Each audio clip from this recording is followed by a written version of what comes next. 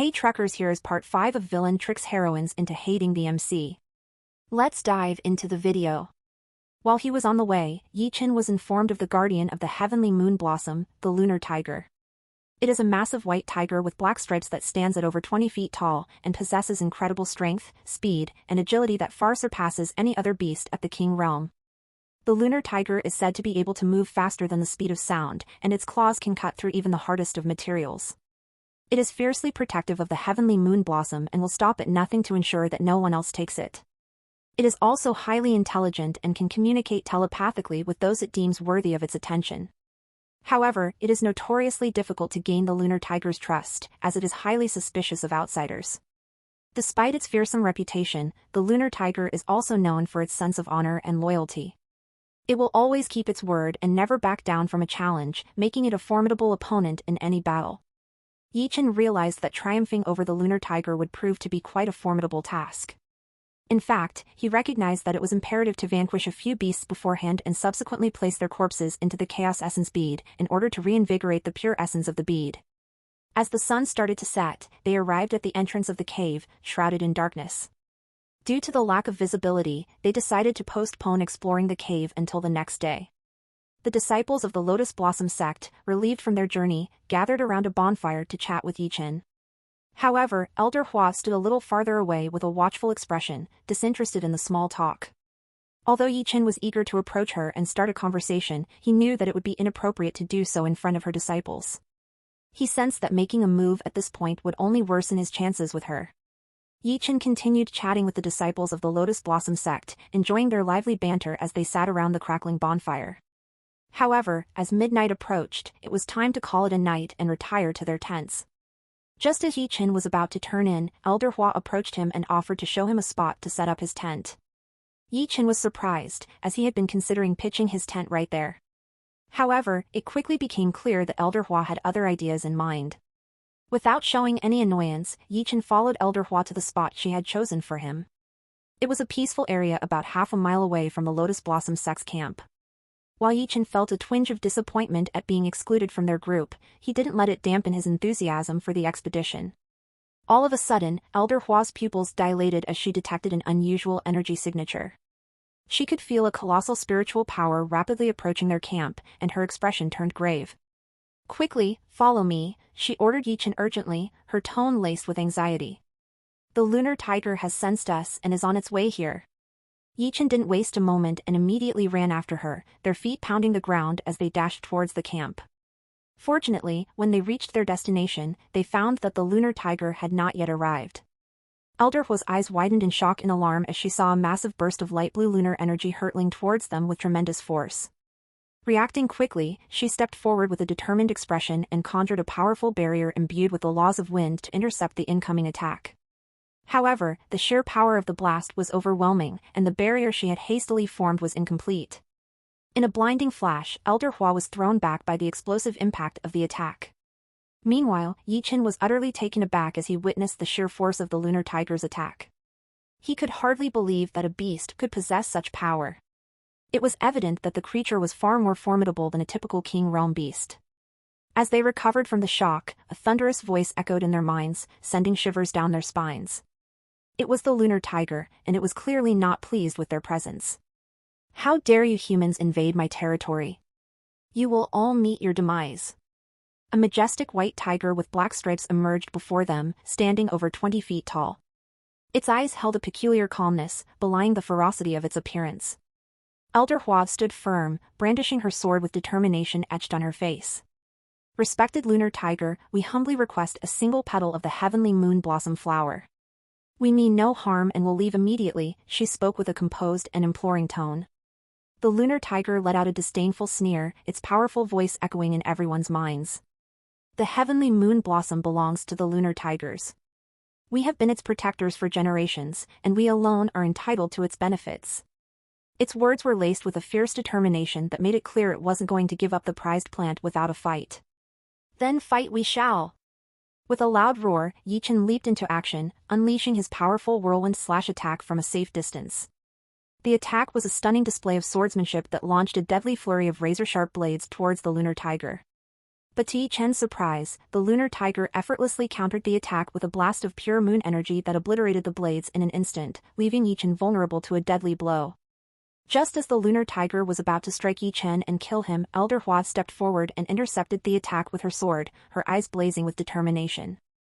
"I won't hold back then," she declared, her spirit activated and ready for battle. Her spirit was in the form of a skyblade wolf as it appeared with an intense blue light. The lunar tiger roared and charged at Elder Hua, but she was prepared. She jumped out of the way and unleashed her first attack, Thundering Fawn Slash. Her sword glowed with lightning energy as she slashed at the lunar tiger. The lunar tiger countered with Moonlit Claw, as its claws glowed with moon energy and slashed at Elder Hua. But Skyblade Wolf leaped into action, attacking the lunar tiger with Sky Shatter Bite. The sourk of this content N/O/V/L/N. Its jaws glowed with blue energy as it bit into the lunar tiger's side. The lunar tiger roared in pain and fury and retaliated with Lunar Blast. A blast of pure moon energy shot out of its mouth, but Elder Hua was quick to dodge it. Elder Hua and Skyblade Wolf worked together, executing Windstorm Fawn Slash and Blade Hurricane. The combination of their attacks created a fierce windstorm that pushed the lunar tiger back. But the lunar tiger was not deterred. It countered with Moonlit Fury, a series of powerful slashes with its claws that glowed with a silver light. Elder Hua and Skyblade Wolf leaped out of the way, avoiding the attack. Elder Hua then charged forward with Stormbreaker Slash. Her sword glowed with blue and white energy as she swung it towards the lunar tiger. The lunar tiger responded with Moon Shadow Dance and disappeared from sight. Elder Hua and Skyblade Wolf searched for their opponent, but suddenly the lunar tiger reappeared with Moonlight Pounce, a powerful attack that sent them both flying back. As Elder Hua and Skyblade Wolf stood up, they realized the lunar tiger was preparing its most powerful attack, Moon's Wrath, a massive blast of pure moon energy that could obliterate them both. But they refused to give up. Elder Hua and Skyblade Wolf combined their spiritual energy to create the ultimate technique, Skywolf's Fury, a powerful attack that created a massive storm of wind and lightning. The attack collided with the lunar tiger's Moon's Wrath, and a massive explosion erupted. As the intense battle between the lunar tiger and Elder Hua's Skyblade Wolf raged on, the surrounding landscape was left in ruins. The ground was torn apart, and the air was filled with the sounds of clashing swords and roaring beasts. In the midst of the chaos, Yi Chen led the other disciples of the Lotus Blossom sect to a safe distance. He knew that they would be no match for the lunar tiger and Elder Hua's power. But Yi Chen wasn't going to sit idly by and watch the battle unfold from afar. He had a plan, and he was determined to see it through. With multiple talismans in hand, he rushed back to the battlefield, his heart pounding with anticipation. As he approached, the lunar tiger's attention was solely focused on Elder Hua and her Skyblade Wolf. It was a fierce and unrelenting battle, with neither side gaining the upper hand. But Yi Chen was not deterred. All he had to do was get close enough to use them. Once he was close enough, Yi Chen unleashed a bunch of his talismans at the same time. These talismans included Death-Dealing Sword Talisman, Celestial Blade Talisman, and the Phantom Sword Talisman. The lunar tiger was caught off guard as hundreds of shimmering swords suddenly materialized and raced towards it, glowing with an intense celestial energy. The lunar tiger reacted quickly, setting up a powerful lunar barrier to protect itself. However, the swords effortlessly phased through the barrier, causing the lunar tiger to realize it had been deceived. Meanwhile, Yi Chen had reached the lunar tiger and unleashed a fierce attack with his heavy sword. The blade, infused with the power of the Celestial Sword Talisman, sliced through the beast's flesh, causing it to roar in agony. But the lunar tiger was not defeated yet. It shook its massive body, unleashing a tremendous burst of lunar chi that sent Yi Chen flying through the air, crashing to the ground several meters away. Elder Hua's eyes gleamed as she saw an opportunity to end the battle. She swiftly moved towards the lunar tiger with Skyblade Wolf by her side. With a fierce cry, she unleashed her most powerful attack, the Storm Piercer. The Skyblade Wolf transformed into a stream of pure lightning and wind energy that enveloped Elder Hua's sword, imbuing it with incredible power. The lunar tiger sensed the danger and launched a massive blast of lunar energy to block the attack. However, to its surprise, the lightning and wind energies took the shape of a half-wolf, which effortlessly endured the attack and charged towards the lunar tiger with great speed. The lunar tiger tried to evade the attack, but the half-wolf made of a mix of spiritual energy and chi was too fast. It exploded upon the collision with the lunar tiger, causing a deafening explosion that shook the entire battlefield. As Elder Hua and her disciples made their way towards the cave where the heavenly moon blossom was said to grow, Yichen trailed closely behind, deep in thought about how he could persuade Elder Hua to relinquish the coveted flower. But as they approached the cave, their eyes widened with wonder at the sight of numerous glittering treasures scattered throughout the cavernous expanse. Glinting gemstones and glittering crystals adorned the walls and floors, while rare herbs and exotic plants sprouted from the rocky crevices. The group's eyes widened in amazement as they ventured deeper into the cave. They found not only the highly coveted heavenly moon blossom but also an array of other valuable medicinal plants like the rare thunderstorm vine, wind whistle leaf, and frostbite grass. The ocean pearl coral, mystic wind fern, and soul mist mushroom were on par with the heavenly moon blossom in terms of rarity and potency, sending the disciples into a frenzy of excitement.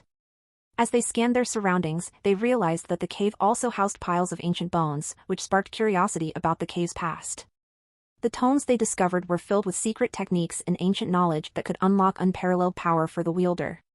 Among these techniques, Yichen came across a body cultivation technique known as the divine bone transformation art. It requires a profound understanding of the body's inner workings. To cultivate this technique, one must first find a suitable place to cultivate, preferably somewhere with abundant natural energy. The technique has a total of 9 levels, with each level unlocking a new ability that enhances the cultivator's body and increases their strength. The first 3 levels focus on enhancing the bones and muscles, granting the cultivator the ability to wield heavier weapons. The 4th and 5th levels heighten the senses, boosting reaction time and detecting even the slightest movements. The 6th level is a crucial milestone, where the bones become denser and harder, making them impervious to most attacks. New N0VEL chapters are published on N0V/E/LB/IN/CO/M. The 7th level enables the cultivator to recover quickly from fatal injuries. The 8th level, known as the Divine Transformation, is where the body reaches its zenith, and the bones become almost indestructible, enabling the cultivator to wield their bones as weapons. Finally, the last level, the Heavenly Transformation, empowers the cultivator to transcend human limits, granting tremendous strength and the ability to manipulate their body's density to move at unbelievable speeds and withstand the most formidable attacks. It was a pity that the Divine Bone Transformation art that Yichen had acquired contained description only until the 7th level. There was no information on how to cultivate the technique to the 8th or final level. As Yichen delved deeper into the secrets of the Divine Bone Transformation art, his confidence swelled. With this technique, he felt like he could take on any foe and emerge victorious. His attention was suddenly drawn to Elder Hua as she had made her way to the heavenly moon blossom and was poised to pluck its flower. Without hesitation, Yichen called out to her. "Please, Elder Hua, wait." The elder turned to him with a dark scowl etched onto her face. She knew that Yichen coveted the blossom as well and was loath to relinquish it. However, Yichen was the one who created that opportunity which allowed her to kill the lunar tiger so that she couldn't show blatant disregard for his words. "I must request that you let me have the heavenly moon blossom," he implored. Seeing the elder's expression grow even more sour, he quickly added, "I understand that the Lotus Blossom sect has a pressing need for it, but I humbly ask that you allow me to keep the flower." "Why?" Elder Hua demanded, her voice dripping with disdain. Undeterred, Yichen answered gravely, "I have a unique technique that can allow us to procure more heavenly moon blossom flowers. But it requires me to hold on to this one for an entire day. And not just that, I can even multiply all the herbs and medicinal plants in this area." As Yichen spoke, his words dripped with such an infectious confidence that it seemed to mesmerize Elder Hua.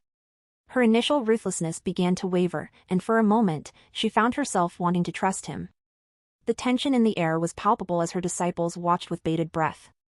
They knew that the heavenly moon blossom was a rare find, but they also felt that trusting Yichen would be the right choice. As if on cue, the disciples began to speak up for Yichen, their voices rising in unison as they vouched for his trustworthiness. Caught between a rock and a hard place, Elder Hua hesitated for a moment longer before finally relenting. "Very well," she warned, her voice laced with caution. "But you will not leave my range at any costs." Yichen's eyes sparkled with triumph as he accepted her terms with a wide grin. "Agreed," he said, his voice carrying a hint of amusement. "I wouldn't dream of it." As the day passed, Yichen fulfilled his promise to Elder Hua by presenting her with dozens of herbs, each of which was of exceptional quality. The herbs were brimming with energy that even surpassed the levels he had exhibited in the cave. Elder Hua was left stunned and gazed at Yichen with newfound admiration.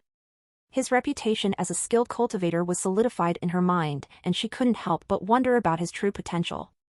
Maintaining his composure, Yichen projected the image of a seasoned expert and capitalized on the opportunity to impress Elder Hua even further. After the group left the forest, Yichen parted ways with the Lotus Blossom sect and began his journey towards the Church of Divine Light.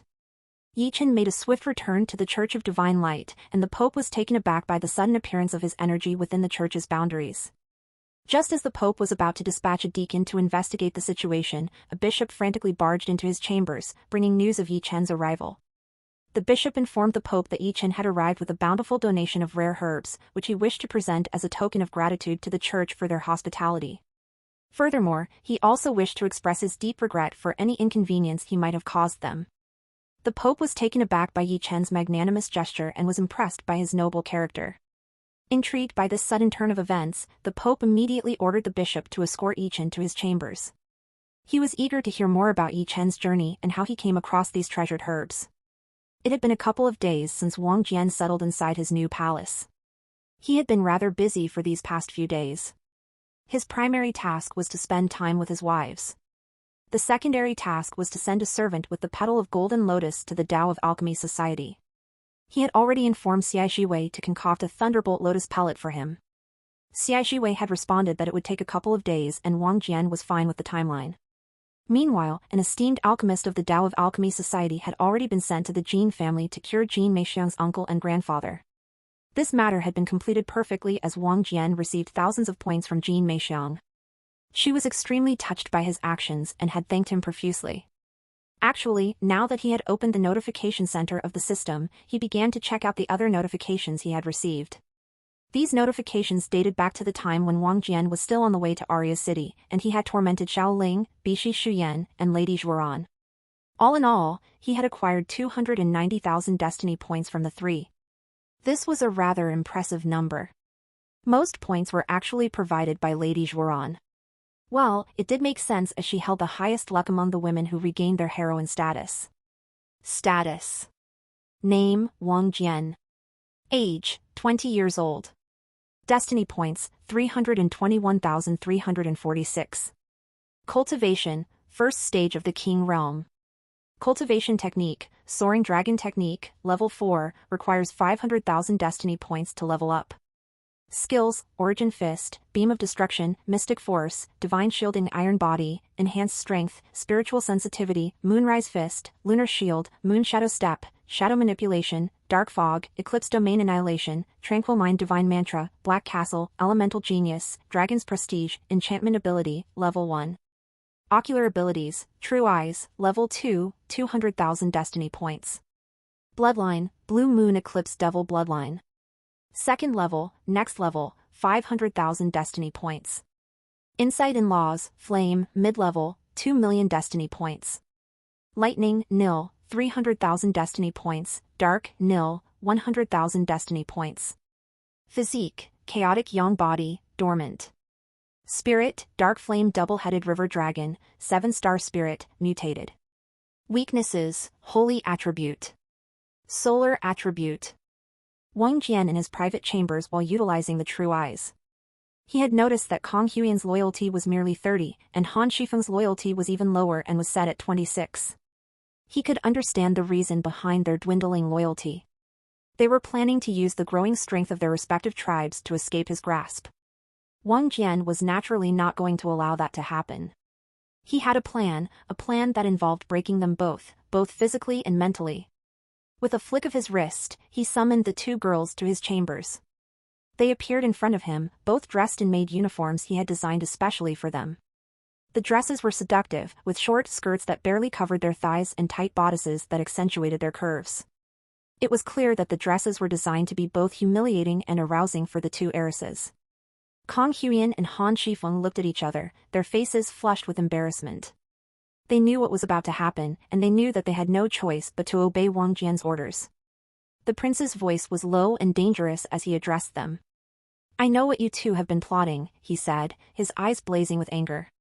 "You think that you can escape me by growing your tribes? You are wrong. You belong to me, body and soul." Kong Huiyan and Han Shifeng hung their heads, shame written all over their faces. They knew that they had made a mistake, but they had not realized the consequences of their actions. Wang Jian's demeanor softened, and a small smirk appeared on his lips.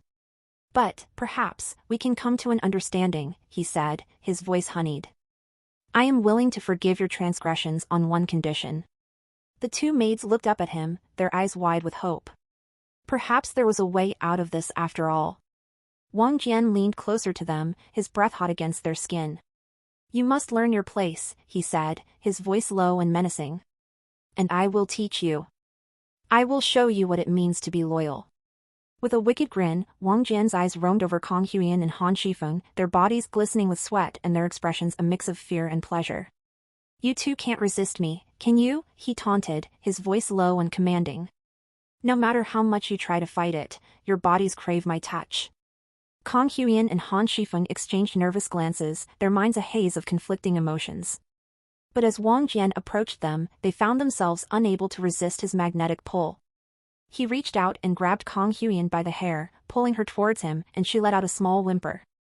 I can't, Kong Huiyan stammered, her eyes filled with desire as Wang Jian's lips crashed onto hers in a demanding kiss.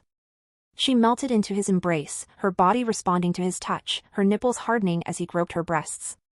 Han Shifeng watched, her breath hitching as she felt a pang of anger. She had been through this with Wang Jian before, but seeing him with Kong Huiyan ignited a fierce longing within her.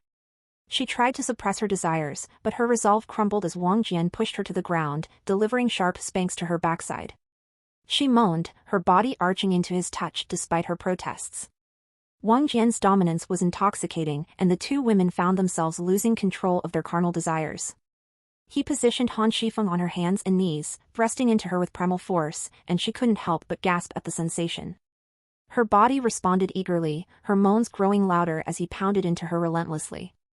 Master, please! Han Shifeng cried out, her eyes glazed with lust. Harder, faster, I need more.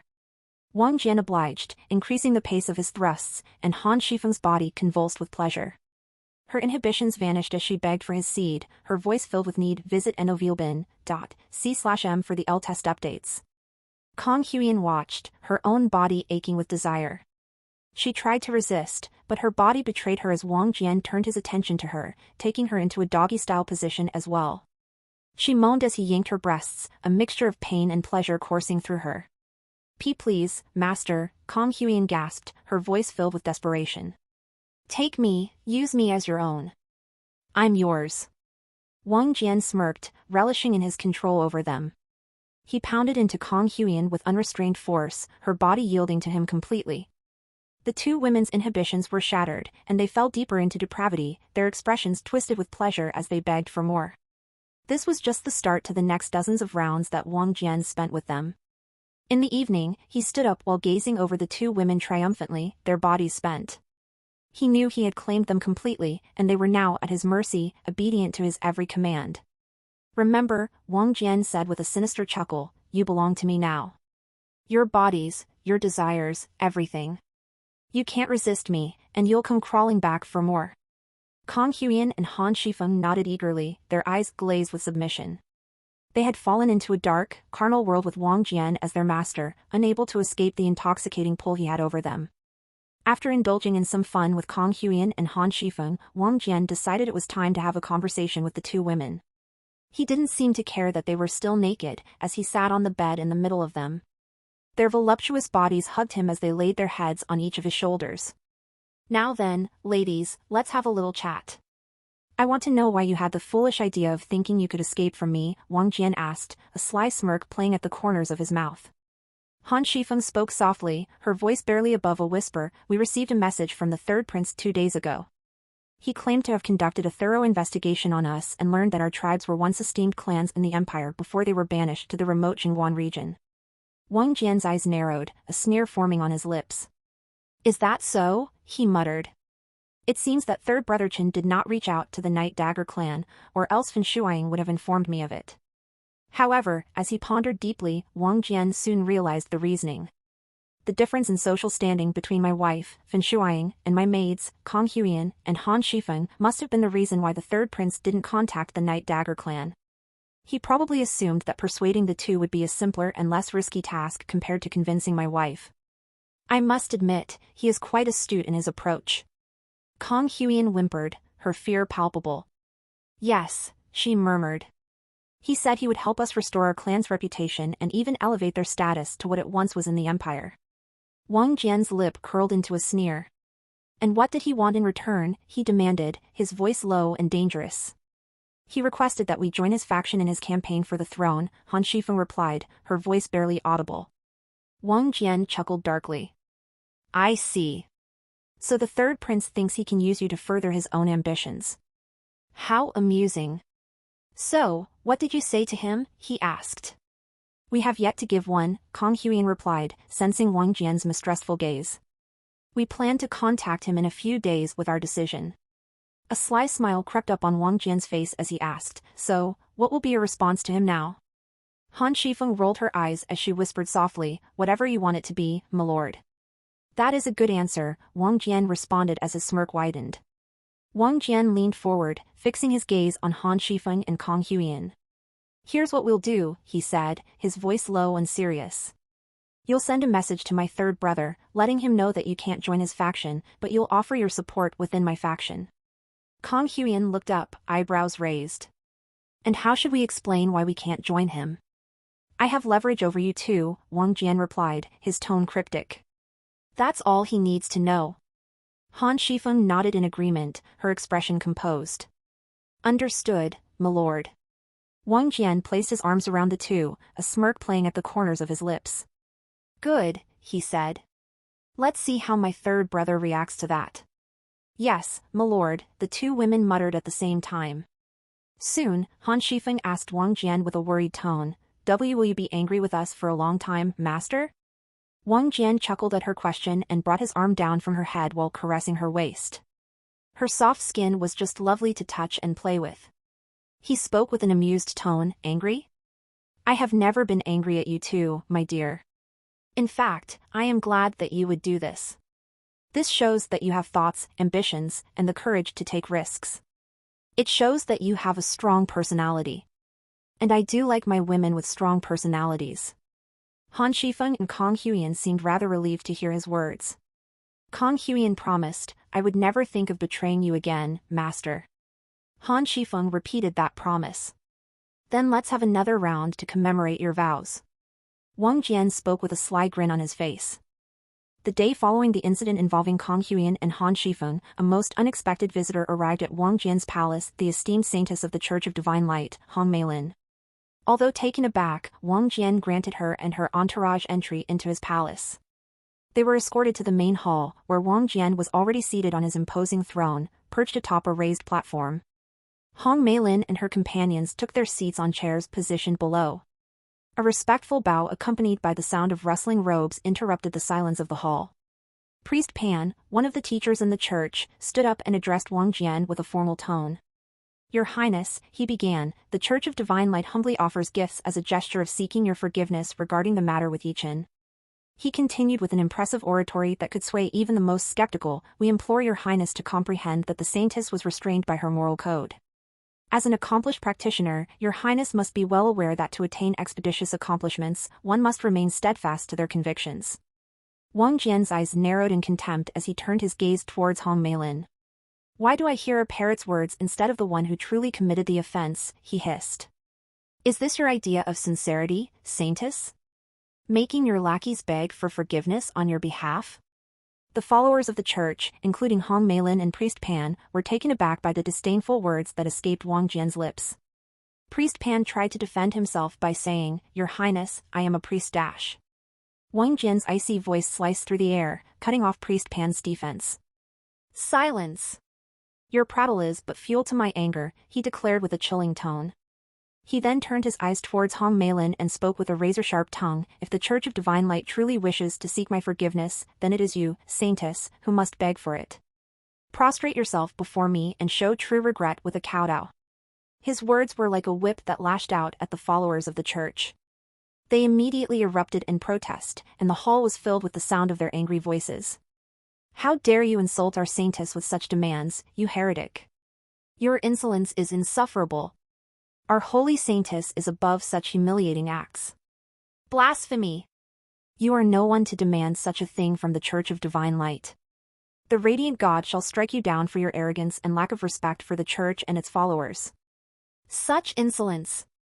Our holy saintess only kneels before the Pope and the radiant God. To think that he would be greedy enough despite the fact that we have brought such wonderful treasures as his gifts. Truly, a royal prince's greed is insatiable.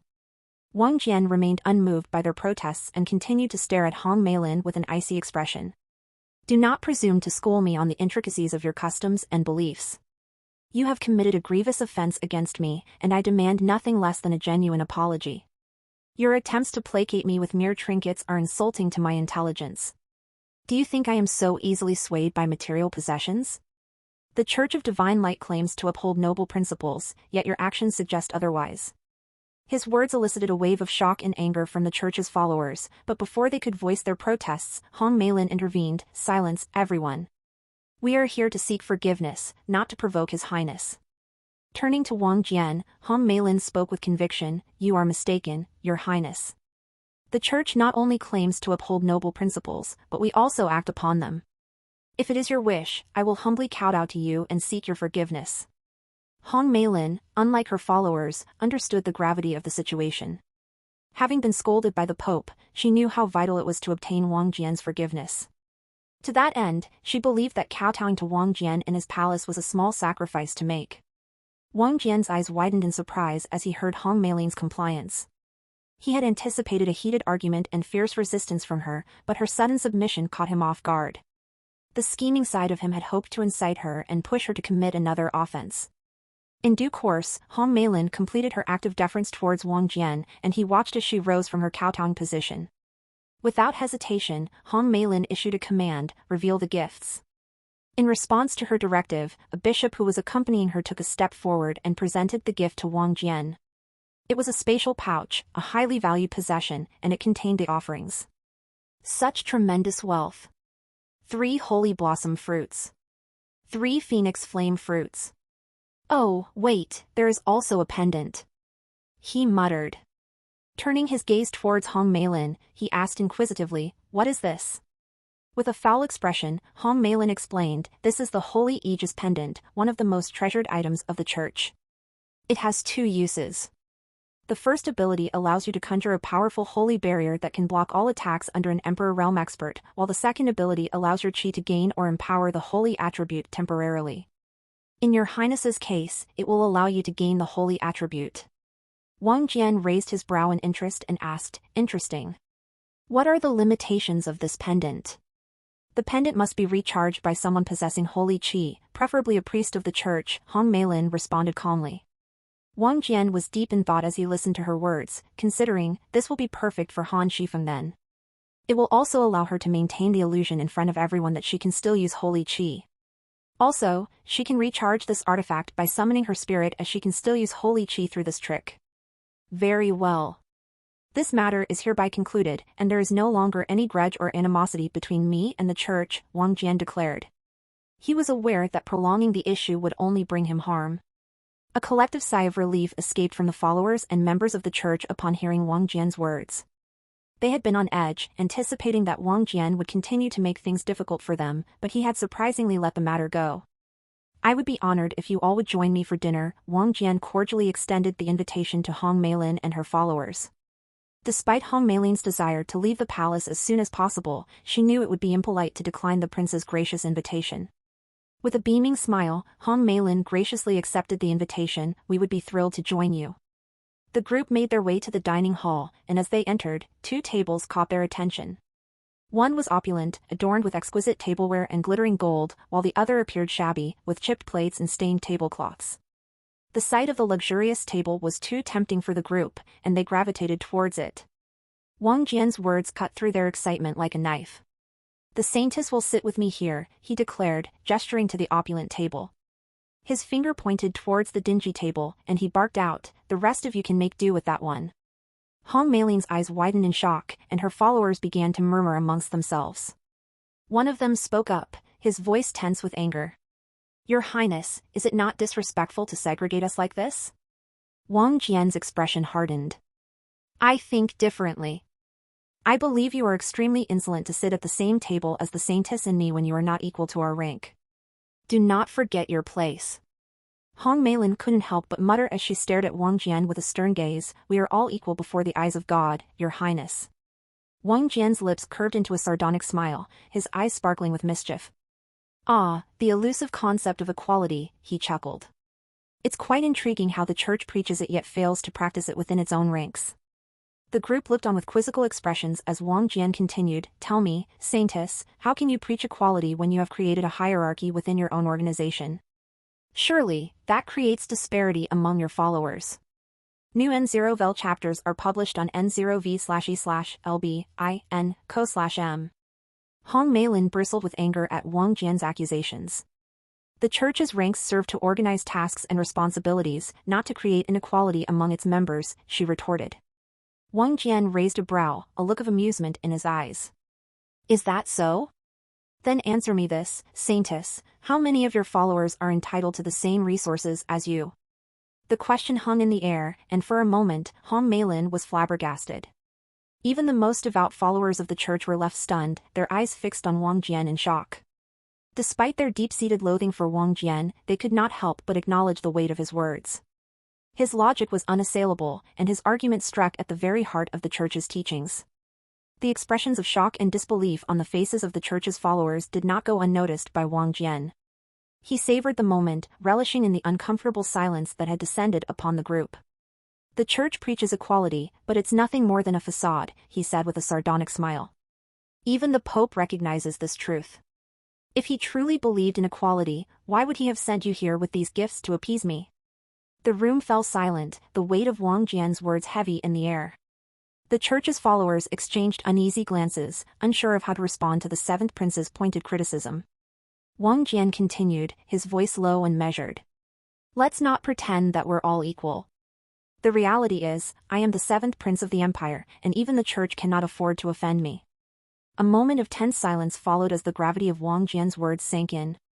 The church's followers shifted uncomfortably, struggling to reconcile their beliefs in equality with the harsh reality of power and influence. Wang Jian's expression remained unchanged as he regarded the group before him. Remember this, he said, his voice cold and hard. In this world, there is no true equality. There are only those who have power and those who do not.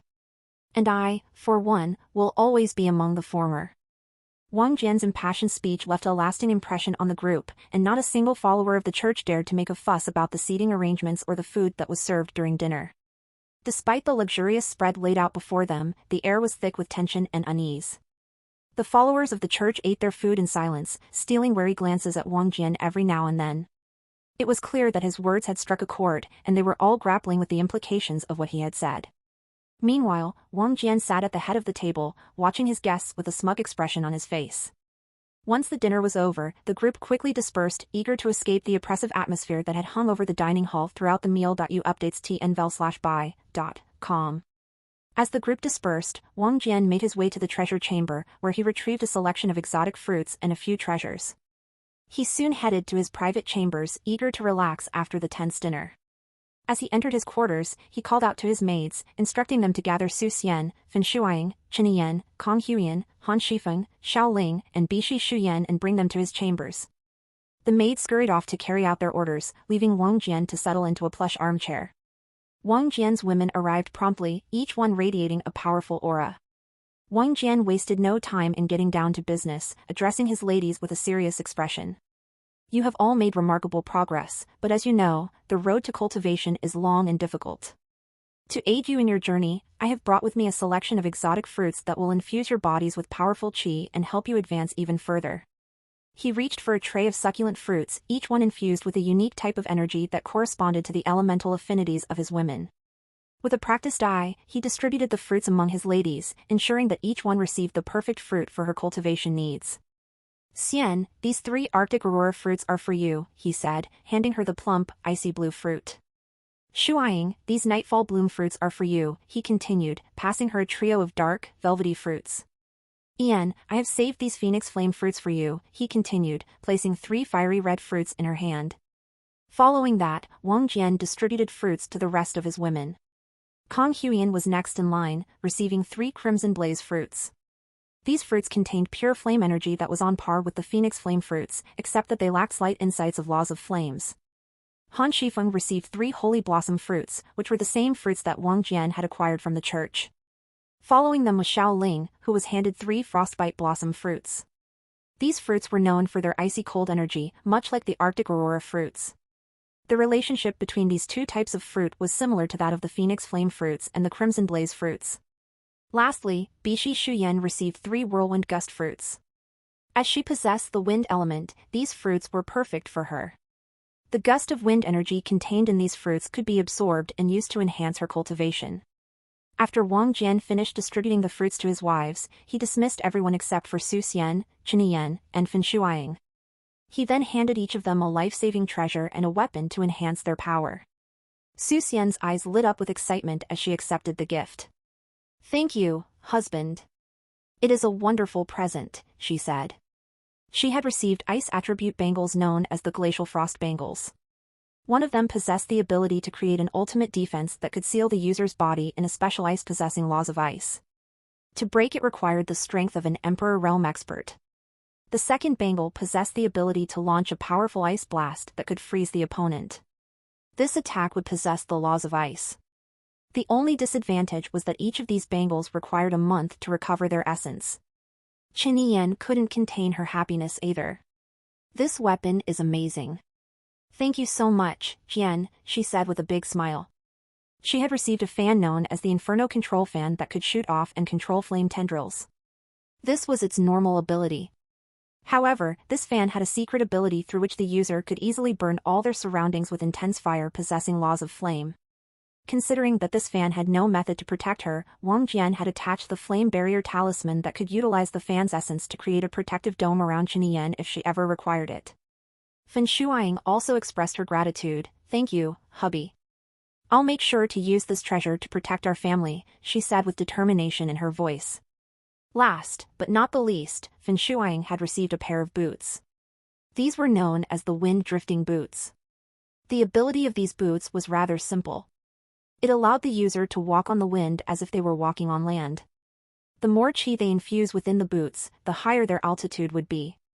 These boots also held a secret energy source possessing laws of wind that could greatly boost the flying speed and allow the user to traverse 1,000 miles in under 1 minute. Naturally, the energy would be exhausted after that. However, since these boots didn't actually enhance Fan Shuang's offensive capabilities, he handed her a pair of gloves that could greatly boost her strength. Wang Jian jokingly responded, "Well, you need to become a hell lot stronger then, Shuang." "I will," Fan Shuang replied resolutely. Chen Yan then couldn't help but add, "I feel a bit sad that I can't reciprocate with something of equal value." Wang Jian gave her a loving smile and added, "It would be best if you use these treasures to become so strong that I don't have to fear for your safety ever. This will be the greatest gift for me." He was soon lying on the bed, surrounded by his 3 wives. Su Xian and Fan Shuang were positioned on either side of him, while Chen Yan took place behind him, gently cradling his head in her lap and stroking his hair with tenderness. As 2 hours passed in the blink of an eye, Wang Jian asked his wives to leave. He had somewhere else he had to go. Once his wives left, Wang Jian ordered the maids to summon Kong Huiyan and Han Shifeng. "I summoned you here to hand you a couple of treasures that can save your lives and also enhance your strength in battle," Wang Jian spoke seriously. Kong Huiyan was gifted a pair of firestorm earrings that had unique abilities. The right earring had the power to summon a raging storm of fire that could annihilate all her foes, while the left earring granted her the ability to conjure a formidable flame barrier that could keep her safe from any harm. Meanwhile, Han Shifeng was gifted the Holy Aegis Pendant. In the meantime, Han Shifeng was bestowed with the esteemed Holy Aegis Pendant. As the explanation unfolded, Han Shifeng's eyes welled up with tears, and a look of profound shock crossed her face. Without hesitation, she rushed forward and embraced Wang Jian tightly, burying her head in his chest as she wept. Kong Huiyan observed Han Shifeng sympathetically, understanding the turmoil of emotions that she was experiencing. The pendant was a source of immense relief for Han Shifeng, as it would enable her to harness holy qi. Since unlocking the fallen angel bloodline, Han Shifeng had lived in constant fear of being discovered by members of her tribe. The truth of her bloodline would lead to her denunciation, an outcome that she had been tormented by in her dreams. But with the gift of the Holy Aegis Pendant, Wang Jian had put her fears to rest and granted her a newfound sense of ease. After a couple of minutes, Wang Jian pulled away from the embrace while speaking seriously, "I want you to remember that you are indeed important to me. I know that my actions must have traumatized you. And honestly speaking, if I had a choice, I would still do it all over again. Do you know why?" Because I want you to be mine. And this is my twisted way of getting what I wanted. With a solemn tone, he added, you both need to make up your mind whether you want to be my maids forever or would like to have a chance at becoming my wives someday. You should have noticed how I treat my wives. You treat them so nicely, so respectfully, Kong Huyen replied, her voice barely above a whisper. Yes. It's because of their genuine feelings that I treat them differently. I want to treat you the same way, so don't disappoint me, he whispered with a smirk. Wang Jian soon heard Han Shifeng's whisper, I don't care about what happened before. This gift is like a light that has illuminated my life. I will never betray you in this life, master. She then jumped up and kissed Wang Jian on her own accord. Even Wang Jian was a bit startled, but he soon enjoyed the kiss. Once the kiss ended, Wang Jian stared at Kong Huyen and bought up something. He spoke, I will let your father leave the dungeon. However, I will keep an expert on him at all times to ensure he wouldn't do anything stupid. This time, it was Kong Huyen's turn to embrace him and kiss him passionately. After finishing with Hong Meilin and Kong Huyen, Wang Jian summoned Lady Zhuoran to his chambers. He knew that he couldn't neglect her while showering his other women with treasures and resources. When Lady Zhuoran arrived, she gracefully bowed down in front of Wang Jian, a hint of fear lurking in her eyes. Wang Jian gazed intently at Lady Zhuoran, holding out a small, shimmering pearl bead in his palm. Behold, Lady Zhuoran, he spoke in a commanding voice, this is the magnificent oceanic pearl bead, a treasure that will aid you in enhancing your water elemental attacks and allow you to gain deeper insights into the laws of water as you meditate. Lady Zhuoran's eyes widened with awe as she stared at the beautiful bead. She couldn't believe that such a treasure was in front of her, and that Wang Jian was willing to give it to her. As she took the bead from him with a shaking hand, she bowed deeply, thank you, my lord. I will cherish this treasure and use it to strengthen my cultivation as you have commanded. As she was about to turn and leave the room, Wang Jian suddenly reached out and grabbed one of her silver tails, pulling it forcefully. Lady Zhuoran gasped in surprise and pleasure, her body trembling with ecstasy as she let out a seductive moan. Ah, ah. She moaned softly, feeling a rush of desire coursing through her body. As she gasped in surprise and pleasure, Wang Jian's hand moved up to her waist, pulling her into his embrace. He made her sit on his lap, pressing his hard member against her supple backside. Lady Zhuoran let out a soft whimper, her body trembling with desire as Wang Jian began to kiss and nibble on her neck. With one hand still wrapped around her waist, he used the other to explore her body, tracing the curves of her bust, hips, and thighs. Lady Zhuoran let out a soft whimper as Wang Jian's fingers traced the curves of her breasts, sending shivers of pleasure coursing through her body. Her eyes fluttered shut as she surrendered to his touch, her mind clouded with desire. Wang Jian leaned in closer, his lips brushing against her ear as he spoke in a low, seductive voice. You must have seen the fruits I provided to Xu Yan. She is entitled to those resources only because she is your daughter. Lady Zhuoran nodded her head, her voice barely above a whisper. I understand, Your Highness. Visit novelbin.c.m for updates. Suddenly, Wang Jian tore her top, exposing her breasts to his gaze. Lady Zhuoran gasped and moaned as Wang Jian continued to fondle her breasts, sending waves of pleasure through her body. Ah, Your Highness, she moaned softly, her hands gripping his shoulders tightly. Wang Jian's voice was husky as he spoke, good. Remember that your daughter's benefits depend on your obedience and willingness to please me. I understand, Lady Zhuoran moaned, her head thrown back in pleasure as he continued to explore her body. I will do anything for my daughter's sake. In fact, this was how she justified surrendering to the intense pleasure consuming her body at that moment. Wang Jian's body burned with a primal desire as he held Lady Zhuoran's curvaceous figure in his arms. With a sudden burst of lust, he couldn't resist any longer and threw her onto the bed before climbing on top of her. He tore her clothes apart with a roughness that sent shivers of pleasure down her spine, and his hands roamed freely over her exposed flesh. In no time, he pulled out his throbbing member and rubbed it teasingly against her slick folds while his fingers tangled in her silver tails. With a sudden yank, he elicited a loud moan from Lady Zhuoran as he brought her body closer to his own. Ah yes, ah. She cried out, feeling waves of pleasure coursing through her veins.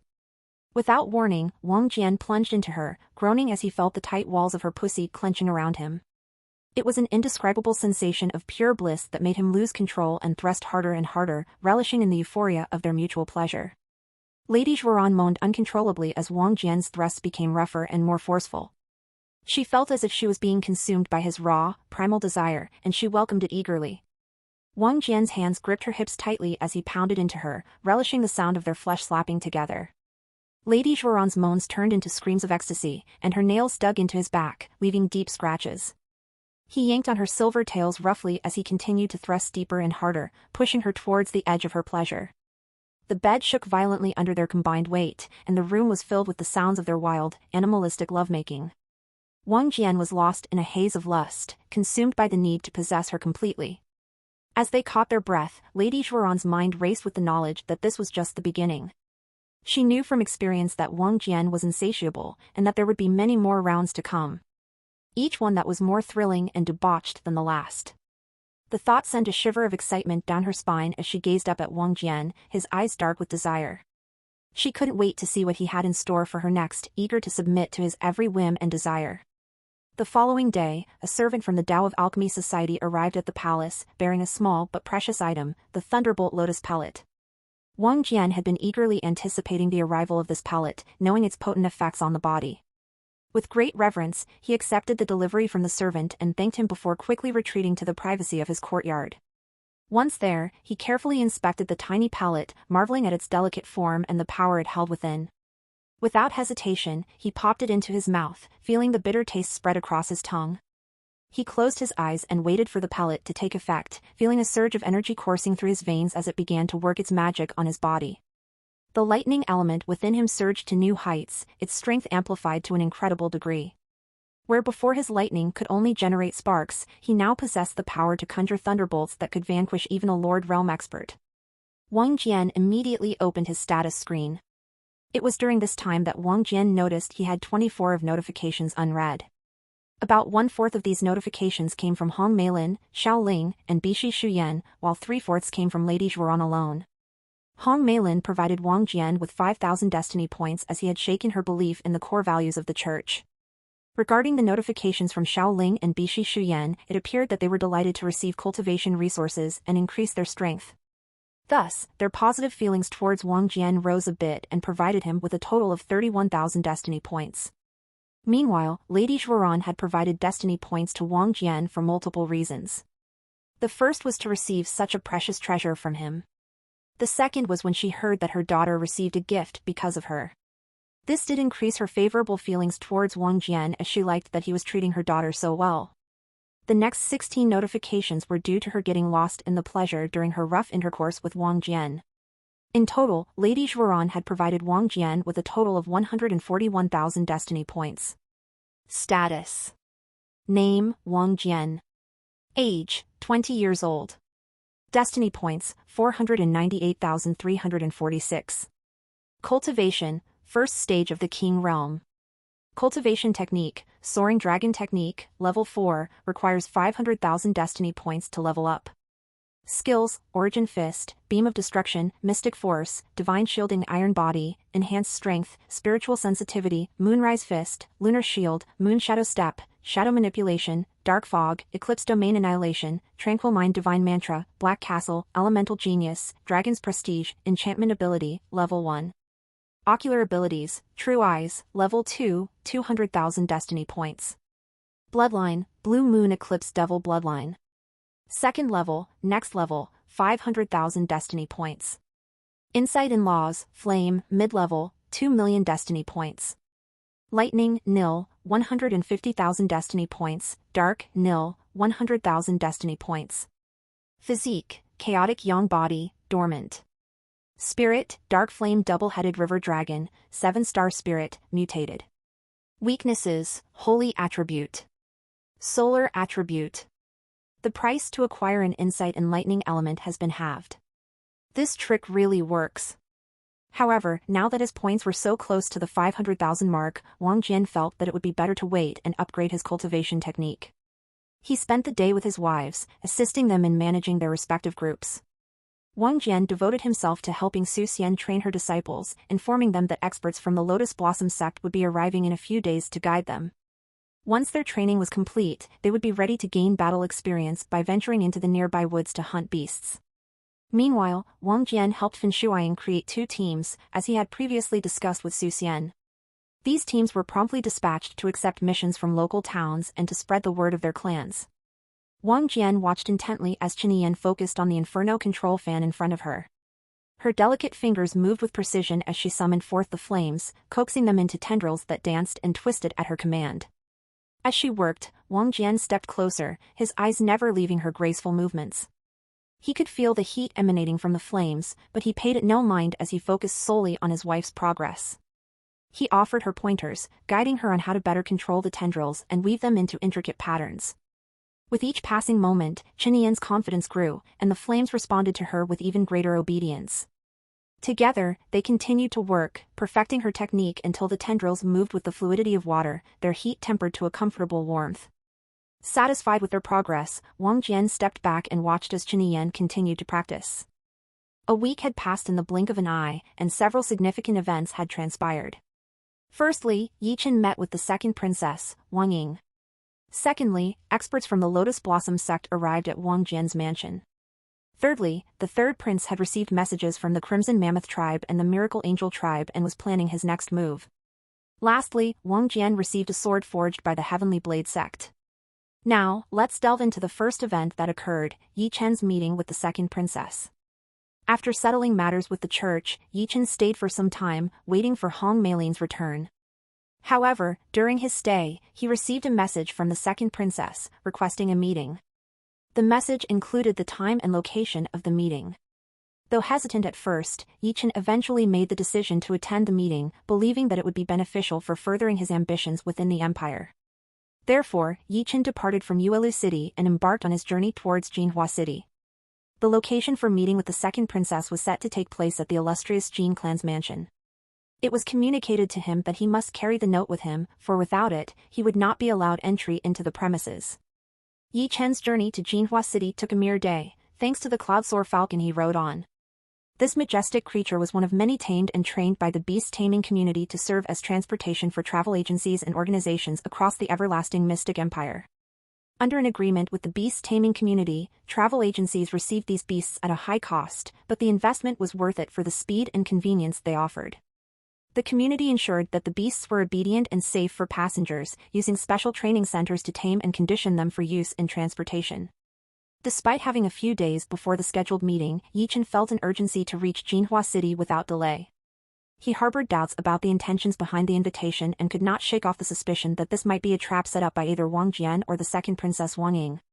Even though he recognized that Wang Ying was aligned with a distinct faction and vying for the throne, Yi Chen deemed it prudent to take precautions and verify the situation before the meeting. Upon arriving in Jinhua City, Yi Chen made it his priority to gather as much information about the Jin clan as possible. He spoke with a multitude of locals, including those in the city, taverns, and even some of the shadier alleys.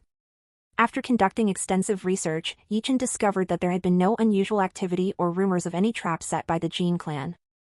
However, Yi Chen did uncover a piece of information of interest. The Jin clan had previously faced a near-destruction threat from the Jade Serpent sect, and as a result, all members of the sect were actively hunted by the Jin clan members. The days passed by in the blink of an eye, and it's finally the time of the meeting. During these days, Yi Chen bought all sorts of talismans by trading the precious fruits he had on him. He could always grow more of those trees by utilizing the Chaos Essence bead. Upon arriving at the Jin clan's mansion, Yi Chen presented the message bearing the second princess's seal. This allowed him entry into the mansion, and he was escorted to the main hall, where he found several chairs occupied by members of the Jin clan. Upon entering the grand hall, Yi Chen laid eyes on the patriarch of the Jin clan, Jin Sheng, who sat regally on a chair placed on a raised pedestal. The only other chair on the platform was unoccupied. Among the various members of the clan present, Yi Chen also noticed Jin Meixiang, a strikingly beautiful woman who sat on a chair placed on the floor. Alongside her, Jin Sheng's father and brother had taken their respective seats. Jin Sheng cast an inquisitive gaze towards Yi Chen and asked, "May I know who you are?" With a composed demeanor, Yi Chen replied, "I am Yi Chen, summoned here by the second princess for a meeting." "I see. Please be seated and wait until she arrives," Jin Sheng replied, gesturing towards an empty chair. Yi Chen sat down and surveyed the members present in the hall. However, his attention was particularly drawn towards Jin Meixiang. She was an exquisite beauty, her features conveying an air of elegance and purity, which caused a lascivious gleam to appear in Yi Chen's eyes. Jin Xing observed Yi Chen's gaze and noticed a certain glint in his eyes that made him frown. He wondered why the second princess would summon someone with such a seemingly unrefined and impure demeanor for a meeting. The members of the Jin clan maintained their silence, observing Yi Chen with cautious eyes. However, Yi Chen seemed to be completely oblivious to the uncomfortable atmosphere he was creating. Instead, he fixed his gaze on Jin Meixiang, flashing his best smile, and asked in a tone that bordered on being irritating, "What's your name, dear?" Jin Meixiang shuddered at Yi Chen's tone and responded with a cold voice, "Please refrain from addressing me so intimately. I am young Miss Jin to you." "Hello, Miss Jin, I am Yi Chen, a disciple of the previous sect master of the Heavenly Blade sect. But feel free to use my first name, my dear," he spoke with a sleazy grin on his face. Jin Xing was on the verge of admonishing Yi Chen for his impertinence, but his father, Jin Piao, interrupted with a look of surprise etched on his face. "Are you truly a disciple of old Chu?" Yi Chen gave a firm nod and showed Jin Piao the command seal of Chu Tianjin, proving his affiliation with the Heavenly Blade sect's former master. Jin Piao's excitement was palpable. "It does appear genuine," he said, examining the seal closely. "So this is why the second princess summoned you." As Yi Chen basked in the moment, Jin Meixiang's mind suddenly flashed back to a request made by Wang Jian. He had asked her to inform him immediately if she ever encountered Yi Chen, the same person who had ambushed him in the past. Pialpha and Dialpha no one, realizing the gravity of the situation, she kept her composure and remained silent, but her eyes narrowed ever so slightly as she regarded Yi Chen with suspicion. Jin Meixiang held high regard for Wang Jian. He had saved the Jin clan from the brink of annihilation without seeking any reward in return. Moreover, he had gone out of his way to call in some favors to have alchemists sent to cure her uncle and grandfather. As they conversed, Jin Piao's eagerness to learn more about Yi Chen's master, Old Chu, was palpable. He had been a disciple of the Heavenly Blade sect during Old Chu's tenure as sect master and had benefited greatly from the pointers that were given to him. These pointers played a crucial role in Jin Piao's ascent to the King realm, making it a defining moment in his martial journey. His reminiscing led to an engaging discussion with Yi Chen, who eagerly shared his knowledge and experiences of training under Old Chu. He would occasionally shoot a lecherous glance at Jin Meixiang, hoping to see a look of amazement on her face. However, Yi Chen's hopes were dashed as he noticed her face bore an apathetic and indifferent expression, utterly lacking in interest or emotion. In the meantime, Jin Xing and his brother stared at Yi Chen with scowls on their faces. Fortunately, the second princess arrived soon enough. She entered the hall along with a couple of her subordinates and guards. The room fell silent as everyone stood up and gave her a respectful bow, except for Yi Chen, who seemed startled by the sudden action. He stood up, but unlike the others, he didn't bow. He seemed to be checking out Wang Ying and was surprised to see that she was such a gorgeous beauty. In terms of looks, Wang Ying was equal to Jin Meixiang. However, in terms of that royal and commanding aura, Wang Ying easily beat Jin Meixiang. One of Wang Ying's subordinates noticed Yi Chen's omission of a bow and spoke up, his voice laced with hostility. "Hey, you! Why aren't you bowing? Are you showing disrespect towards Her Highness?" Yi Chen smirked and replied with a hint of arrogance, "I don't bow to anyone except my parents, master, and the heavens." The subordinate became even more furious and made a threatening gesture towards Yi Chen, ready to attack him. However, before anything could happen, Wang Ying stepped in and asked, "You must be Yi Chen, correct?" Yi Chen confirmed her suspicions with a confident tone. Wang Ying's expression shifted slightly, but she maintained her composure and ordered her subordinate to stand down. "Leave it," she said firmly. She then addressed everyone else in the hall with a polite tone, "Please take your seats. Let us proceed with the meeting as quickly as possible." Wang Ying settled herself on the vacant chair positioned beside Jin Xing on the elevated platform. Her retinue of guards formed a protective barrier behind her while the rest of her subordinates took their seats on the same level as Yi Chen and the others. "Today's meeting is to deliberate our new strategy since our old one is no longer viable. I presume you're all familiar with the reason behind this shift. It's all thanks to my dear brother, Wang Jian, who has become a wild card in this situation," Wang Ying announced in a composed tone, her gaze sweeping across the assembly. Yi Chen visibly trembled at the mention of Wang Jian. His reaction didn't escape Wang Ying's observation. She was now sure that Yi Chen had a personal grudge against her brother. She was sure that his desire to take vengeance must be even stronger as he had tasted defeat at Wang Jian's hands. At this moment, Jin Xing turned towards Wang Ying and inquired, "Your Highness, is it wise to discuss such an important matter in the presence of an outsider?" Everyone in the hall knew that Jin Xing was talking about Yi Chen. A scowl appeared on Yi Chen's face as he heard Jin Qing's words. However, he took a quick glance at Jin Meixiang before calming his anger. Wang Ying noticed Yi Chen's behavior and read the situation, gaining insight into his personality. Lord Xing, Yi Chen is not an outsider. In fact, he will play a vital role in my new strategy, Wang Ying declared with a sly smile on her lips. Everyone present in the hall, including Yi Chen, was stunned by Wang Ying's announcement. They never expected that Yi Chen, who didn't belong to any faction formed by the members of the royal family, would play such an essential role in her new strategy. Noticing the inquisitive looks of everyone in the hall, Wang Ying proceeded to elaborate. Yi Chen is a formidable warrior who has reached the pinnacle of the Lord Realm. His mentor is an expert at the Emperor Realm, a testament to his exceptional talent. He has recently proven his bravery and might by attacking my brother Wang Jian for reasons unknown to me. Furthermore, she continued, Yi Chen is well connected to numerous influential figures in various domains. He has strong ties with the Heavenly Blade Sect, the Mystic Creature Handlers Union, the Brotherhood of the Steel Fist, the Crimson Guards, the Iron Mercenaries, the Church of the Divine Light, and the Lotus Blossom Sect. As Wang Ying concluded her explanation, the members of the assembly were left in utter astonishment. They gazed at Yi Chen with a mix of admiration and trepidation, finally realizing the extent of his power and influence. Yi Chen's eyes narrowed as he stared at Wang Ying, surprised that she had knowledge of his recent interaction with the Lotus Blossom Sect. Clearly, she had a wide information network across all factions. Jin Meixiang rolled her eyes disdainfully and posed a challenging question. Your Highness, while Yi Feng may have contacts in these illustrious factions, they are unlikely to be the decision-makers. How, then, can he be a core part of the new strategy? Wang Ying raised her brows, not expecting this question to arise. All the build-up she had created for Yi Chen now seemed to be in vain.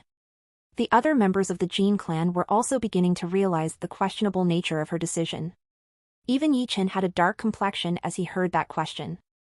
However, since it was Jin Meixiang who asked that question, he restrained his anger. In a calm and graceful manner, Wang Ying responded to Jin Meixiang's query, that is indeed true. And that is precisely why Yi Chen is the core part of my strategy. With a slight smirk, she continued, all of Yi Chen's contacts in these factions are young yet talented individuals. By offering them assistance to acquire powerful positions in their respective factions, we can ensure their loyalty and strengthen our network. These individuals are the future decision-makers of their respective factions, and our support can guarantee their gratitude and devotion. Her answer was convincing and appropriate, and it made everyone in the hall nod in agreement. Even Jin Qing appeared satisfied with Wang Ying's reasoning. Before Jin Meixiang could ask another question, Wang Ying turned towards Yi Chen, this meeting is also a formal invitation for you to join my faction. However, before that, I have a couple of questions I would like you to answer. Yi Chen paused for a moment before nodding his consent. What would you like to know? He asked. Wang Ying's eyes bore into Yi Chen's as she posed her question. Why did you ambush my brother Wang Jian? As far as I know, he had no prior connection with you, and couldn't have possibly offended you. And yet, you not only targeted him, but also attacked a few of his friends. Yi Chen sneered arrogantly as he answered, he and his despicable friends bullied my childhood friend. Wang Ying arched a skeptical eyebrow as she spoke, Guanyin? I did hear about the incident involving my brother's friends harassing her, but it was resolved quickly without any harm coming to her. Yi Chen retorted with a cold, unyielding expression, their intentions were malicious, and they had to face the consequences of their actions. Wang Ying couldn't help but narrow her eyes at Yi Chen's arrogance, but she recognized the value of such a man, one who could be easily manipulated. I understand, Wang Ying responded calmly. She posed her next inquiry, would you be willing to assist me in vanquishing my adversaries, Yi Chen? Yi Chen replied straightforwardly, it depends on who you're referring to. If it's Wang Jian, I will spare no effort to ensure his faction suffers immense losses. As for others, I can't guarantee anything. I appreciate your candid response, Wang Ying said, her voice smooth and even. She then posed her final query, what compensation do you desire in exchange for your services, Yi Chen? This question caused Yi Chen to pause for a moment. He cast a glance at Jin Meixiang before meeting Wang Ying's gaze. I seek an official title as Duke, complete with a fiefdom. Additionally, upon defeating Wang Jian and dismantling his faction, I desire the right to first pick among his subordinates for recruitment into my own forces, Yi Chen replied with a serious countenance. Wang Ying was taken aback by the audacity of Yi Chen's request. He was asking for a great deal, not only the coveted title of Duke, but also the privilege of recruiting Wang Jian's subordinates. This made Wang Ying wonder whether she missed a talent among Wang Jian's subordinates. However, she decided to think about this later and smiled. You have a deal. All west ch.rs on n.o/vli/n/.cm. The truth was, Yi Chen had ulterior motives for his second demand. He remembered the 5 gorgeous women who accompanied Wang Jian and didn't want them to end up in Wang Ying's faction. Yi Chen wanted them for himself and knew it would be more difficult to seduce them if they joined Wang Ying's side. Wang Ying declared authoritatively, "Remember, I can only fulfill this promise after you've eradicated Jian's faction. Until then, I can issue a permit allowing you to recruit people without any conflict with the Empire's authorities. Also, if you require any resources, inform me, and I'll try my best to provide them." Yi Chen was satisfied with these conditions and nodded in agreement. Wang Ying rose from her seat and said, "Now that we've settled this matter, let's move on to discussing our new strategy in detail." Jin Xing nodded obediently and led the group out of the main hall, through a series of winding corridors until they finally reached the war chambers. As they entered, the room revealed a grand round table, adorned with multiple maps, feather pens, ink pots, and various other tools for strategy and planning. Wang Ying surveyed the room before turning to Jin Xing and instructing him, "Pull out an extensive map of the entire empire." Jin Xing nodded and began to rummage through a large stack of maps until he found one that was detailed and large enough to display the entire empire. Once the map was laid out on the table, Wang Ying motioned for everyone to gather around. "All right, let's begin our strategy meeting," she said with a confident tone. "We need to plan our next move carefully." As Yi Chen gazed upon the map spread out before him, he couldn't help but feel impressed by its scope and level of detail. The map was not only expansive but also carefully annotated with a plethora of locations and names, many of which he had never seen before. He took his time examining it, committing as much information as possible to memory. It was a rare opportunity for him to lay eyes on such a comprehensive and accurate map of the entire empire. Wang Ying proceeded to outline her strategy, her voice ringing with authority. "Our main focus will be on the region near the Jade Serpent Sect and the Celestial Dragon Sect. The Jin clan and Yi Chen will be responsible for targeting all branches of the Tao of Alchemy Society, the Celestial Talismans Guild, the Silk Road Traders, the Lotus Assassins, and the Sacred Crane Sect." Yi Chen's face contorted with disgust as he questioned, "But what's the point? These are just the branches of factions that Wang Jian's friends belong to. It won't harm him directly." Wang Ying patiently explained, "True, but my brother's faction is still in its infancy. By targeting these associations, we'll create a domino effect. Once we hit a few branches, the associations will become suspicious and launch their own investigations. It won't take long for them to realize that these branches were targeted because of their ties with Wang Jian's faction. Once they realize this, they will put pressure on the families of Wang Jian's friends, forcing them to cut ties with him. This will deal a significant blow to Wang Jian's faction and slow down their expansion." Jin Xing spoke up with a serious expression, catching everyone's attention. "Your Highness, your plan is well thought out, but there is a slight issue with it that needs to be addressed," he said. Wang Ying raised an eyebrow curiously and asked, "What is it, Lord Xing?"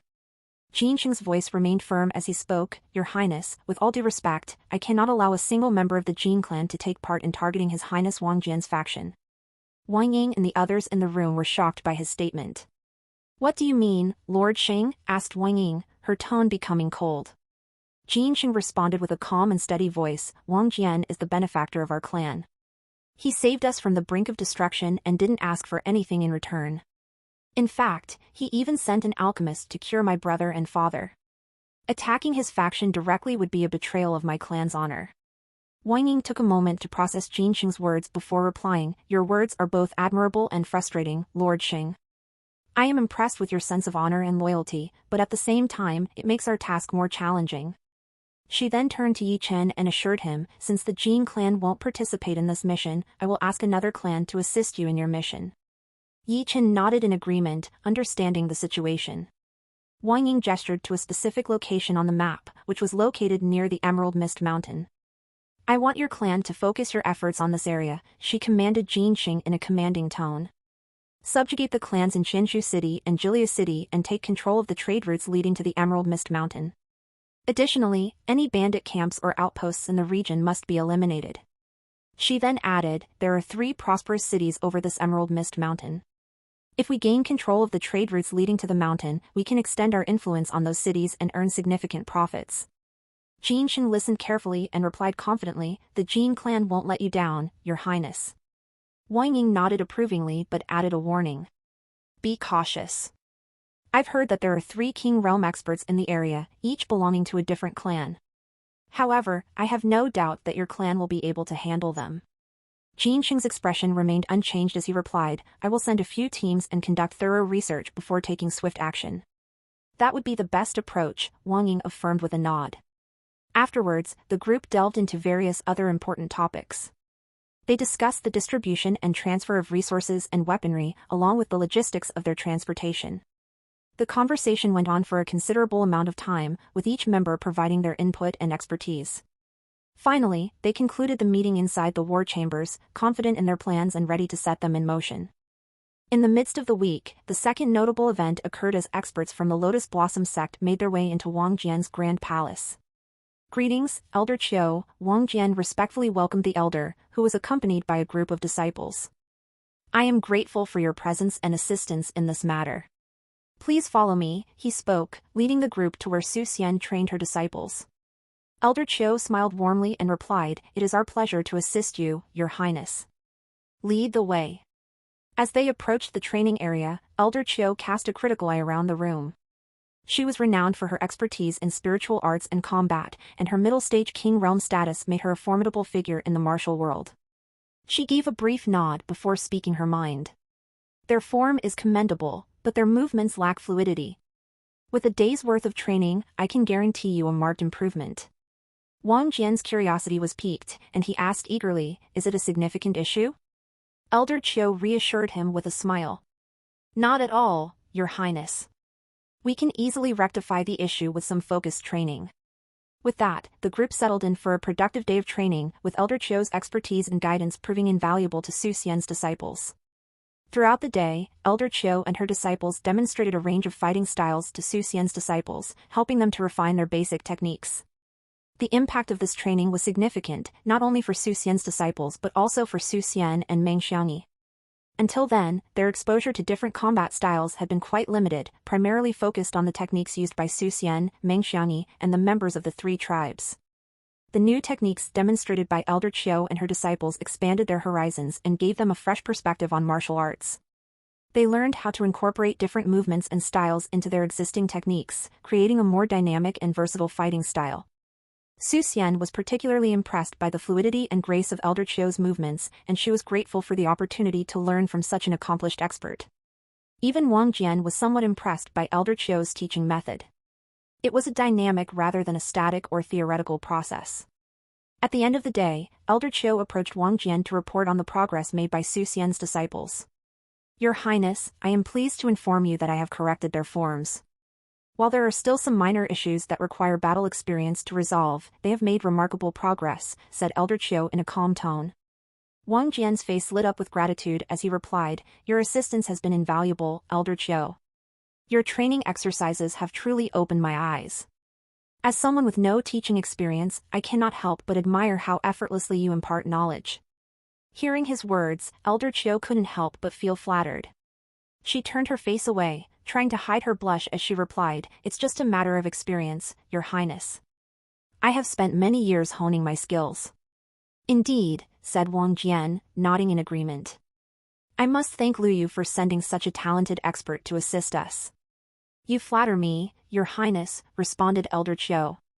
However, there was no denying that prideful look in her eyes. Feeling a sudden urge, Wang Jian offered, Why don't we share a drink, Elder Qiu?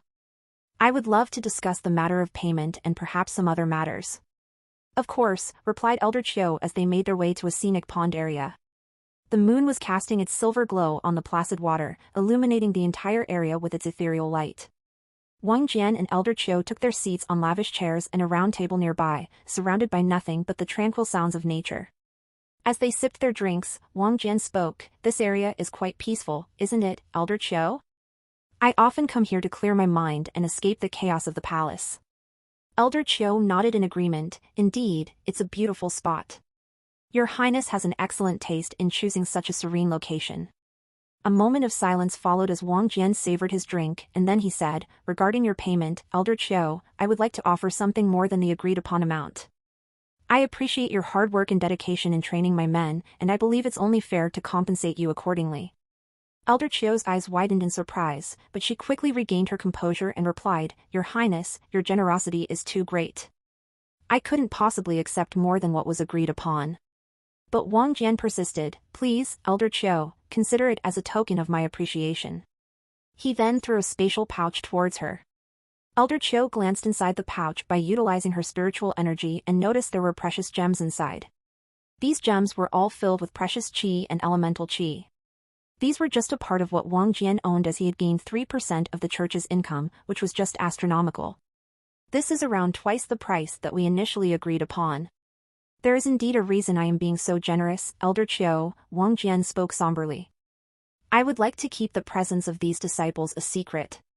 So, I request that you or your disciples do not mention anything about what happened today. I am sure you realize my concerns." Elder Chio nodded her head understandingly.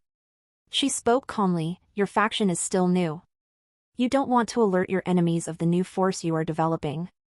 "That's right. Moreover, it won't just be harmful to me, but for you and your disciples," Wang Jian spoke. Discover W stories on no/e/lbin.com. Elder Chio responded with a solemn tone, "Please rest assured, Your Highness. This secret will stay with me and my disciples." "Thank you," Wang Jian said, finishing up his drink. As they took a short walk around the lake before parting ways, Elder Chio gathered her disciples to talk to them.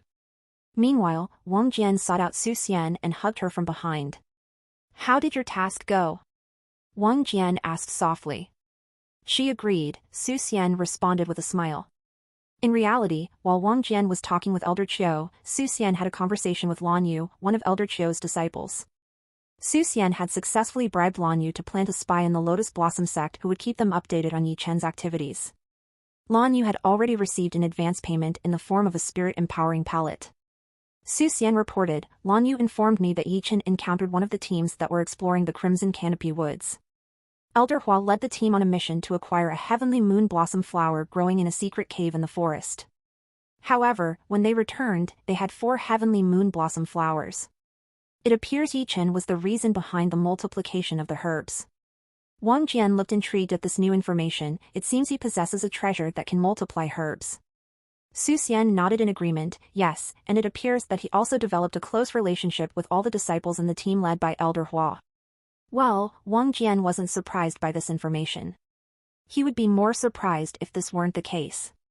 "What about rumors of any relationship with Elder Hua? Is there any?" Wang Jian asked. Su Xian shook her head and spoke, "I did think of that and asked Lan Yu. However, Lan Yu mentioned that Elder Hua is considered one of the cold fairies of the sect. She has no interest in pursuing romance. Moreover, she had treated Yi Chen very coldly during the expedition." Wang Jian had a smile on his face as he heard this information. He was around 70% sure that Elder Hua was a heroine. "All right. Get some servants to conduct thorough research on this Elder Hua." Wang Jian left Su Xian before meeting up with Elder Chio and her disciples. He accompanied them to the exit. Before they could leave, Elder Chio spoke, "If there are any other issues, please be sure to contact me, Your Highness. You can directly send a message to the Misty Rain Peak."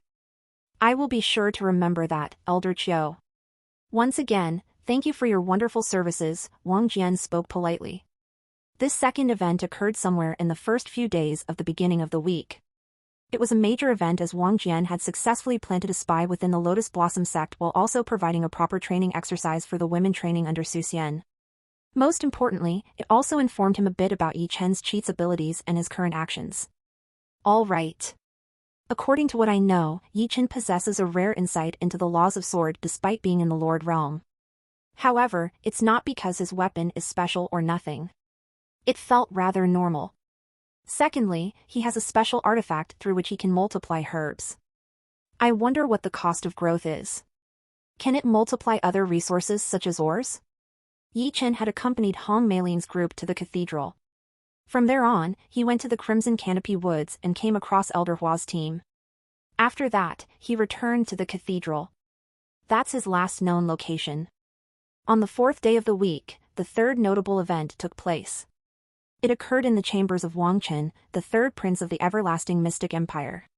He was engrossed in reading the messages sent by the Miracle Angel tribe and the Crimson Mammoth tribe. The room was dimly lit, and the prince sat on a cushioned chair, his eyes scanning the notes with intense concentration. My utmost appreciation to your highness for extending such a generous proposal to my tribe. As per your letter, it is true that we were exiled from the empire centuries ago due to a grave mistake committed by our ancestors. Nevertheless, we have learned from our past and have come a long way since then. The Crimson Mammoth tribe wholeheartedly accepts your offer. However, due to a precarious situation, we are unable to leave the faction of His Highness Wang Jian as he holds us under his power. Nonetheless, we will be honored to render our support to you discreetly. Of course, this is on the condition that you provide our tribe with necessary resources, aid us in our expansion, and remove the blemish on our clan's reputation. Wang Chen couldn't help but grin ear to ear as he finished reading the message from the Miracle Angel tribe. It was almost identical to the one he received from the Crimson Mammoth tribe. Inwardly, he was pleased with the response. This was precisely what he had hoped for when he sent the offer to the exiled clans. However, Wang Chen had no intention of allowing these tribes to work under him. He had a greater purpose in mind. Instead, he intended to use these tribes to keep a close eye on Wang Jian's movements, using them as spies within his camp. It was a brilliant strategy that could potentially give him the edge he needed to outmaneuver his cunning little brother. As a result, the two tribes began to maintain regular communication with Wang Chen, providing him with valuable insights into the current state of Wang Jian's faction. They informed him that Wang Jian was engaged in meetings with representatives from various tribes, which suggested that he was attempting to expand his influence and strengthen his position in the ongoing struggle for power. Moreover, they earned Wang Chen's trust by sharing information about Wang Jian's meeting with the Lotus Blossom sect. They informed him of the name of Elder Qiu. Wang Jian's interest in forming an alliance with the neutral sect made perfect sense, as it could potentially provide a significant advantage in the ongoing conflict. It was clear that Wang Jian was pursuing a smart strategy. Rather than attempting to persuade other factions to defect and join his own, he was focusing on cultivating relationships with neutral parties. This approach was likely to prove much more effective in the long run. After receiving satisfying reports from the two tribes, Wang Chen decided to reward them with a generous amount of resources. He also gave them their first assignment to keep him updated on Wang Jian's meetings while remaining covert. Meanwhile, Wang Chen instructed his informants in the Lotus Blossom sect to keep a close watch on Elder Qiu's movements. In addition, the Jade Serpent sect reached out to Wang Chen and apologized for the failure of their mission. They explained that Blade Serpent couldn't have revealed his identity, as he was misled to believe that the order to attack the Jin clan came from Crown Prince Wang Hao, not Wang Chen. Despite the apology, Wang Chen made a mental note to keep a closer eye on the Jade Serpent sect and their activities.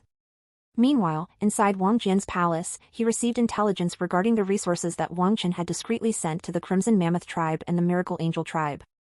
According to the report, Wang Chen had sent 7 tomes of different and rare assault techniques, 2 tomes of movement techniques, and 3 tomes of defensive techniques. In addition, 7 kilograms of the precious Azure Chi Heart Jade had also been sent to them. Near N0VL chapters are published on N0V/E/LB/IN/CO/M. The Azure Chi Heart Jade was known to possess one of the purest forms of energy, and its primary use was to construct a closed-room cultivation array that would allow a cultivator to absorb the purest form of Qi. Even Wang Jian only possessed a few dozen of kilograms of Azure Chi Heart Jade in his treasury. Those jades were spread to all 3 tribes along with Su Xian's disciples. The final event of the week was marked by the arrival of a magnificent sword crafted by the renowned Heavenly Blade sect. Elder Mu had arrived at Wang Jian's palace to deliver a sword personally. Wang Jian was admiring the blade while Elder Mu began to explain the sword's construction. As per the Emperor's command, this sword has been forged using the rare and powerful Tyrant's Emperor crystal for its blade, Elder Mu explained. The handle is made of a special material known as dragonhide steel. This unique material not only provides a sturdy grip but also adapts to the wielder's hand size for maximum comfort and control. Wang Jian swung the sword a few times, feeling the weight and balance of the blade. He looked at Elder Mu and asked, "What's the name of the sword?" Elder Mu replied, "The name of this sword is Tyrannical Sovereign's Blade." Wang Jian, impressed with the sword's design, gave it a few swings before commenting, "An interesting name for such an impressive weapon." Elder Mu noticed Wang Jian's enthusiasm and took the opportunity to address the incident with Disciple Yi. The Heavenly Blade sect had no knowledge of Disciple Yi's actions. "We apologize for any trouble he has caused and implore you to give us an opportunity to rectify our mistake." "How will you make this right?" Wang Jian asked nonchalantly. Elder Mu replied, "We will investigate Disciple Yi's motives and punish him severely depending on his actions." We do not condone such behavior and will do everything in our power to maintain our honor and reputation. You don't need to bother investigation. Yi Chen informed me of the reason behind the ambush. He accused me of harassing one of his friends, Guanyin, Wang Jian replied while rolling his eyes in disdain. As Elder Mu stood up, his face contorted with anger, he exclaimed, "What preposterousness! How could he falsely accuse your highness of such an egregious offense?" Wang Jian swiftly turned towards Elder Mu and looked at him with a cold and unwavering gaze. In a voice dripping with arrogance, he spoke, "It does not matter if the accusation is true or not. Even if I did commit such an act, so what? Would that mean that a member of the Heavenly Blade sect would raise hands against the imperial family? No, your highness. What disciple Yi did was extremely wrong. Rest assured, we will find him and punish him appropriately." Elder Mu spoke. There was a short moment of silence in the area. Wang Jian broke the silence with a cold tone, "I want 5 sword techniques and I will let this matter rest." Elder Mu fell into deep thought before responding, "That is acceptable. Which techniques do you want, your highness?" "I have brought a couple of techniques with me." Wang Jian raised his brow in amazement. This really did surprise him. It implied that the Heavenly Blade sect had anticipated this request. After looking at all these techniques, Wang Jian selected 5 of them. Starry Night Sky Strike. This sword technique involves the wielder gathering and concentrating their energy before unleashing it in one swift and powerful strike. When performed, the user's sword glows with a bright blue light, reminiscent of the starry night sky. The strike is so powerful that it can shatter even the most durable of materials, making it a deadly attack against both living beings and objects. Serene Moonlight Slash. This technique involves the user moving their sword in a fluid and graceful motion, creating a shimmering trail of light as they do so. The strike is executed with incredible speed and precision, making it difficult to defend against. Upon impact, the strike emits a brilliant white light, reminiscent of the serene moonlight. It is a technique best used to quickly take down opponents with swift, deadly strikes. Swift Silver Stab. This technique involves the wielder unleashing a lightning-fast thrust with their sword aimed at a specific target. The strike is delivered with such speed and precision that it can pierce even the thickest armor, making it a deadly attack against heavily protected opponents. The blade of the sword glows with a bright silver light, making it appear as if it is moving too quickly to be seen. Endless Blade Defense. This technique is a defensive move, involving the user rapidly moving their sword to block incoming attacks. The user's sword moves in an unending, circular motion, creating a protective barrier around them. This technique is incredibly useful in combat, allowing the user to deflect multiple attacks from various directions. The technique is also useful in buying time to formulate a counterattack strategy. Flowing Water Guard. This defensive technique involves the user moving their sword in a fluid, graceful motion, mimicking the movement of flowing water. Egglesnull. When used, the user's sword emits a tranquil blue aura, making it appear as if it is surrounded by water. The technique is best used to deflect and redirect incoming attacks, rather than completely blocking them. The user can also use this technique to maneuver around their opponent, making it difficult for them to land a hit. After choosing these techniques, Wang Jian received the system's notification. New techniques detected. Does the host wish to learn them? Yes. Learning these techniques required 10,000 destiny points in total. Use them. Instantly, Wang Jian's mind was filled with complete knowledge of these techniques.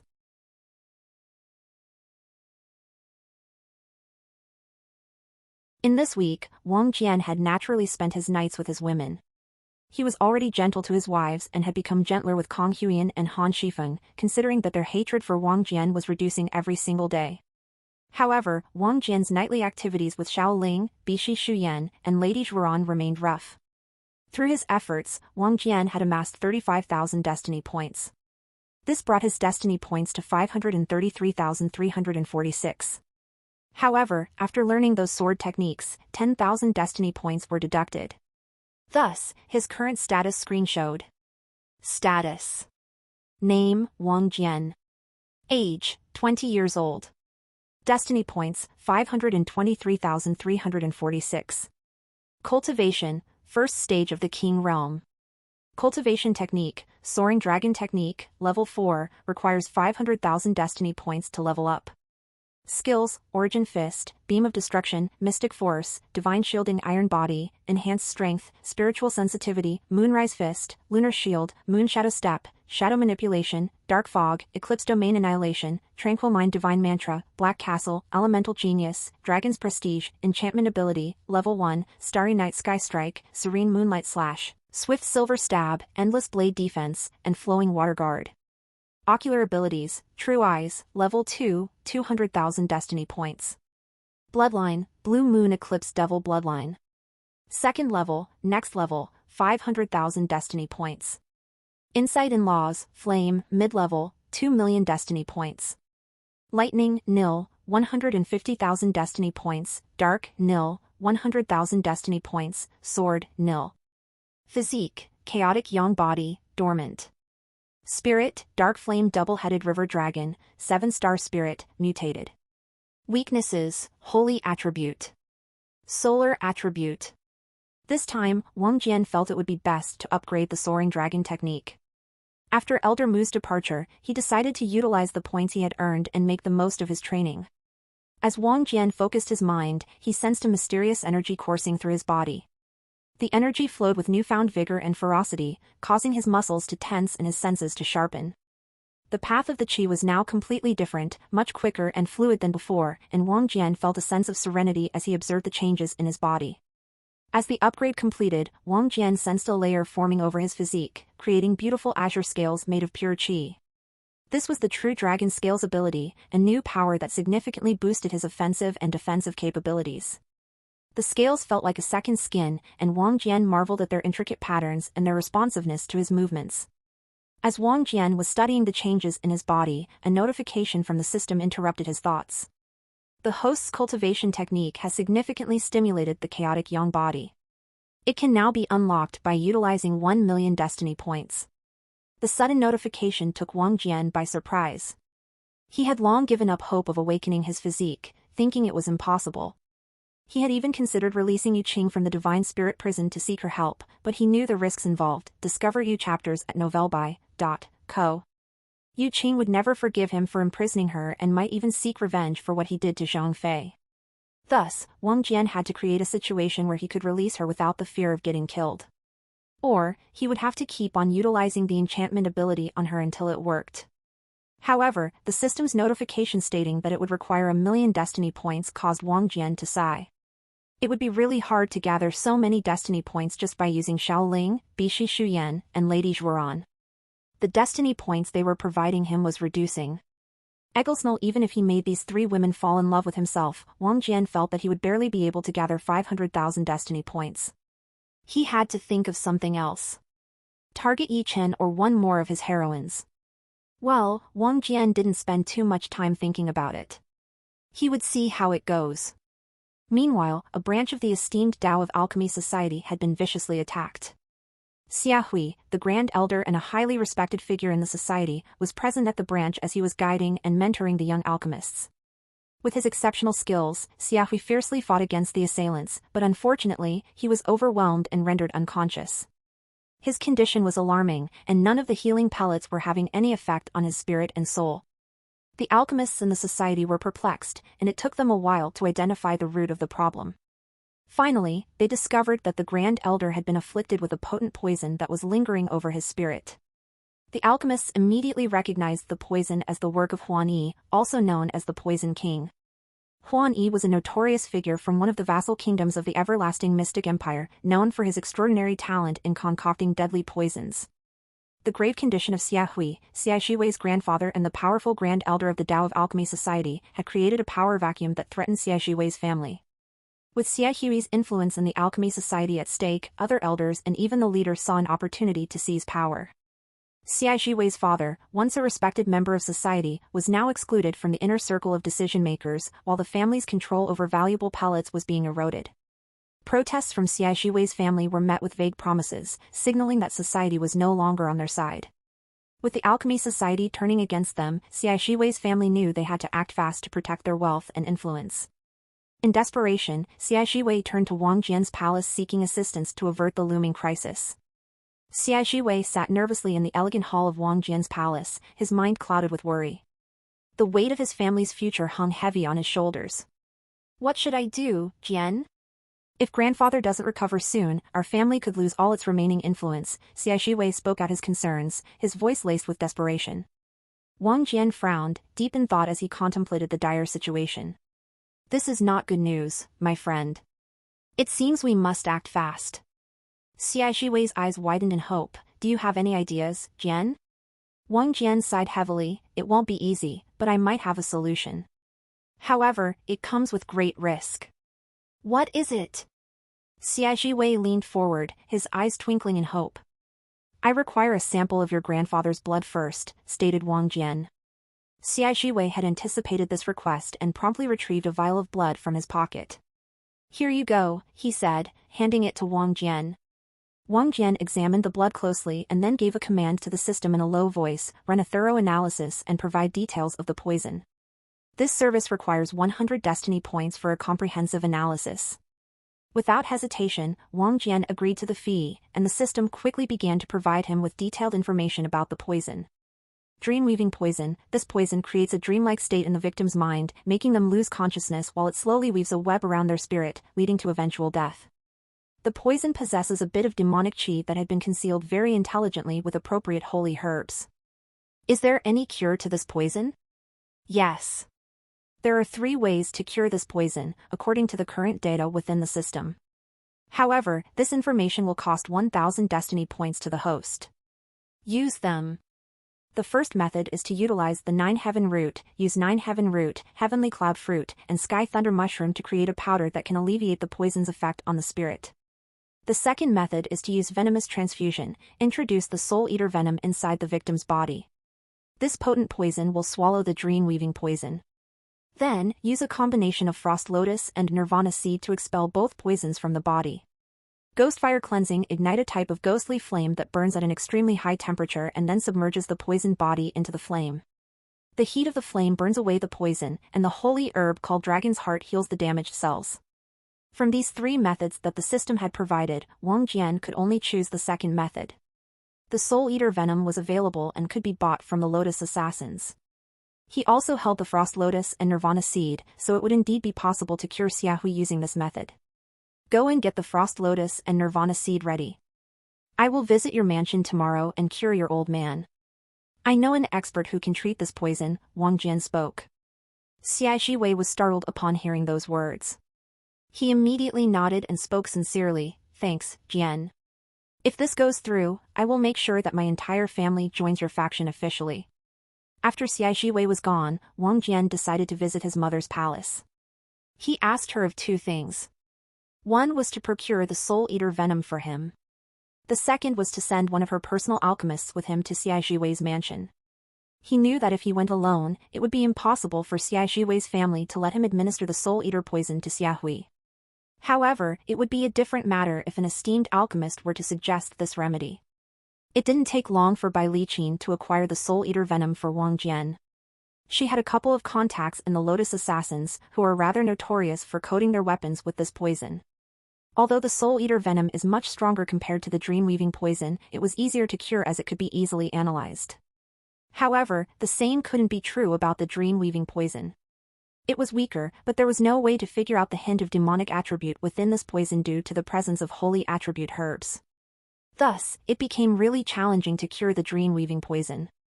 The only method of saving yourself from such a poison was to guard the spirit very carefully or keep a treasure on yourself that could prevent such a poison from reaching your spirit.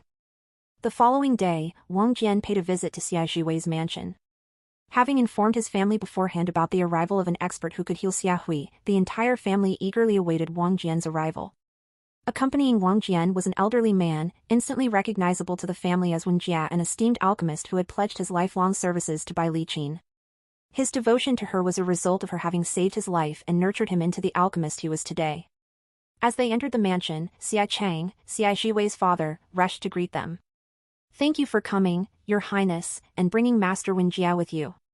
We are indebted to you both, he said with a deep bow. Wang Jian smiled and replied, It's our pleasure to help. Master Wen Jia is one of the most skilled alchemists in the land, and I'm sure he will be able to cure the Grand Elder Hui. Wen Jia nodded, his eyes glinting with determination. I will do my utmost to heal Grand Elder Hui, he said. Based on my analysis of the blood sample, I have some theories on how to counteract the dream-weaving poison. Please lead me to his chambers. Eagles Nova 1, Xia Chang nodded and gestured for Wen Jia to follow him. As they walked through the halls, Xia Chang filled Wen Jia in on the state of his father's condition. He has been weakening by the day, Xia Chang said. The maids have been administering the spirit-empowering elixir directly to his blood every hour, but it only strengthens his spirit for a short time. When they entered the room, Xia Hui lay on the bed, his breathing shallow and labored.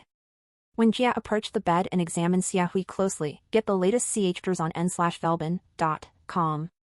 I need some privacy to administer the cure, Wen Jia said, turning to Xia Chang. Xia Chang hesitated for a moment but then nodded, understanding the need for secrecy in the alchemical arts. Please, do whatever it takes to save my father, Xia Chang implored, extending a small velvet pouch to Wen Jia. Inside this spatial pouch, you'll find the requested medicinal herbs and even more. I beg of you, don't let him perish.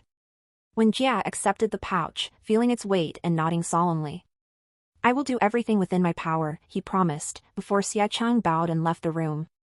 Once Xia Chang had left, and Wen Jia looked troubled as he gazed at Wang Jian. Are you certain this is the right method to treat Xia Hui? Wen Jia inquired, his tone concerned. Wang Jian had already informed him about the plan to use the Soul Eater venom to treat Xia Hui's condition, but Wen Jia was apprehensive due to the high risk involved. While it is possible to treat the Soul Eater venom using the Frost Lotus and Nirvana Seed, the combination with this unknown poison could be fatal, Wen Jia explained. Wang Jian remained confident. I understand your concern, but it will work, he assured Wen Jia. Wen Jia was still hesitant, unaware of the demonic and holy attributes within the dream-weaving poison that would prevent it from being too lethal when combined with the Soul Eater venom. Wang Jian was aware of this, but due to the lack of time, he could not explain it to Wen Jia. As Wang Jian injected the Soul Eater venom into Xia Hui's body, Wen Jia prepared to use the Frost Lotus and Nirvana Seed to counteract the venom's effects. He carefully held the herbs, ready to release their vital essence at a moment's notice. As the venom began to take hold of Xia Hui's body, a dark aura began to spread across his skin, and he began to sweat profusely. Wen Jia watched nervously, hoping that they would be able to save him. Wang Jian used his spiritual sensitivity ability to closely observe the battle between the two opposing forces within Xia Hui's body. The battle raged on for nearly half an hour, with the Soul Eater venom slowly gaining the upper hand and winning eventually. The Soul Eater venom was now extremely weak and planned to devour Xia Hui's spirit. Just as the venom was about to consume Xia Hui's spirit, Wang Jian shouted, now. When Jia sprang into action, his hands bursting into crimson flames that heated the Frost Lotus and Nirvana Seed. The herbs released their vital essence, and when Jia expertly manipulated it to envelop Xia Hui's entire body, counteracting the venom's effects. The room was silent as they waited for the treatment to take effect. After a few tense minutes, Xia Hui's body began to calm down, and the dark aura dissipated. He opened his eyes, and Wen Jia breathed a sigh of relief. We did it, he said with a small smile. Wen Jia couldn't help but stare at Wang Jian with admiration. You truly are amazing, Your Highness. You were able to create an antidote for the Poison King's unknown poison, he said, impressed. It's called the dream-weaving poison. I will explain it to you in detail later, Wen Jia, Wang Jian responded calmly. As they left the chambers, Xia Shiwei and his family were waiting for them in the hall. Xia Shiwei practically leapt to pull Wang Jian in a tight embrace while whispering his thanks repeatedly. Xia Chang was also delighted and hugged his wife as they all cheered happily. Thank you, Lord Wen. It's all because of your skill that we could resolve this deadly venom of the Poison King, Xia Chang soon came to thank Wen Jia. Wen Jia accepted the gratitude with a complicated smile. It was my duty to help a friend of His Highness, he said humbly. Xia Chang turned towards Wang Jian with a wide smile on his face as he saw his son hugging the prince. However, the smile soon turned into hesitation before a resolute expression appeared on his face. Your Highness, he began, his voice serious. I must ask for your help once again. That's not a problem, Wang Jian spoke. He further added, take good care of Grand Elder. I will return after a couple of days. I want to discuss something with you. That would be absolutely fine, Your Highness. The doors to the Xia family are forever open to you from now on, Xia Chang declared passionately. After hearing those words, Wang Jian left the mansion in a good mood. He was heading towards his mother's palace. When Jia was dismissed, and the mother-son duo were alone in Bai Li Qin's chambers now. Judging by that smile, it went well, Bai Liqin commented with a grin. Wang Jian nodded, yes. It won't be long before they contact me again and officially join my faction. Xia Jiwei's family will be an extremely valuable support. He then asked, what about that group? No.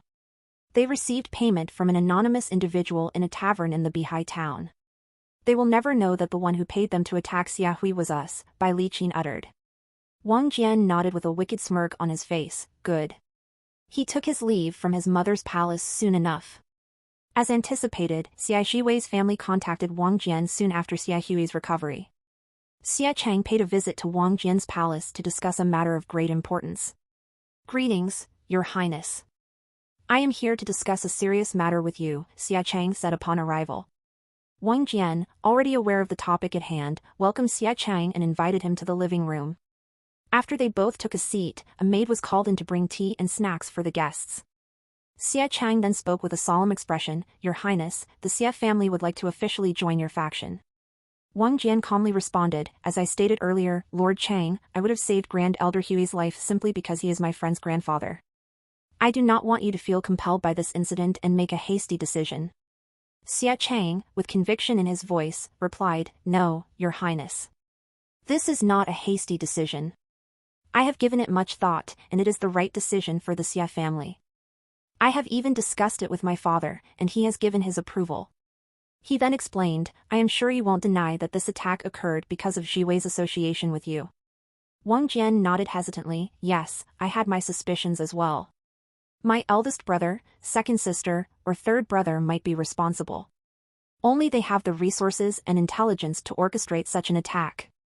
Xia Chang agreed, I came to the same conclusion, Your Highness. I was initially hesitant about joining your faction, but after this incident, it has become clear that the other members of the Alchemy Society have already chosen their factions. They used those factions to pressurize and humiliate us. If not for your assistance, the Xia family might have lost everything. He continued with a resolute tone, thus, it became clear to me that the choice has already been made. Since the enemy factions are already targeting us, we can't just sit back and take their attacks. We need to fight back. And I believe that officially joining your faction would be the way. You are bound to fight against those factions anyway. Wang Jian nodded thoughtfully and replied, I understand your concerns, Lord Cheng. I accept the Xia family's request to join my faction. I have two conditions for this alliance. What are they? Xia Chang inquired. Firstly, I require 10% of the pellets assigned to the Xia family every month. Secondly, I want the alchemists from your family to prepare pills for me for free, provided I provide the necessary resources, Wang Jian stated composedly. Xia Chang visibly relaxed after hearing the terms and nodded in agreement. That's not an issue, Your Highness. The Xia family pledges to fulfill these conditions. Furthermore, I assure you that no alchemist from the Xia family, including my father Xia Hui, would ever refuse to concoct pills for you, Xia Chang pledged earnestly. He then requested, however, I do have a favor to ask. Would you kindly arrange for some experts to safeguard my family? The Xia family would gladly pay for their services. I have the ideal organization in mind, the Ivory Fang Legion. They are powerful, reliable, and upright. I'll contact them and request their assistance in protecting your family, Wang Jian responded assuredly. Thank you, Your Highness. We eagerly await their arrival, Xia Chang expressed with a grin. The news of Wang Jian's successful healing of Xia Hui spread like wildfire, eliciting various reactions from the people. The Poison King and his followers were taken aback to learn that their potent poison had been resolved by Wang Jian. But they were not the only ones, members of the Tao of Alchemy Society were equally stunned. The Tao of Alchemy Society's members had never imagined that Xia Hui would recover from the deadly poison that had been administered to him. When he was on his deathbed, each member had humiliated the Xia family, believing that they would soon be free of their influence. However, with Xia Hui's impending return to the society, they knew they had made a grave mistake. Xia Hui, although a King Realm alchemist, was the only one capable of creating incomplete Emperor-rank pellets. The members of the society knew that they would be in trouble when he returned, and they were anxious about how he would react to their behavior towards his family. They knew that Xia Hui was a well-respected and influential figure, and that he had significant sway over many powerful individuals in various factions. In light of this, they decided to take preemptive measures to assuage any potential anger or resentment from Xia Hui. One of the steps they took was to restore all the power and privileges that the Xia family had previously held, including access to rare pellets and the royalties associated with them.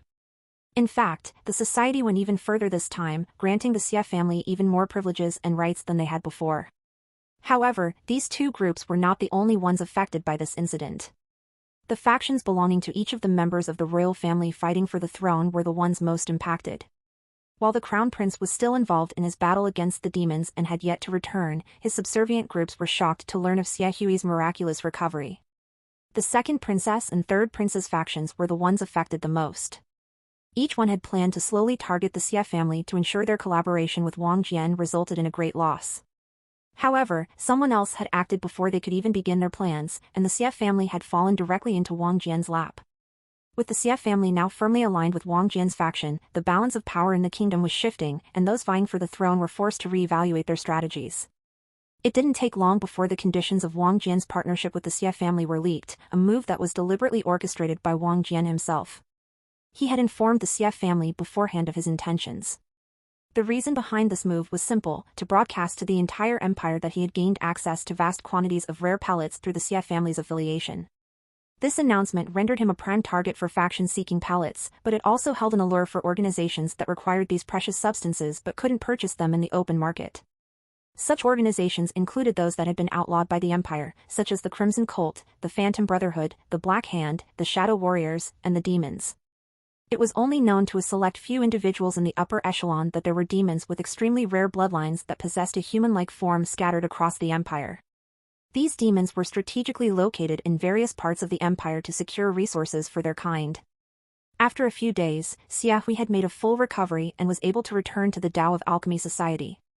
To the surprise of many, he did not seek revenge on those who had caused trouble for his family during his absence. Instead, he opted to give them a mild punishment, such as a compensation in the form of rare alchemy resources or wealth. Explore Ta T stories at no/l//bin.cm. This decision was unexpected but was seen as a display of Xia Hui's magnanimous character, as he chose not to hold grudges and instead turned the situation into an opportunity for reconciliation. Naturally, this was occurring all under Wang Jian's instructions. Xia Hui actually wanted to slaughter these bunch of scamps for harming his family. However, Wang Jian had instructed him to act magnanimously. He wanted the Xia family to boost their fame. Wang Jian requested a detailed list of all the individuals who had caused trouble for the Xia family, including the benefits they received from Xia Hui's condition. He was taken aback when he saw the name of Su Imo on the list provided by the Xia family. Su Imo was actually Su Yuding's grandfather and was in line to become the next Grand Elder of the Tao of Alchemy Society due to his extensive experience and exceptional skills. In fact, he was even faster at concocting pellets than Xia Hui, which was quite impressive considering Xia Hui's talent and reputation. However, it was a pity that Su Imo fell slightly short in terms of the quality of pellets compared to Xia Hui. It was known to the public that Su Imo was affiliated with the second princess, Wang Ying's faction. Meanwhile, Su Yuding, Su Mo's granddaughter, was currently in the everlasting Mystic Empire, gaining valuable experience in pellet concoction by creating various types of pellets for Wang Ying's faction. Wang Jian couldn't help but wonder, has she regained her heroine status? He felt it was unlikely as Su Yuding couldn't have met up with Yichen yet. System, set up an alert for when Su Yuding regains her heroine status. Alright, host. Yi Chen had been diligently carrying out his mission as a member of the second princess's faction. He had been stationed in the vicinity of the Jade Serpent sect and the Celestial Dragon sect for some time, acquainting himself with the area and scouting potential escape routes. He had also been busy preparing secret hideouts, such as a secluded cave or secret shacks, in case of emergencies. During this time, the Tang clan, which was one of the many clans working under the second princess, had arrived to assist him. Their arrival had greatly eased Yi Chen's burden, allowing him to focus more on his task without having to worry about logistics or support. Accompanying the Tang clan's experts, Yi Chen's friend from the Mystic Creature Handlers Union, Liao Buqin, arrived at the area near the Jade Serpent sect and the Celestial Dragon sect. Liao Buqin was the youngest son of the leader in the Mystic Creature Handlers Union and had a low status. However, he had the good fortune of meeting Yichen during an expedition to the Celestial Sage's temple, where he was saved by him. During this journey, Liao Buqin also discovered a powerful and rare beast known as the Golden-Maned Thunder Lion. This unique and rare beast was known for its shimmering, golden mane and lightning-fast reflexes. It was said to possess unparalleled speed, agility, and strength, making it one of the most formidable creatures in the entire empire. As a mystic creature handler, Liao Buqin had formed a close bond with the golden-maned thunder lion and trained it to follow his commands. Together, they had become a formidable duo, feared by all who crossed their path. Liao Buqin had always been thankful to Yi Chen for saving his life, so when he heard about Yi Chen's mission, he quickly volunteered to help. He brought with him 30 griffins, each one at the peak of the Lord Realm, which was considered the cream of the crop in the Mystic Creature Handlers Union. These griffins were no ordinary beasts, their speed and agility were unparalleled, making them ideal for reconnaissance and swift strikes. Even a seasoned warrior at the peak of the King Realm would have a tough time keeping up with them. Each member of the Tung clan began rigorous training, alongside Yi Chen, to gain proficiency in riding the beasts. After a week of training, Yi Chen and his team were finally prepared to attack a branch of the Tao of Alchemy Society. However, fate had other plans for them. News had spread like wildfire that Xia Hui, who had been the target of their attack, had made a miraculous recovery. Upon hearing of this news, Wang Ying, the second princess and the leader of their faction, quickly sent a message on her fastest messenger to call off the attack on the branch of the Tao of Alchemy Society. The message left Yi Chen fuming with rage. He couldn't comprehend why Wang Ying would forbid him from attacking the branch at the last possible second. After all, they had spent a considerable amount of time and effort planning for it. Despite his frustration, Yi Chen had no choice but to comply with Wang Ying's orders. Thus, Yi Chen and his team switched their targets, and their new objective was the Celestial Talismans Guild. Each member of the team took the necessary precautions and made sure to cover their faces before striking their new target. The Celestial Talismans Guild was known to be a powerful organization that dealt in talismans that was sure to attract the attention of other sects and clans. However, Yi Chen and his team were confident in their abilities and their plan. The branch of Celestial Talismans Guild was a sprawling complex that dominated a significant area of Zhuyu City. The impressive structure was compartmentalized into various sections, each dedicated to a specific type of talisman. These sections included one for assault talismans, another for defensive talismans, one for sealing talismans, another for unsealing talismans, and a section for general-purpose talismans.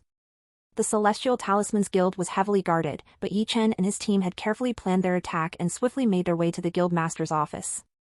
As they approached the door, they were confronted by the guards who tried to prevent them from entering. With lightning-fast reflexes, Yi Chen launched a powerful attack, sending the guard flying through the gate and crashing into the wall with a painful groan. The guild master and his guest, an elder of the Celestial Dragons Guild, were shocked by the sudden intrusion and the display of power. "Who are you?" the guild master demanded, his voice filled with fear and anger. By this time, all the Lord Realm experts of Yi Chen's team were stationed outside and were dealing with the guards of the Celestial Talismans Guild. "Hand over the talismans and no one will be harmed," Yi Chen replied coldly, his eyes fixed on the guild master. The elder of the Celestial Dragons Guild moved forward and struck one of Yi Chen's team members. But Yi Chen was quick to react, intercepting the attack by launching the Whirlwind Slash, infused with his sword chi and the vital essence from the Chaos Essence bead. This attack caught the Celestial Dragon's sex elder off guard and caused him to suffer a slight injury. "You underestimate us," Yi Chen said, his voice filled with determination. "We are not to be trifled with. Now hand over what we came for or face the consequences." The Celestial Talismans Guild Master remained undeterred by Yi Chen's threat and stepped forward while utilizing a talisman to create a barrier ahead of himself. Members of Yi Chen's team stepped forward as they struck that barrier with enchanted weapons. The guild master's eyes widened in disbelief as he witnessed the enchantments on the weapons. The Celestial Talismans Guild didn't possess these enchantments. "Which clan do you belong to?" he demanded, while releasing his chi to prepare for battle. The guild master may have been a King Realm expert, but his skills were more attuned to creating talismans than actual combat. Nevertheless, he was determined to defend his guild at all costs. Two of Yi Chen's team members, who were also King Realm experts, immediately approached the guild master to engage in combat. However, the guild master was quick to release multiple powerful assault talismans to fend them off.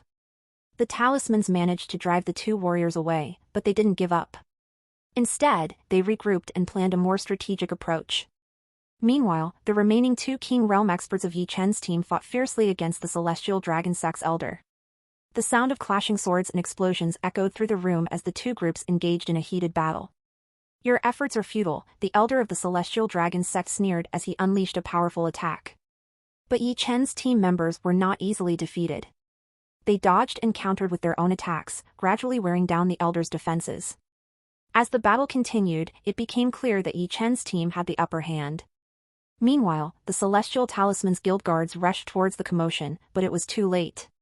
Yi Chen's team had already managed to grab hold of the guild master. "You are making a grave mistake," the guild master warned, struggling against their grasp. "The Celestial Talisman's guild will not take this lightly. You will face the consequences for your actions." "We knew the risks when we came here," Yi Chen replied calmly. The guards hesitated for a moment, unsure of what to do. They had been trained to protect their guild master at all costs, but they were no match for Yi Chen's team. Seeing their hesitation, Yi Chen stepped forward and addressed them directly. "You can either stand down and let us leave with what we came for, or you can continue to fight and suffer the consequences." The guards exchanged uneasy glances, but in the end, they chose to stand down. They were worried that if they chose the wrong option here, the guild master might pay the price. Outside, the battle raged on. The two King Realm experts of Yi Chen's team had joined forces and were now pushing the Celestial Dragon Sex Elder back. Despite his skills, the Elder was struggling to keep up with their combined might. Yi Chen stared at the guild master and ordered, "Lead us to the warehouse." The guild master led Yi Chen and his team through the maze-like corridors of the warehouse, leading them to the most heavily guarded section where the most valuable talismans were stored. As they entered the room, Yi Chen stood with his team, scanning the warehouse's contents as the guild master watched in utter defeat. Dies cover dated novels on NOV/E/Lbin.co. "Make sure you don't forget anything valuable," Yi Chen spoke aloud. The guild master could only clench his fists in fury as he watched them rummage through the warehouse, taking anything they deemed valuable. After some time, they managed to acquire an impressive collection, including 13 King Realm Assault Talismans and 10 defensive King Realm Talismans, which were considered rare and powerful artifacts. Moreover, they also found themselves holding hundreds of Lord Realm Talismans. Yi Chen's team felt a sense of relief and satisfaction as they knew they had successfully completed their mission. With their newfound talismans, they could now strengthen their combat power and increase their chances of success in their upcoming battles. Eagles Nova 1-0 With their mission accomplished, Yi Chen and his team let out a series of sharp whistles that echoed across the city. In response, 30 majestic griffins swooped down and landed near them. The griffins launched a powerful gust, sending most of the Lord Realm experts flying and causing chaos in the vicinity. The two warriors who had been fighting the Celestial Dragon Sex Elder immediately seized the opportunity to launch a series of devastating attacks. As the Elder dodged their combined assaults, he was startled to see Yi Chen's team members swiftly mount the griffins and soar into the sky. Not a single guard attempted to pursue them as the guild master was still in Yi Chen's hands, and they knew that trying to stop them would only bring them more trouble. After flying some distance away, Yi Chen turned to his team member and gave a curt order. "Throw him away now." Without a word, the team member grabbed the struggling guild master and hurled him off the griffin. Luckily for the guild master, his martial prowess allowed him to maneuver in the air and land on his feet. Glowering in the direction of the griffins as they vanished into the distance, the guild master's eyes smoldered with anger. Meanwhile, Yi Chen's team had retreated to their hideout, a secluded clearing deep in the forest.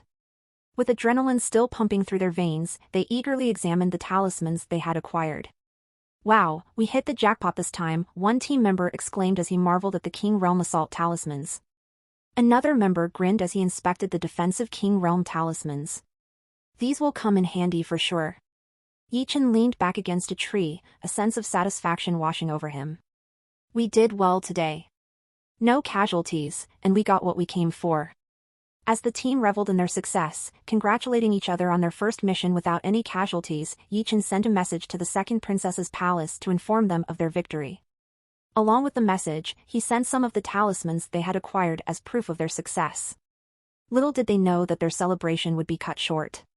2 days later, Yi Chen's group was suddenly attacked in their hideout. They found themselves surrounded by a group of powerful experts who had been led to their location by none other than the guild master. It turned out that he had struck 1,000 miles tracking talisman on the griffin they used to escape, allowing him to track their every move. Yi Chen quickly assessed the situation and realized that they were up against some of the most powerful forces in the region. He looked around at his team and saw the fear in their eyes, but he knew that they couldn't afford to falter now. "We're not going down without a fight," he declared, drawing his sword. The group braced themselves for the impending battle as the attackers closed in on them. They could see the powerful elders of the Celestial Dragon sect leading the charge, their eyes filled with fierce determination. As they fought for their lives, it became clear that the guildmaster had spared no expense in hiring the best mercenaries to aid in this attack. The three groups of mercenaries fought with ruthless efficiency, their weapons glinting in the sunlight as they attacked relentlessly. They had been provided with powerful talismans and some enchanted weapons. Despite their best efforts, the group soon found themselves overwhelmed and outnumbered. The guards of the Celestial Talismans Guild were closing in on them, and Yi Chen knew that they had to act fast. "Fall back," he shouted to his team as they began to retreat towards the edge of the clearing. But it was too late. The attackers had surrounded them from all sides, leaving them with nowhere to run. Adding insult to injury, Yi Chen's team had neglected to disguise themselves in dark clothing to conceal their identities. The guildmaster's gaze swept over the group, and recognition dawned on his face as he spotted the two elders of the Tongue Clan. His lip curled into a sneer. "So the Tongue Clan has joined forces with the enemies of the Celestial Talismans Guild. You will pay for your treachery," he growled. Suddenly, his attention was drawn to Yi Chen, who was wielding a heavy sword and emanating sword chi. The guildmaster's eyes widened with realization. "You're Yi Chen," he exclaimed. Yi Chen let out a snarl as he heard that voice. He quickly pulled out a 1,000 miles escape talisman and crushed it. In the next moment, Yi Chen disappeared. The guildmaster of the Celestial Talismans Guild and the elders of the Celestial Dragon Sect were fuming over Yi Chen's successful escape. Despite their best efforts, they had been unable to locate him. On the bright side, they had managed to capture numerous members of the Tongue Clan who had participated in the raid on the guild. Moreover, they had also recovered 5 assault and 3 defensive King Realm talismans. These captives had undergone intense interrogation under the effects of talismans, and they were willing to share whatever information they had. Upon interrogation, the captured members of the Tongue Clan revealed that the attack was orchestrated by the second Princess Wang Ying's faction. However, the motive behind the attack on the Celestial Talismans Guild remained a mystery. The Tongue Clan also disclosed that their initial target was actually the branch of the Tao of Alchemy Society in Jiu City. However, for some reason, the princess called off the attack, which led Yi Chen's team to set their sights on the Celestial Talismans Guild. The news of the attack on the Celestial Talismans Guild by Yi Chen's team spread like wildfire, reaching the ears of everyone in the Empire within a matter of days. However, the report didn't mention the involvement of the second princess. The guildmaster knew that it would be unwise to reveal the princess's involvement in the matter. He had his reasons to believe that the princess would pay a hefty sum to keep her name out of the news. As he fled from the city, Yi Chen couldn't help but feel the weight of the situation pressing down on him. His team had been exposed, and the guildmaster was sure to have sent out his most skilled trackers. As he headed north, he kept a watchful eye on his surroundings, scanning the landscape for any sign of pursuit. He knew he had to put as much distance between himself and the Celestial Talismans Guild as possible. Unbeknownst to Yi Chen, he was unwittingly making his way towards one of the fierce battlefields between the human and demon realms. The Crown Prince himself was leading the charge, battling fiercely to subdue the demons. This battlefield held immense strategic value for the demons, owing to the presence of a natural essence spring that sprouted from the ground. This spring was a vital resource for the demons, capable of strengthening their bloodline and enhancing their abilities. Yi Chen stumbled upon a scene of intense battle, where the Crown Prince's soldiers had raided a demon hideout. To their surprise, they found the demon princess of the Void Soul Twilight Dominion inside, protected by a cadre of powerful demon experts. The air was thick with the clash of weapons and the whizzing of spells as human King Realm experts engaged the demon experts in fierce combat. Yi Chen was ready to lend his support to the human side when his eyes fell upon the demon princess, who was unleashing devastating attacks with a purple belt. However, it wasn't her fighting style that captured Yi Chen's attention, but her striking beauty. Her long, flowing pink hair and piercing green eyes were mesmerizing, and her slender, curvy figure moved with deadly grace as she fought off the human attackers with ease. Despite his loyalty to the human race, Yi Chen found himself transfixed by her otherworldly beauty and stood frozen in awe for several moments. It wasn't until a sudden gust of wind jolted him back to reality that he realized he needed to snap out of his trance and focus on the situation at hand. As Yi Chen snapped out of his trance, he noticed the perilous situation the demon princess was in. She had sustained severe injuries and was on the verge of being dealt a fatal blow. In desperation, she pulled out a talisman, but Yi Chen knew it would take time to activate it, and by then, it would be too late. Reacting on instinct, Yi Chen charged forward with his heavy sword, unleashing a powerful attack called the Gust Slash. The move disrupted the practitioner who was about to land the killing blow on the demon princess, causing him to retreat with a scowl on his face. Yi Chen valiantly stood in front of the demon princess, shielding her from any further harm. His tone was cold and direct as he asked, "Are you all right?" But before he could receive an answer, the demon princess struck him with her purple belt, sending him hurtling to the ground. As he looked up, he saw her swiftly healing her wounds. It was clear that she had only pretended to be injured in order to catch her opponent off guard. However, Yi Chen's unexpected intervention had foiled her plan, and she redirected her attack towards him in frustration. The demon princess bellowed with frustration, "The plan has failed. We must retreat."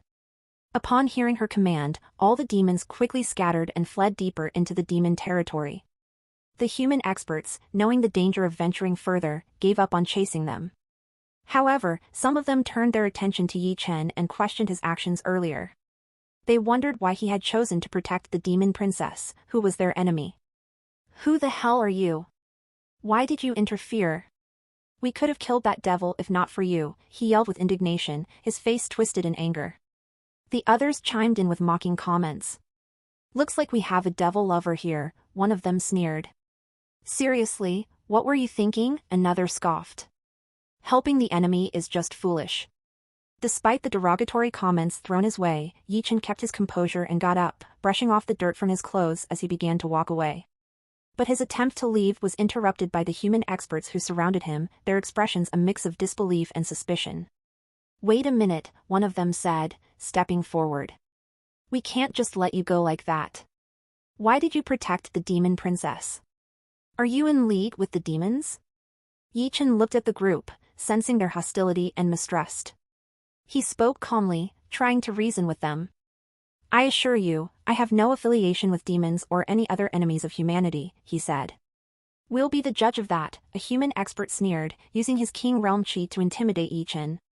But Yi Chen stood firm, his own aura just as potent.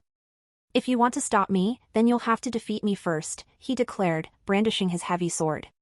Without hesitation, Yi Chen charged towards the human experts, ready to fight them all and make his escape. He knew that he couldn't take them all on, but he refused to go down without a fight. However, it quickly became apparent that he was outnumbered and outmatched. The humans were skilled fighters, and Yi Chen was unable to keep up with their attacks. As they closed in on him, he realized that there was no way he could escape with his meager abilities. However, the impressive display of his swordsmanship had changed the human experts' opinion of him.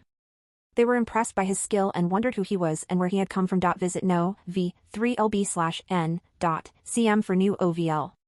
Yi Chen had even used sword chi, which had startled the King Realm experts and made them wonder about his true identity and background. After subduing Yi Chen with chains, the humans presented him to the Crown Prince Wang Hao. As Yi Chen lifted his head, he met the prince's gaze and was taken aback by his striking appearance. Wang Hao had dark blue hair that fell to his shoulders in elegant waves, and his eyes sparkled with the color of rubies. He had an extremely handsome face, with sharp features and a lean, muscular body that exuded power and authority. Yi Chen's heart began to race as he stared at Wang Hao, feeling a sense of fear for one of the first times in his life. The Crown Prince gave off an oppressive and intimidating aura, as if he could crush Yi Chen with a mere flick of his finger. Even when Yi Chen had fought Wang Jian, he hadn't experienced such a feeling. The Crown Prince Wang Hao's impassive gaze was fixed on Yi Chen as he spoke. "My subordinates told me what you did on the field. Why would you try and save the demon princess?" In response to the Crown Prince's question, Yi Chen hesitated for a moment before answering. I've never encountered a demon that looked so similar to a human before. I was confused and thought that some powerful experts were bullying a defenseless woman." Wang Hao sneered in response. "Who are you?" He cleared his throat before finally speaking up. "I am Yi Chen, a disciple of Old Chu from the Heavenly Blade sect," he said firmly, making sure to emphasize his master's name. Wang Hao's expression turned cold at the mention of Old Chu's name. He narrowed his ruby eyes dangerously, sizing up Yi Chen with a critical gaze. "Old Chu, you say? The previous sect master of the Heavenly Blade sect, huh?" he said slowly. "But what makes you think you can interfere in our affairs?" Yi Chen felt a wave of fear wash over him as he stared up at the imposing figure of the Crown Prince. He swallowed hard before replying, I acted on impulse. I didn't know that I was getting involved in your affairs." Wang Hao snorted in response. "Ignorance is not an excuse," he said icily. "Guards, take him away and throw him in with the demon prisoners." Wang Jian was in the midst of a discussion with his fellow comrades when he received a report about Yi Chen's recent actions. By this time, Wang Jian had managed to gain the loyalty of all his friends' families, following the example set by Xia Shiwei's family. As they had learned from Xia Shiwei's family's experience, it was wiser to align with Wang Jian's faction now as the other princes' factions had already started targeting them. Unbelievable, Luo Ying said, shaking his head in disbelief. Attacking the Celestial Talismans Guild? That's just asking for trouble. Lu Yu nodded in agreement and added, yes, my father informed me that the guild's top executives are planning to take strict measures against him. They are even contemplating permanently banning him from purchasing any talisman from us in the future. Xia Shiwei let out a contemptuous snort. What's the point? He'll just ask someone else to buy it for him. Lu Yu's brow furrowed in contemplation. What do you suggest we do then? Tang Xiaohui interjected firmly, we should take action ourselves and eliminate this idiot once and for all. No, Wang Jian spoke firmly. Xia Shiwei seemed unconvinced as he replied, but why, Jian? The longer he runs around, the more mess he will make. Wang Jian explained his reasoning calmly. Right now, he is creating enemies for himself and making a huge mess. We should let him do that. Meanwhile, we need to focus on strengthening our own faction. Although each of your families is extremely powerful in your respective organizations, it still won't be enough to challenge my siblings. He continued, my eldest brother Wang Hao has complete control over the Crimson Guards, the Brotherhood of Steel Fist, and the Jade Order. He also has close allies in the Heavenly Blade Sect and the Celestial Dragon Sect. Meanwhile, my second sister Wang Ying has complete control over the Silk Road Traders, the White Lotus Society, and significant control over the Tao of Alchemy Society. She has influence over major clans like the Jin clan, Tung clan, and so on. I have also heard that the Lotus Blossom Sex Mistress is close to her. Lastly, my third brother has a mysterious yet wide network that encompasses every organization. He has the majority of experts in the Lotus Assassins and the Black Hand working for him. He also has the Jade Serpent clan working for him. Wang Jian finished speaking and looked at each of his comrades. Tang Xiaohui asked with curiosity, then how do you want us to proceed? Wang Jian's tone became serious as he spoke, our first target should be the Tao of Alchemy Society. Pills and elixirs are crucial for all cultivators, and without them, it's impossible to grow stronger. Luo Ying nodded in agreement, you're right. All of Wang Jian's comrades appeared to agree with that statement. Xia Shiwei expressed his concern, but what should we do? My grandfather's status has already made my family very influential in the Alchemy Society. Wang Jian responded calmly, that may be true, but don't forget what happened when your grandfather fell ill. The members of the Alchemy Society humiliated your family. In fact, without your grandfather, the Alchemy Society wouldn't even care about your family. Xia Shiwei gritted his teeth and clenched his fists in anger while recalling that painful memory. You're right about that. Wang Jian's eyes flashed with a dangerous glint as he spoke, we will change that. They need to fear you and your family. Xia Shiwei looked at Wang Jian intently and asked, how will I do that? 5DDEU up TS on NOV/E/LN.com. Wang Jian pulled out a list and handed it to Xia Shiwei with a sinister smile, these are the names of all the members who took action against your family. Your task is to gather information on each member and identify the ones who are loyal to my second sister's faction. Xia Shiwei nodded and accepted the list, I understand. What should I do once I have identified them? I will inform you later, Wang Jian replied with a cryptic smile. Luo Ying spoke for the rest of the group, and what about us? Wang Jian looked at them all and gave clear instructions. I want you to do the same task as I just assigned to Zhiwei. However, I also want you to ask your family to stop selling talismans and instead gather them. I will provide a buyer who will purchase them at twice the price. Lu Yu was thrilled by this news and grinned widely. You got it. Wang Jian turned his attention to Tang Xiaohui next. Expand your network and make contact with local blacksmiths and armorsmiths from towns, villages, and other cities. I will provide the funds. Pay them in advance and ask them to create the weapons quickly. Also, ask the merchants who have a good relationship with your family to keep tabs on Yi Chen and report any information about his actions to my palace directly. Tang Xiaohui nodded firmly. That can be arranged as long as there is sufficient funding. Wang Jian chuckled in response. There is no shortage of that for now. He then turned to Luo Ying. As for you, I want your family to gather as many disciples as possible and begin recruiting them for my faction. Even if there are only a few at first, it doesn't matter. Luo Ying raised a concern. But if the sect master finds out about this, it could be a problem. He has strictly forbidden any factions within the sect. Wang Jian was confident. I will handle that. Any other doubts? He asked the group. It was Tang Xiaohui who spoke up this time. What if the other factions discover what we are doing? Wang Jian replied simply, for now, we'll hire powerful mercenary groups. I'll take care of this issue soon enough. Does anyone else have any other questions or concerns? He asked. Nah, they responded rather lazily. With that settled, they decided to relax and unwind. They spent the rest of the day in leisure, enjoying each other's company as they chatted and drank. Wang Jian's instructions to his friends were well received, and they immediately set to work carrying out their respective tasks. Xia Shiwei diligently worked through the list of 28 names and had already identified 7 members who were loyal to Wang Ying's faction. Despite Xia Shiwei's best efforts to be discreet in his investigation, it didn't take long for the 7 individuals he had identified to catch wind of what was going on.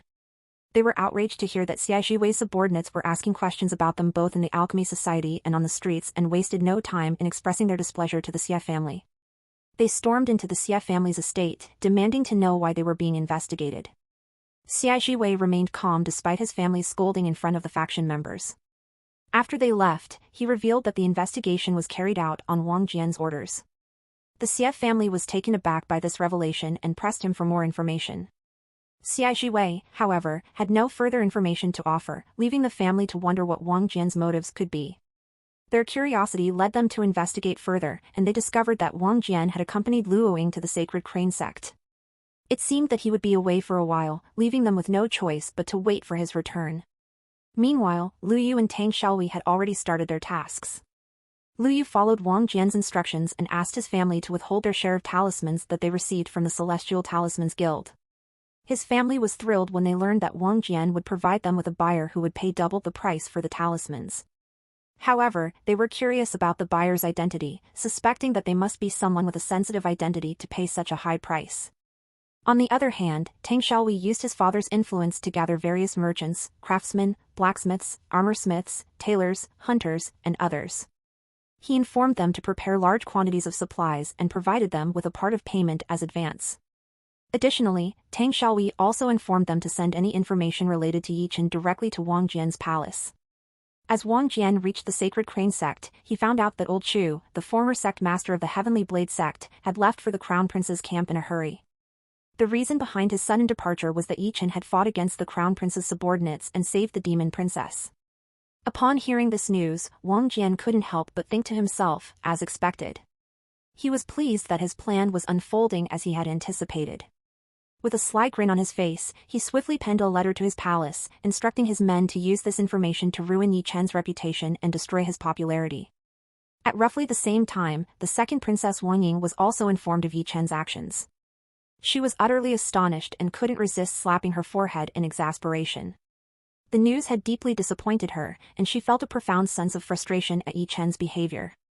Old Chu, a respected emperor realm expert and Yi Chen's master, had made his way to the Crown Prince Wang Hao's camp in the north to inquire about his disciple's whereabouts. "Where is my disciple?" Old Chu demanded, his tone blunt and unapologetic. Despite his authority, not many dared to speak to the Crown Prince in such a manner. However, Old Chu's reputation and standing in the martial world allowed him that privilege. The Crown Prince remained unperturbed by Old Chu's mannerisms and responded calmly, "He has been imprisoned alongside the demons. His actions have left me with no choice. He did try to save the demon princess, after all." Old Chu's expression darkened at the mention of Yi Chen's involvement with the demon princess. Yi Chen has always been rash and impulsive. "I will take full responsibility for his actions and will ensure that he receives the punishment he deserves," he said firmly, his voice laced with disappointment. The Crown Prince nodded solemnly, "I understand, Master Chu. However, I must ask you to keep a close eye on him. We cannot risk any more incidents like this." Old Chu nodded upon hearing those words. However, the Crown Prince continued with a cold tone, "I expect the Heavenly Blade sect to make up for this magnanimity." A frown appeared on Old Chu's face as he replied, "I shall personally owe you a favor, Wang Hao." Wang Hao smiled slyly, that is good enough. You can take him away. While Old Chu went to retrieve his disciple, Yi Chen was engaged in a fierce battle against the demons locked up with him. Despite being outnumbered, Yi Chen easily dispatched the demons because of his superior physique and skills. As he threw their lifeless bodies into his chaos essence bead, he noticed something strange happening. A dark energy was being generated within the bead as a result of the demon corpses being absorbed. This energy was absorbed by Yi Chen's body, making him feel stronger and more invigorated than ever before. In fact, his vitality and stamina were being fully restored with each demon he defeated and absorbed. Yi Chen was amazed by this unexpected turn of events. He never knew that the Chaos Essence bead possessed such a unique ability. With renewed determination, Yi Chen continued to fight the demons, growing stronger with each victory. Suddenly, a booming voice from above interrupted his battle. Yi Chen, the voice called out, causing him and the demons to look up in surprise.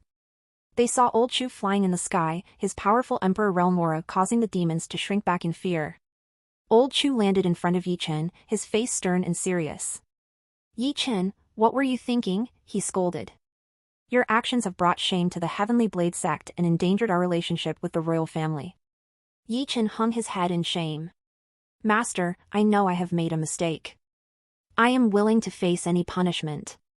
Old Chu sighed, his tone softening.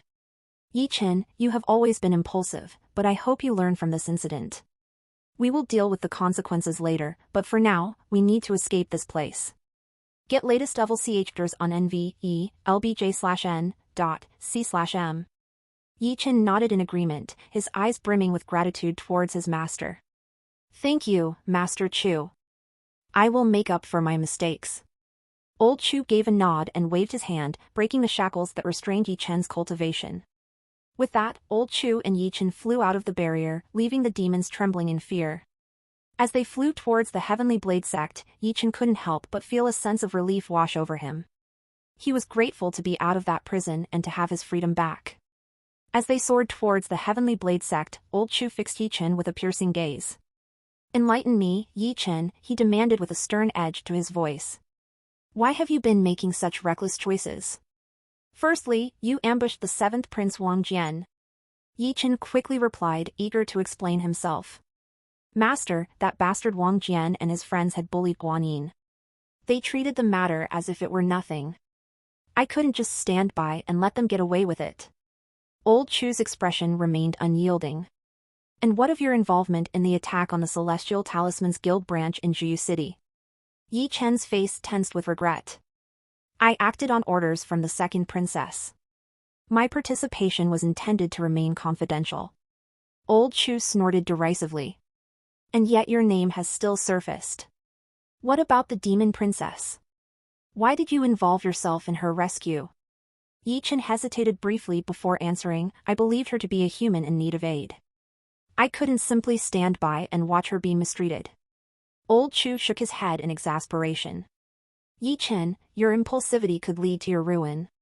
You must learn to consider the ramifications of your actions. They will catch up with you in time. Yi Chen hung his head in acquiescence, fully grasping the severity of the situation. Do you understand the consequences of your actions?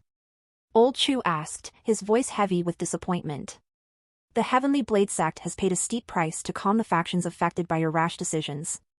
We were forced to use 3 kilograms of the Tyrant Emperor's crystal to forge a sword and gift it to Wang Jian.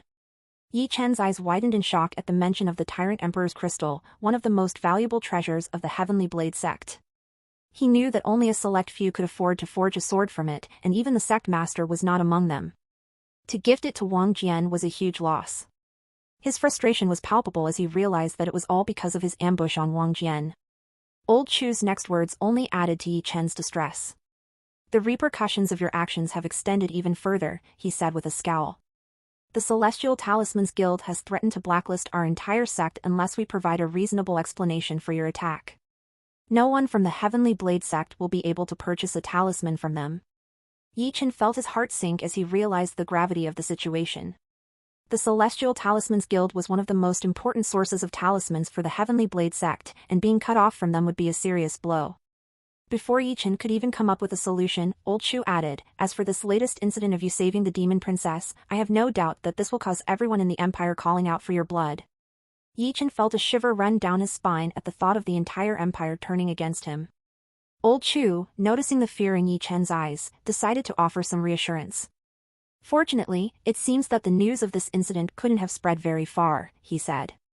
Since Wang Hao wants to use it as leverage against me, he won't actively spread it. I'll also use my contacts to make sure that the news doesn't reach too many ears. Yi Chen felt a glimmer of hope at Old Chu's words. He knew that Old Chu was well-connected and had a lot of influence in the empire, so his assurance was comforting. Old Chu continued, your good relationship with the church will also come in handy. People will have a hard time believing that someone who is so closely tied to the church would conspire with a demon. Yi Chen felt a surge of gratitude towards Old Chu. Thank you, Master. I am forever in your debt for this favor, he said earnestly. It's my duty as your teacher to aid you in your time of need, Old Chu replied sagely. Remember to take this as a lesson and learn from it.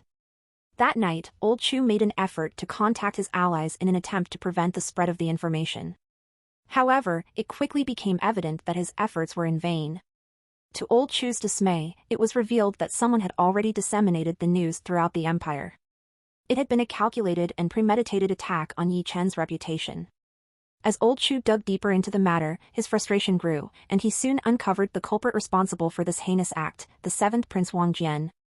When Yi Chen learned of this, he couldn't contain his anger and punched the ground in fury, his frustration boiling over. The most annoying part was that Old Chu and Yi Chen couldn't challenge these rumors as they were the truth. We must act swiftly to rectify the situation, Old Chu said with determination. Yi Chen was all ears, desperate for a solution to his predicament. What can we do? He asked. Forget about the agreement with the second princess, Old Chu advised. Instead, we must focus on eradicating demon nests that are plaguing the empire. By actively hunting these demons, news of your exploits will spread, and eventually, the people will forget about this incident. Yi Chen nodded, understanding the gravity of his situation. I'll do whatever it takes to clear my name, he replied with conviction. After returning to the Heavenly Blade sect, Yi Chen sent a message to the second princess to inform her of his decision. Second Princess Wang Ying was more than happy about this decision. In fact, if Yi Chen hadn't taken this decision, she would have thrown him out of her faction. At this very moment, Wang Jian was in the middle of a meeting with the highly influential sect master of the Sacred Crane sect, Ji Huan. With his peak stage king realm cultivation, Ji Huan was widely respected throughout the sect for his wisdom and strength. Meanwhile, Luo Ying's father held the position of sixth elder in the sect, with a mid-stage king realm cultivation.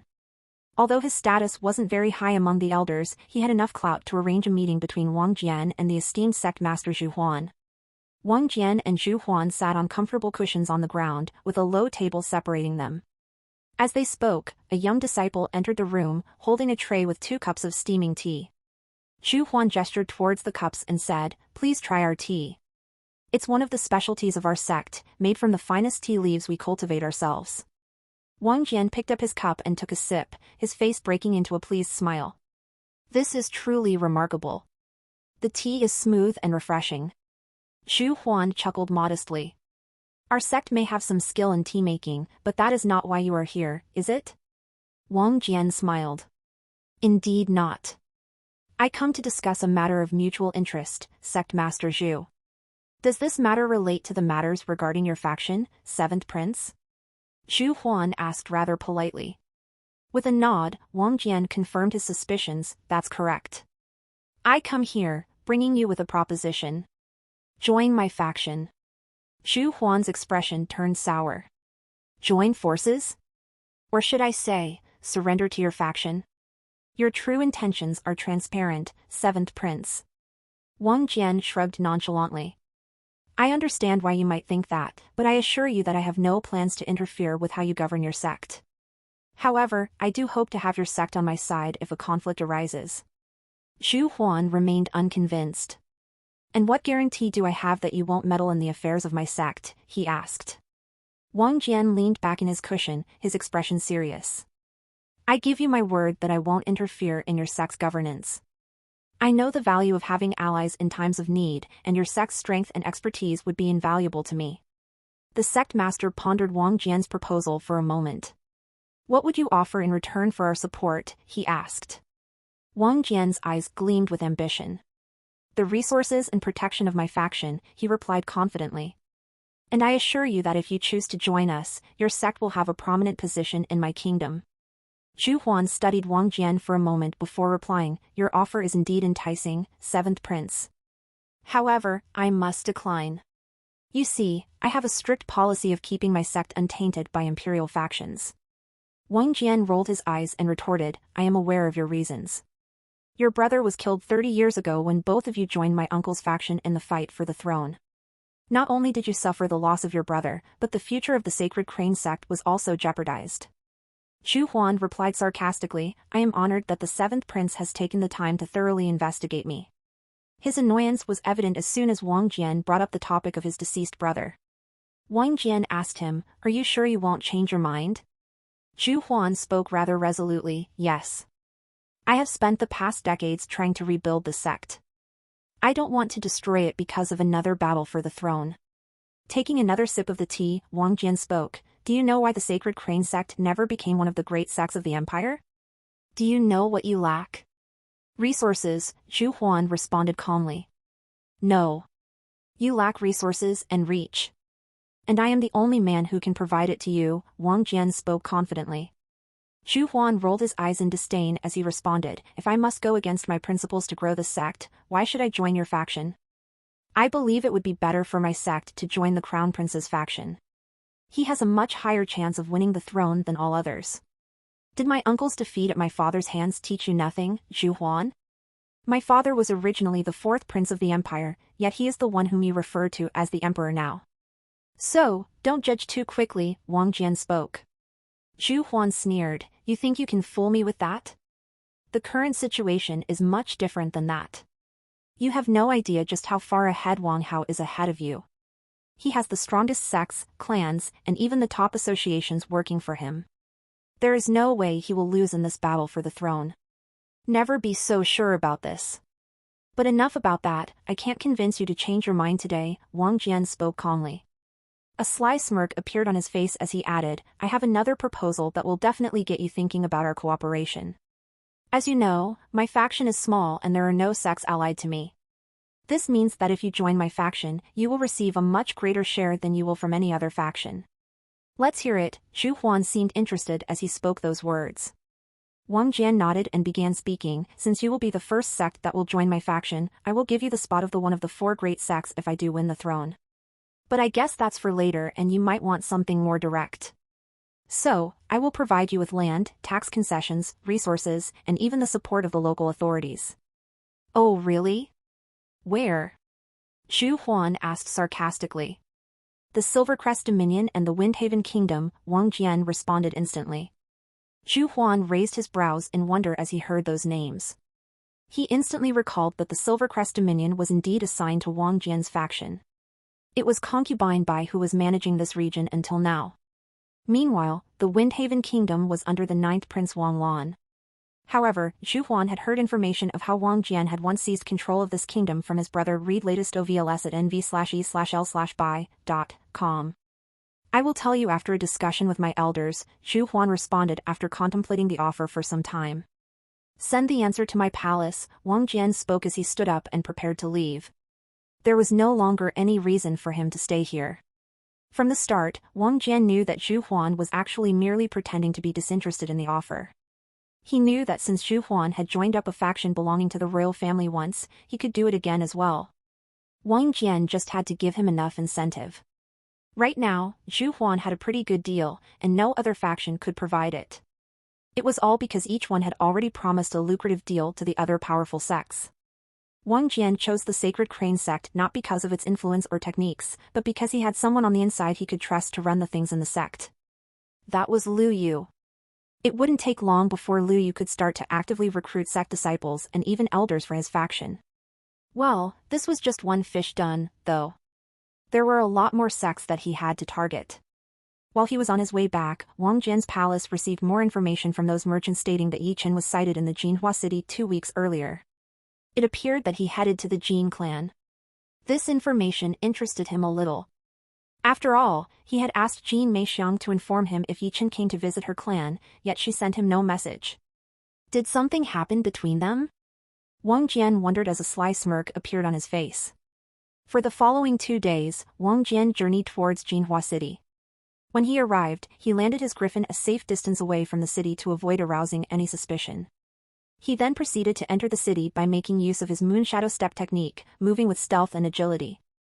The Jin clan's security measures were quite formidable, but Wang Jian was able to overcome them by utilizing his shadow manipulation skills to create a shadow clone. The clone blended seamlessly with the shadows and quietly infiltrated the Jin clan's opulent mansion, which was a hub of activity with guards patrolling the premises. Considering that Wang Jian had been inside the mansion before, it didn't take his clone much time to find Jin Meixiang. At this moment, Jin Meixiang was in her chambers, cultivating at this moment. Miss Meixiang. I feel distressed that you didn't inform me about Yi Chen's visit to your mansion. I thought we were friends, Wang Jian's voice resounded in the room. Jin Meixiang was startled to hear Wang Jian's voice so suddenly. Why, Your Highness? Jin Meixiang spoke aloud as her voice trembled in fear. The shadow on the ground suddenly turned into a corporeal being with Wang Jian's physique. He spoke, don't worry. I am just a clone sent by the master to ask you a couple of questions. Jin Meixiang wasn't unfamiliar with the clone techniques, but it was the first time she had seen one appear from shadows like that. She whispered, I see. It's not that I couldn't inform you, but my father came to inform me that the second princess's men are watching me. They will intercept all my messages to you. My second sister, huh? Why was Yi Chen here? Was it something to do with her? Wang Jian's clone asked. Jin Meixiang nodded, that's correct. She wanted his help to deal a huge damage to your faction, Your Highness. After asking a couple more questions, the clone dispelled itself. Wang Jian received those memories soon enough. A sly smirk appeared on his face as he felt that things were becoming really interesting. As Wang Jian returned to his palace in Arya City, he was greeted by his wives. How is the business setup going on? He asked. Fen Shuang replied with a smile, all 3 tribes have successfully set up their businesses. We didn't even have to exhaust our resources for the Crimson Mammoth tribe and the Miracle Angel tribe. Wang Jian nodded with satisfaction. That's great news. And what about my third brother's informants? Did you find any? Su Xian spoke up, yes, we found a few. Apparently, the third prince has spies in the 2 tribes who inform him of any new developments. We have already gathered information about the people he has bribed. Excellent work, Wang Jian said, a smirk forming on his lips. But don't take action against them yet. Let them simmer. We can use them to send our own chosen information to my third brother. Su Xian and Fen Shuang shared a look of relief. Fen Shuang spoke up, we were planning to confront them soon, but it's a good thing we waited for you. Get your clan ready, Wang Jian instructed her. I want the Night Dagger clan to appear ready to accept all missions regarding theft or assassination. Among those missions, choose the ones that you feel will benefit our faction the most. Fen Shuang nodded, all right. I'll send 2 delegates from the clan. Wang Jian then turned to Su Xian, prepare Meng Xiaoyi and your disciples. You will accompany them to the Blackthorn Forest and lead them to battle beasts. But remember, your goal is to gather experience, not to engage in combat with extremely strong beasts. Yes, my husband, Su Xian replied eagerly. She had been looking forward to this opportunity to lead her disciples into battle. What Wang Jian didn't inform Su Xian was that he was going to send Lady Zhuoran after her secretly. She was a King Realm expert, so she could easily defend them against any powerful beasts or experts they accidentally encounter. Meanwhile, Fen Shuang was going to lead her clan members in a covert mission. They would be tasked with assassinating individuals who worked for factions rival to Wang Jian's. This would weaken his enemy's power and make it easier for him to achieve his goals. Wang Jian wanted to take a break from their usual work and planning, so he decided to take Su Xian and Fen Shuang on a date within his palace. All new chapters nnvlbin.com. He arranged for a private dinner in a beautifully decorated room with a table set with exquisite dishes and delicacies. The room was lit with candles, and the atmosphere was romantic. As they enjoyed their meal, they chatted about their daily lives, and Wang Jian asked about their opinions of the palace. The conversation then turned to Han Shifeng and Kong Huiyan. Su Xian spoke up, I have been thinking about them a lot lately. They have been with us for so long, and they have helped us in many ways. Fen Shuang chimed in, I agree. They are both very skilled and trustworthy. We should find a way to reward them for their loyalty. Wang Jian nodded, I agree with you both. I will make sure they are rewarded for their service to us. What is your opinion of Xiaoling and Bishi Shuyan? He asked them. I don't know why, but I get the feeling that they can't be trusted, Su Xian spoke hesitantly. Wang Jian raised his brow in amazement, so she can sense Xiaoling and Bishi Shuyan's status as heroines with her instincts. That's rather interesting. What about you? What do you think about those two? He asked Fen Shuiying. I have actually asked 2 subordinates to keep an eye on them at all times in the palace. Till now, they haven't done anything suspicious, Fen Shuiying responded. All right, Wang Jian nodded in understanding. At one point, Wang Jian suggested they play a game, and he pulled out a set of cards. Su Xian and Fen Shuiying were both surprised, as they had never played this particular game before. They quickly got the hang of it, and soon they were all fully engrossed in the game. They laughed and teased each other as they played, and the atmosphere was light and carefree. After a while, they finished playing and sat back to relax. Su Xian looked around the palace and couldn't help but comment on how much she loved it. It's so beautiful here, she said. I feel so lucky to be able to live in such a wonderful place. Fen Shuiying nodded in agreement. Yes, the palace is truly magnificent. And the way it's decorated is simply stunning. Wang Jian smiled proudly. I'm glad you both like it. As the night went on, they continued to enjoy each other's company, savoring the delicious food and basking in the warm, inviting atmosphere of the palace. It was a wonderful evening, filled with laughter, joy, and love. The following day, Wang Jian summoned Kong Huyan and Han Shifeng to his chambers. Unlike the previous night with Su Xian and Fen Shuiying, he didn't plan to entertain them with dinner. To his surprise, both Kong Huyan and Han Shifeng entered the room with genuine smiles on their faces, no longer holding any resentment or unwillingness towards him. Kong Huyan's bitterness had greatly diminished after Wang Jian released her father from the dungeon, and Han Shifeng had finally found peace after receiving the holy Aegis pendant that concealed her fallen angel bloodline from her tribe members. So, how goes the development of your tribes? Wang Jian asked them. Kong Huyan responded, it's going well. The third prince has asked my tribe to send our warriors to join up with his forces and help them subdue the nearby bandit camps. Han Shifeng added, he also asked my tribe to concoct healing pellets and elixirs for his forces. In return, he has used his contacts to ensure that everyone in the city will know about this business. Wang Jian nodded, that's good. Follow his instructions carefully but keep note of all his contacts and groups. Already began the work, Han Shifeng spoke proudly. We even assigned a mercenary team to secretly watch over those groups. We already have complete information about each group, including their family and friends. Wang Jian seemed delighted by this news as he spoke, good. Make sure to bribe 2 people in that mercenary group who can send us information about discussions in the inside circle. If they don't accept bribes, then threaten them. But make sure we have 2 informants among each team. Got it, Han Shifeng spoke in understanding. Wang Jian then turned towards Kong Huyan, have your members split up and join different mercenary groups. In fact, teach a couple of your clan techniques to some other experts. I want the name of your tribe to reach far and wide.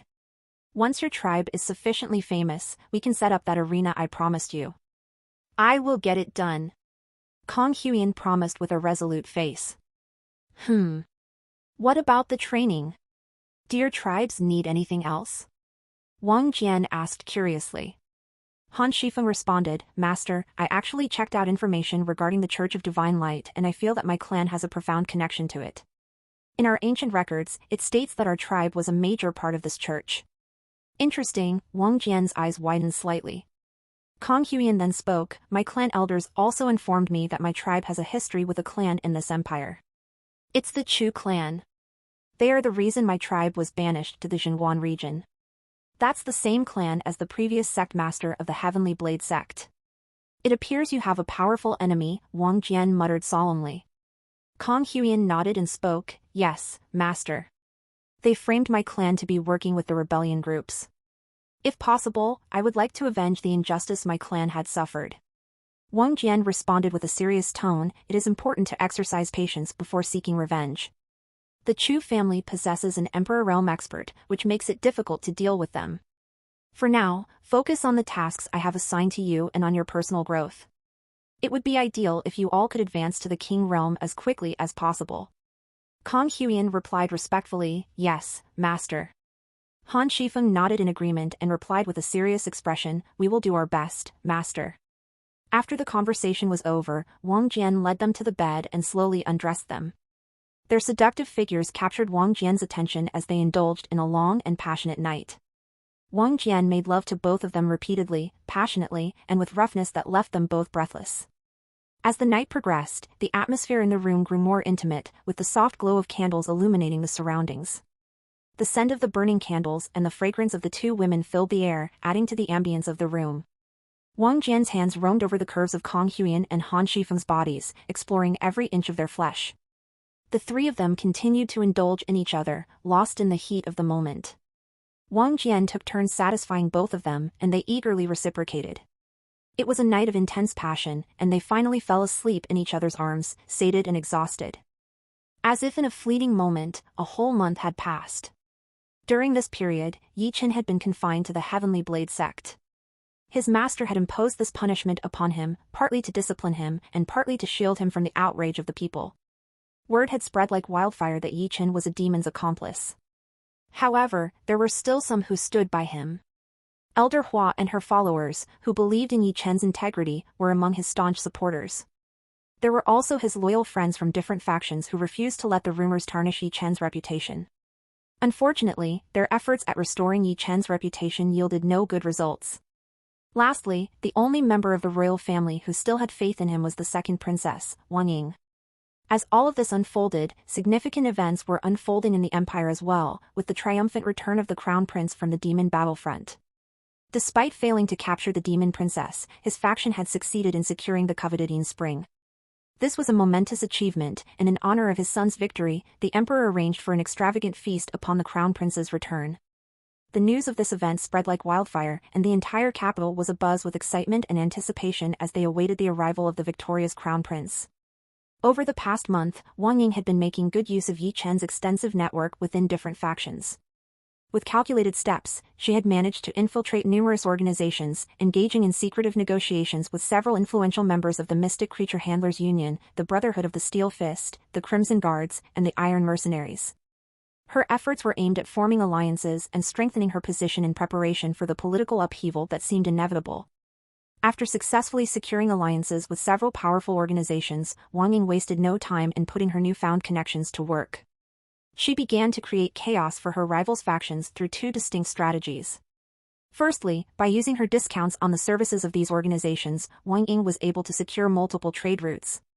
This involved tasking one mercenary group to attack caravans, while another group would protect them. These groups would switch their roles depending on the region they were operating in. Often, the targets of these groups were caravans belonging to clans, sects, or organizations that were affiliated with Wang Ying's rival factions. The Brotherhood of the Steel Fist and the Iron Mercenaries were the primary groups involved in these raids.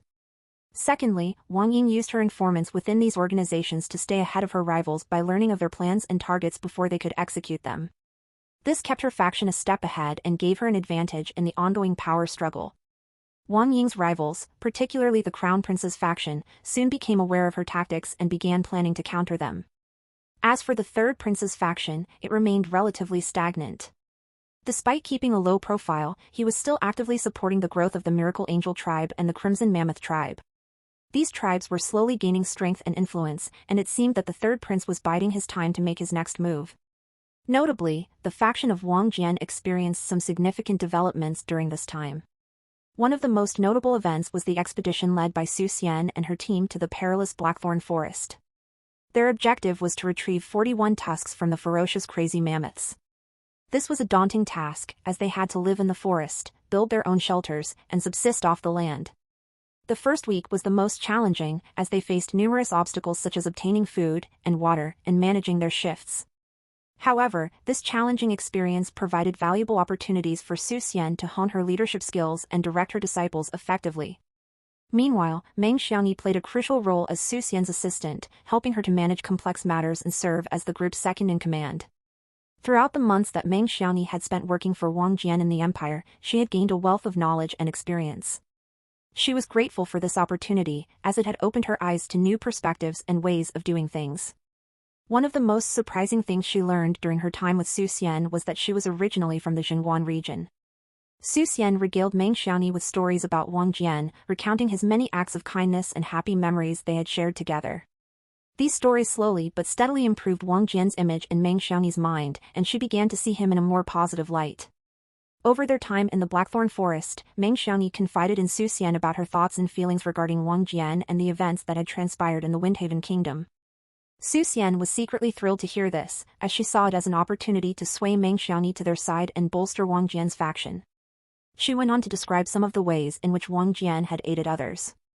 She shared how he had provided assistance during natural disasters to the people in the Jingguan region and sponsored the education of children in an orphanage who could not afford it. Meng Xiaoni listened attentively, deeply impressed by Wang Jian's kindness and compassion. After taking a break to rest, Su Xian continued her praises of Wang Jian. "Being with Wang Jian is truly wonderful," she said. "He takes care of us and ensures that we have everything we need to thrive." Meng Xiaoni was astounded by the level of care and attention that Wang Jian showed for his women. "That's truly remarkable," she said. Su Xian grinned. "Indeed it is. Think about when was the last time you saw a man allow his wife to create and manage her own force?" Meng Xiaoni was taken aback by Su Xian's words and realized that she was right. In reality, even though Meng Xiaoni's mothers were powerful cultivators, they had been reduced to mere housewives, with no influence within or outside the Meng clan, which her father managed. "It's not just me," Su Xian continued. "Jian has also allowed Shuaying, Huiyan, and Shifeng to manage their own forces. He does provide us with some guidance, but that is his prerogative as the faction leader." "You're correct," Meng Xiaoni whispered. "I never realized this until now." All new chapters nnv.lbin.com.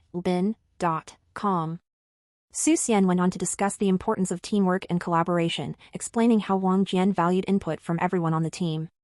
As Meng Xiaoni heard these words, she felt a sense of camaraderie and understood why Su Xian held Wang Jian in such high regard. Turning to Su Xian, she said hesitantly, "He sounds like a truly exceptional leader." Su Xian nodded, understanding Meng Xiaoni's hesitation. "I know you must have some doubts about him, especially given his actions towards your lover, but I believe he must have had his reasons," Su Xian explained. "After all, why would he travel all the way to the Windhaven Kingdom and kill someone who was insignificant? It doesn't make sense." Meng Xiaoni nodded thoughtfully, realizing that what Su Xian said made sense. "I appreciate your words. I was hoping that Zhang Fei wasn't guilty, but it seems that he was.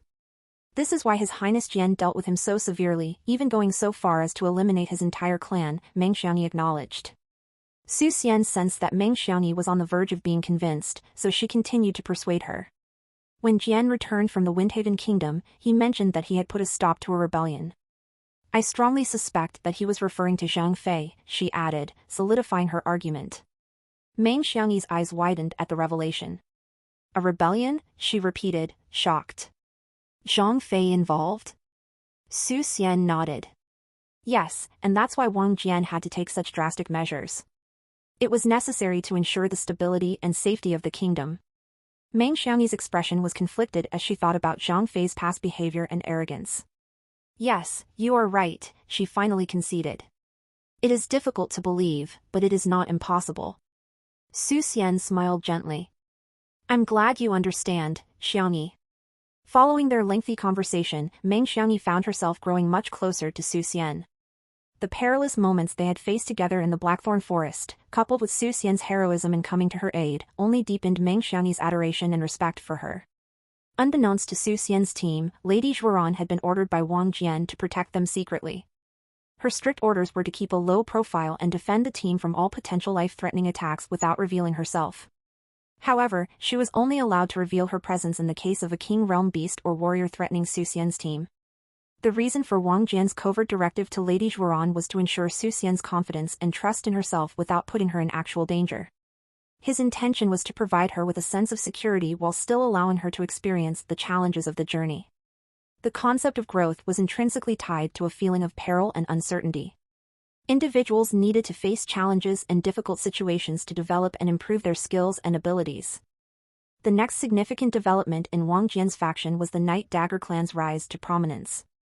They gained infamy for executing successful assassinations of numerous traders, landlords, and some members of reputable organizations. The economic affairs of the empire and those organizations remained largely unscathed as the targets were carefully selected and replaceable. Despite everyone knowing who was responsible for the killings, no one dared to publicly accuse Wang Jian. The Night Dagger clan began receiving a plethora of job offers via letters, each stating the target and the price offered. These letters were handled by brokers who acted as intermediaries between the clients and the assassins. The brokers alone knew the clients' identities and targets. The Underworld Barter Syndicate was a significant organization on par with the Tao of Alchemy Society, led by a peak King Realm expert. It also had close ties with Emperor Realm experts, causing them to possess great influence and background. The Night Dagger clan selected targets that would strengthen Wang Jian's faction, so they exclusively conducted negotiations with the Underworld Barter Syndicate for the price of the deaths of these individuals. News of Fin Shuang's involvement with the Night Dagger clan quickly spread throughout the capital, causing a stir among the various organizations. Many began to wonder about her relationship with Wang Jian and whether or not he had approved of her actions, or if she was acting independently. In a society where men typically held the majority of power, it was uncommon for a woman to be allowed to manage an organization, let alone one as influential as the Night Dagger clan. This fact only added to the intrigue and speculation surrounding Fin Shuang's role. Rumors and whispers circulated through the halls of power, with some speculating that Fin Shuang was using the Night Dagger clan to further her own ambitions. Others whispered that Wang Jian was losing his grip on power, and that his wife was stepping in to fill the void. Despite the rampant speculation, no one could deny the impact that Fin Shuang and the Night Dagger clan had on the empire. Their bold and successful assassinations have certainly been a wake-up call, as many organizations were forced to re-evaluate their own security measures in response. The third notable event that occurred this month was the steady progress of the Crimson Mammoth tribe and the Miracle Angel tribe. The two tribes had also made their impact in the empire, but not to the same extent as the Night Dagger clan. It was only natural, as the third prince wanted to keep his connection with them a secret. These two tribes were going to be his aces to destroy Wang Jian's faction in one go. The fourth significant event that unfolded this month was the successful negotiation between Wang Jian and Sect Master Zhu Huan. All new chapters nnv.lbin.com. As per the agreement, the Sacred Crane sect publicly declared its allegiance to Wang Jian's faction, solidifying their relationship and increasing Wang Jian's power and influence. In keeping with his promise, Wang Jian immediately dispatched messages to King Qin, the monarch of the Windhaven Kingdom, and King Peng, the monarch of the Silvercrest Dominion, requesting their assistance in establishing branches of the Sacred Crane sect in their respective kingdoms. Wang Jian also emphasized the need for unconditional support to be provided to the sect, given their new status as a member of his faction. The move was significant as it not only expanded Wang Jian's sphere of influence but also established a new power dynamic in the region. It was also a clear message to other organizations and factions that Wang Jian was not to be underestimated and that his reach and influence were expanding rapidly. The fifth noteworthy development was the successful integration of the Silver-Tailed Fox clan into Wang Jian's faction. Since both the matriarch, Lady Zhuoran, and her daughter, Bishi Shuyan, were already working for Wang Jian, the process of assimilating the entire clan was relatively smooth.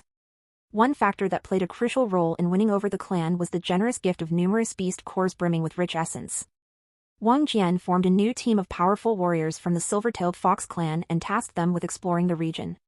He was counting on Bishi Shuyan's extraordinary ability to detect treasures or celestial resources. Of course, Wang Jian ensured that this team of warriors was led by two King Realm experts, as he was unwilling to risk losing or letting go of such a valuable treasure tracker like Bishi Shuyan. Bishi Shuyan was thrilled to receive this opportunity as it served two purposes for her. Firstly, it offered her a temporary reprieve from Wang Jian's advances and spared her from having to engage in any further sexual encounters with him. Secondly, she saw it as a chance to prove her worth to Wang Jian by uncovering more treasures for him. As her value increased, she hoped that Wang Jian would be more inclined to heed her opinions and suggestions in the future. She was shrewd and strategic, recognizing that the key to gaining influence and power for the Silver-Tailed Fox clan in Wang Jian's faction was through demonstrating her usefulness to him. This was also the only way she could keep her mother safe from Wang Jian's depraved clutches. Unfortunately for her, Wang Jian was no ordinary man who could be easily manipulated, and he possessed a keen understanding of human nature, particularly when it came to ambition and greed. During the course of her one-month journey, Bishi Shuyan was able to make a remarkable discovery. She had found not one, but two mines containing rare Lord Realm resources that could be used to create powerful armors. However, it was her third discovery that proved to be the most fortunate of all. There, she stumbled upon a rare opportunity to acquire 20 drops of the stellar azure dew. This was an incredibly precious resource that had the ability to purify the meridians and significantly strengthen the body. Unlike other resources that could cause harmful side effects, the stellar azure dew was completely safe to use. What made the stellar azure dew even more valuable was the fact that it took hundreds of years of cultivation on a special plant to congeal. It contained the essence of a special herb that had been cultivated for centuries and could greatly boost the cultivation of even king realm experts. Without hesitation, Bishi Shuyan immediately absorbed one of the 20 drops. Fortunately, the essence within the stellar azure dew was smooth and easy to absorb, and it quickly circulated within her body. As a result, the beast chi within her physique began to revolve in a particular manner, activating the special methods stored in her bloodline. This method was perfectly suited for her physique, and it allowed her to cultivate with ease. Thanks to the stellar azure dew, Bishi Shuyan's bloodline was greatly stimulated, and a fifth silver tail sprouted from her back, growing to the same size as her other 4 silver tails. Bishi Shuyan was taken aback by the sudden appearance of the fifth silver tail. Her mother had told her that attaining the king realm was a major milestone for any member of the silver-tailed fox clan, as it would result in the growth of an additional tail, regardless of the number of tails they had awakened prior to achieving this level of cultivation. This meant that a fox with 1 tail would gain a second tail, a fox with 2 tails would acquire a third, and so forth. Consequently, Bishi Shuyan would grow her 6th silver tail once she advances to the king realm, putting her bloodline on par with that of the silver-tailed fox clan's ancestral bloodline. The prospect of reaching such a high level of cultivation filled Bishi Shuyan with excitement and a sense of pride. Meanwhile, Bishi Shuyan's cultivation began to rise steadily. It had already reached the 3rd stage of the Lord Realm. And this cultivation was still rising. Filled with excitement, Bishi Shuyan eagerly made her way back to Wang Jian's palace, knowing that her recent discoveries would impress him greatly. The 2 mines that she had stumbled upon were already filled with rare and valuable resources that would benefit Wang Jian's faction greatly, but the 3rd discovery of the 20 drops of the stellar azure dew was the cherry on top of the cake. Once Bishi Shuyan returned to the palace with these drops of the stellar azure dew, Wang Jian immediately distributed among his women while keeping the rest with him. Including Meng Xiaoni in the list of his women who received the dew drop, Wang Jian was left with 12 drops of stellar azure dew. The cultivation of all his women rose steadily. Meanwhile, Wang Jian absorbed 1 drop of stellar azure dew himself. Status: Name: Wang Jian. Age: 20 years old. Destiny points: 212,671. Cultivation: 1st stage of the king realm, rising, 3rd stage of the king realm, after absorption of the essence in stellar azure dew. Cultivation technique: Soaring Dragon Technique, level 5, requires 2 million destiny points to level up. Skills: Origin Fist, Beam of Destruction, Mystic Force, Divine Shielding Iron Body, Enhanced Strength, Spiritual Sensitivity, Moonrise Fist, Lunar Shield, Moonshadow Step, Shadow Manipulation, Dark Fog, Eclipse Domain Annihilation, Tranquil Mind Divine Mantra, Black Castle, Elemental Genius, Dragon's Prestige, Enchantment Ability, Level 1, Starry Night Sky Strike, Serene Moonlight Slash, Swift Silver Stab, Endless Blade Defense, and Flowing Water Guard. Ocular Abilities: True Eyes, Level 2, 200,000 Destiny Points. Bloodline: Blue Moon Eclipse Devil Bloodline. 2nd level, Next Level, 500,000 Destiny Points. Insight and Laws, Flame, Mid-level, 2 million Destiny Points. Lightning, Nil, 150,000 Destiny Points. Dark, Nil, 100,000 Destiny Points. Sword, Nil. Physique: Chaotic Yang Body, 1 million Destiny Points. Spirit: Dark Flame Double-Headed River Dragon, 7-star Spirit, Mutated. Weaknesses: Holy Attribute. Solar Attribute. Discover new Tories at nv/lbin.c/o. Wang Jian prepared himself for the grand feast that the emperor had organized to celebrate the victorious return of the crown prince from his battle against the demons. The banquet was a highly significant event that would witness the attendance of all the high-ranking officials and nobles of the empire, and it was an occasion for displaying one's wealth, power, and prestige. Wang Jian, being a member of the royal family, had to ensure that his appearance was impeccable and befitting his status. He dressed himself in a luxurious silk robe of deep red, embroidered with intricate golden designs that displayed his wealth and taste. Arriving at the banquet hall, he was greeted with the sights and sounds of grandeur, ornate decorations, the aroma of delectable food, and the melody of traditional music that played in the background. As Wang Jian made his way to his designated seat, he overheard snippets of conversations around him. Some were discussing the latest political developments, while others were talking about the impressive feat of the crown prince in securing the Yin Spring. Just as he settled into his seat, the emperor made his grand entrance, and the room erupted in applause. Wang Jian stood up respectfully and joined in, his eyes fixed on the emperor. The emperor's voice boomed throughout the hall as he addressed the guests and raised the goblet in toast. I thank you all for joining us today to celebrate the great victory of our crown prince against the demons. He has secured the Yin Spring, a feat that will go down in the annals of our history. Please enjoy yourselves and celebrate this momentous occasion. The guests responded with a hearty cheer, raising their own goblets in salute. Wang Jian too raised his goblet and took a sip, his eyes fixed on the emperor as he continued his speech. As we feast and make merry, let us not forget the sacrifices and bravery of our warriors who fought valiantly to defend our empire. Their deeds shall forever be etched in the annals of our history, a testament to the indomitable spirit of our people. The guests nodded solemnly, their faces reflecting the somberness of the emperor's words. But as the banquet resumed, the mood gradually lightened, and the guests began to enjoy the sumptuous feast that had been prepared for them. Wang Jian too dug into his plate, savoring the rich flavors and textures of the dishes. After finishing his meal, Wang Jian strolled around the banquet hall, scanning the officials, nobles, and clan heads that had attended the celebration. Most of them belonged to the Crown Prince's faction, and Wang Jian made sure to display his social grace by exchanging greetings and pleasantries with them. As he passed by the Crown Prince's table, Wang Hao spoke up, "Congratulations on reaching the King realm, Jian. I've heard the news." "Thank you, eldest brother," Wang Jian responded with sincere smile. However, the mood soon turned serious as Wang Hao brought up a troubling topic. "I have received reports that your faction has been carrying out assassinations within the capital. I trust you will put an end to this immediately." Wang Jian's expression turned cold as he responded, "Eldest brother, I can assure you that I have no knowledge of any such actions. However, I understand the importance of maintaining peace within the capital and will ensure that any wrongdoing within our faction is brought to light and punished accordingly." Wang Hao nodded, satisfied with his response. "Good. From now on, the Crimson Guards will be conducting investigations into any assassinations within the city. I expect your full cooperation in this matter." Wang Jian nodded solemnly, "Of course, eldest brother. I will do everything in my power to assist in their investigations." As Wang Hao and Wang Jian continued their conversation, the other individuals seated nearby couldn't help but pay attention to their exchange. They could sense the tension in the air, and the experienced politicians among them could already see the subtle but palpable sparks between the two princes. Despite Wang Jian's diplomatic response, it was clear that the two brothers were not on good terms. It seemed as though Wang Hao was determined to assert his authority, while Wang Jian was equally resolved to stand his ground. Some of them exchanged knowing glances, while others whispered discreetly to their companions. Now that the Crown Prince had returned from the battlefront, they believed that the tensions were likely to rise between the factions. Wang Jian, having had his fill of the festivities, excused himself from the Crown Prince's table and made his way towards the exit.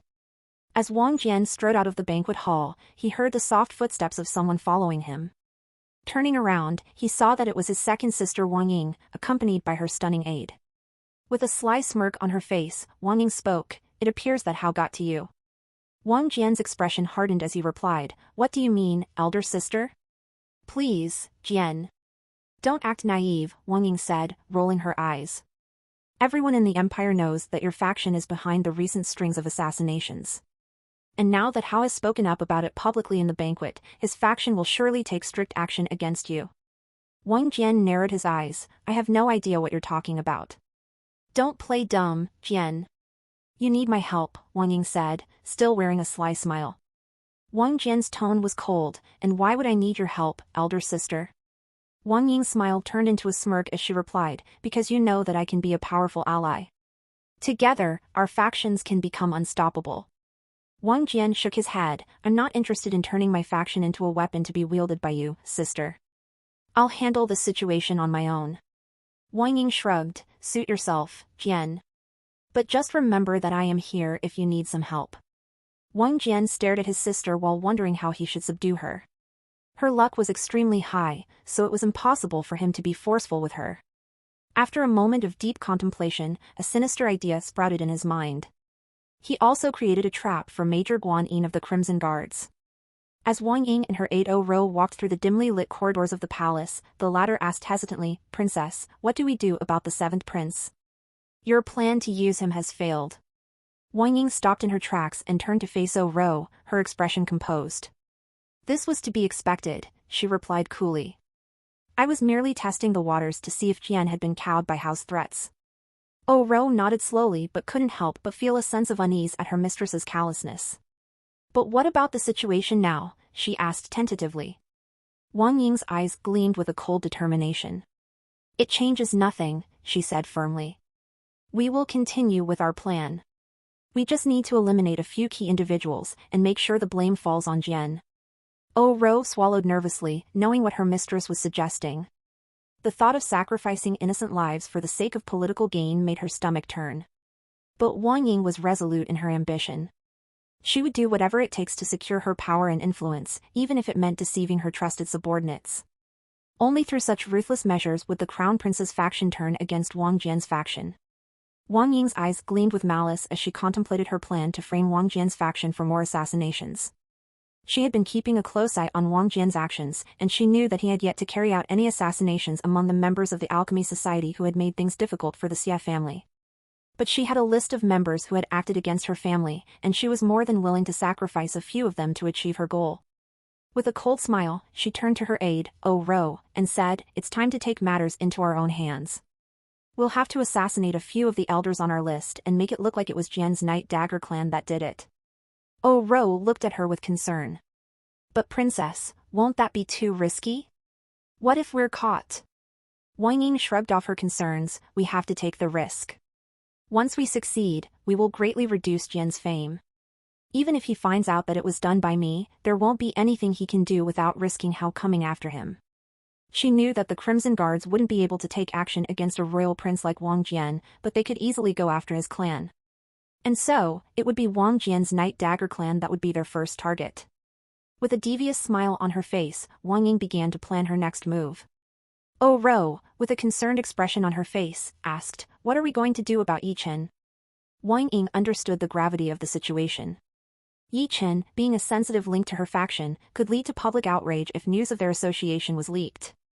She had to tread carefully to maintain her power. If we sever our ties with Yi Chen, we risk losing our hold over the various organizations that we have expanded into through him and his friends. It could potentially be disastrous for us, Wang Ying said, her voice laced with concern. Oh Ro nodded in understanding, but still, the situation worried her. But what if the news does get out? Won't we face severe consequences?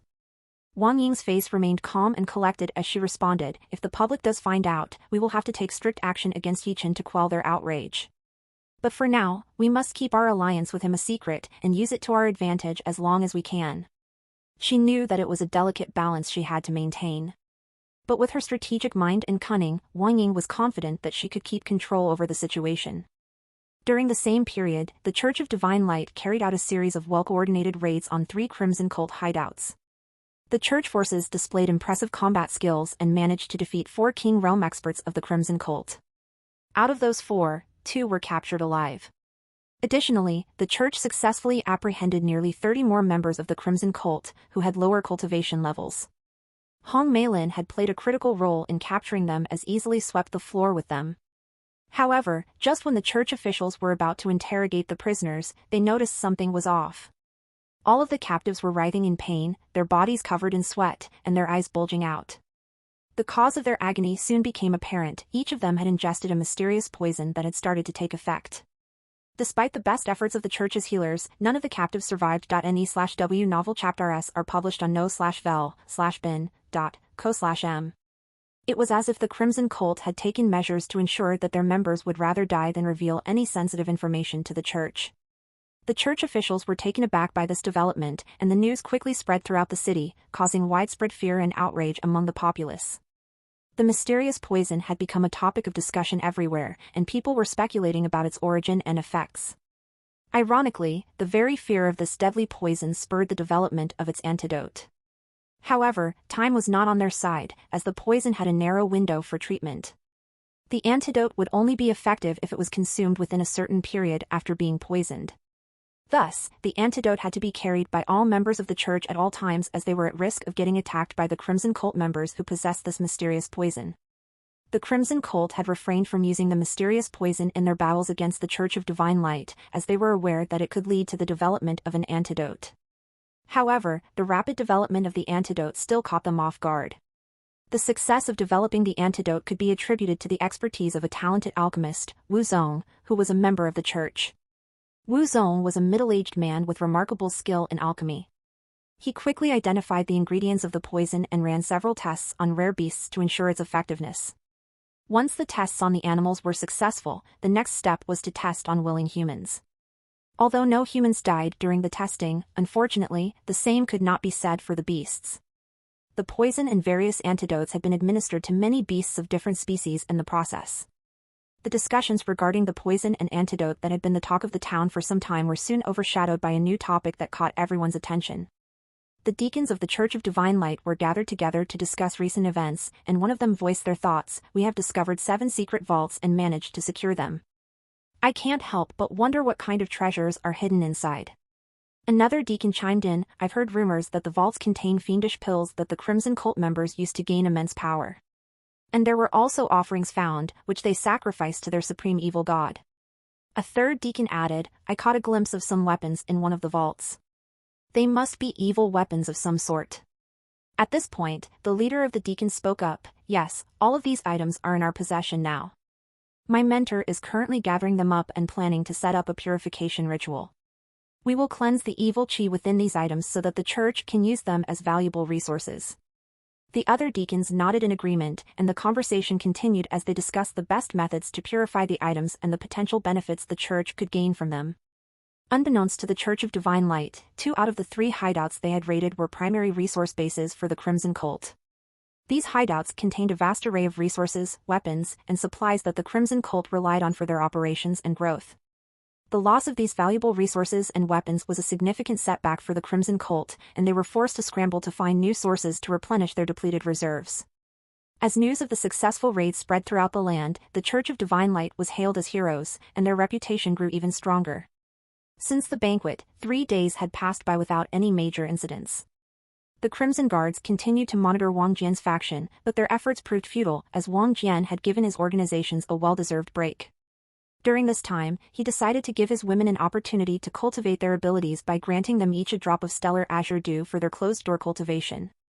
The selected women were Su Xian, Fin Shuiying, Chen Yan, Kong Huiyan, Han Shifeng, Xiao Ling, and Lady Zhuoran.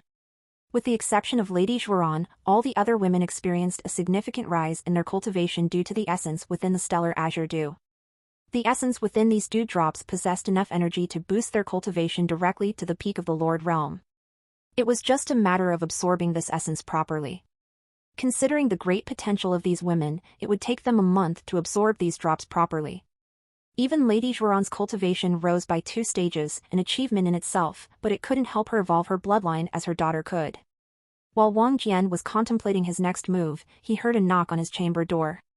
Utilizing his spiritual sensitivity, he identified the person behind the door to be Lady Xia, which surprised him. "Come in," Wang Jian said, curious as to why Lady Xia had sought him out. The door creaked open, and Lady Xiao's eyes quickly scanned the dimly lit room before settling on Wang Jian, who was seated behind a desk. She hesitated for a moment before stepping inside, her cheeks flushed with color. She removed her jacket and draped it over a chair before turning to face him. Her clothing clung tightly to her curves, accentuating her figure in all the right places. This was a departure from her usual conservative attire, and Wang Jian couldn't help but appreciate the sight before him. However, he was curious as to why she had sought him out. "Thank you for inviting me in, Your Highness," she spoke softly, bowing her head slightly. Wang Jian's eyes lingered on her cleavage, which was now on full display, and he couldn't resist the urge to tease her. "What a sly woman you are," he whispered, his voice laced with amusement. As Wang Jian playfully smacked Lady Xiao's buttocks, her moan reverberated throughout the room, punctuating the air with a breathy exclamation of pleasure.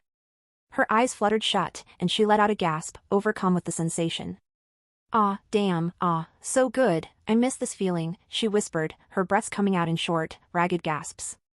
Wang Jian was a little taken aback by her reaction before a devious smile crept onto his face. He chuckled and motioned for her to sit down, his demeanor quickly turning serious. "What brings you here, Lady Xia?" he inquired, studying her intently. Lady Xia stared at him with a shocked expression, her body still tingling from the touch of his hand. She struggled to compose herself before finally speaking, I just wanted to know how you were doing. I wanted to know if everything is going well between you and Shuiying." Fen Shuang was Lady Xiao's daughter and also Wang Jian's wife. So it made sense that Lady Xia had come to talk to Wang Jian about it. As she spoke, however, her gestures were hard to ignore. Lady Xia was purposely crossing her arms beneath her massive globes, pushing them up and out for Wang Jian's perusal. Her lips were bitten in a seductive manner, and her eyes sparkled with an irresistible desire that was impossible to ignore. As Lady Xia continued to speak, Wang Jian listened intently, all the while studying her every movement and gesture. He could tell that she was nervous, yet determined to keep up her seductive facade. He decided to play along, enjoying the game of psychological manipulation. "Well, Lady Xia, I'm doing just fine, thank you for asking," he replied smoothly, his eyes never leaving hers. "As for Shuang and I, everything is going quite well indeed." Lady Xiao's eyes flickered slightly at the mention of her daughter's name, but she quickly regained her composure and leaned forward slightly, giving Wang Jian an even better view of her ample cleavage. "I'm glad to hear that," she purred, her voice dropping to a sultry whisper. "And what about us, Wang Jian? How are we doing?" Wang Jian couldn't help but chuckle at her blatant attempt at seduction.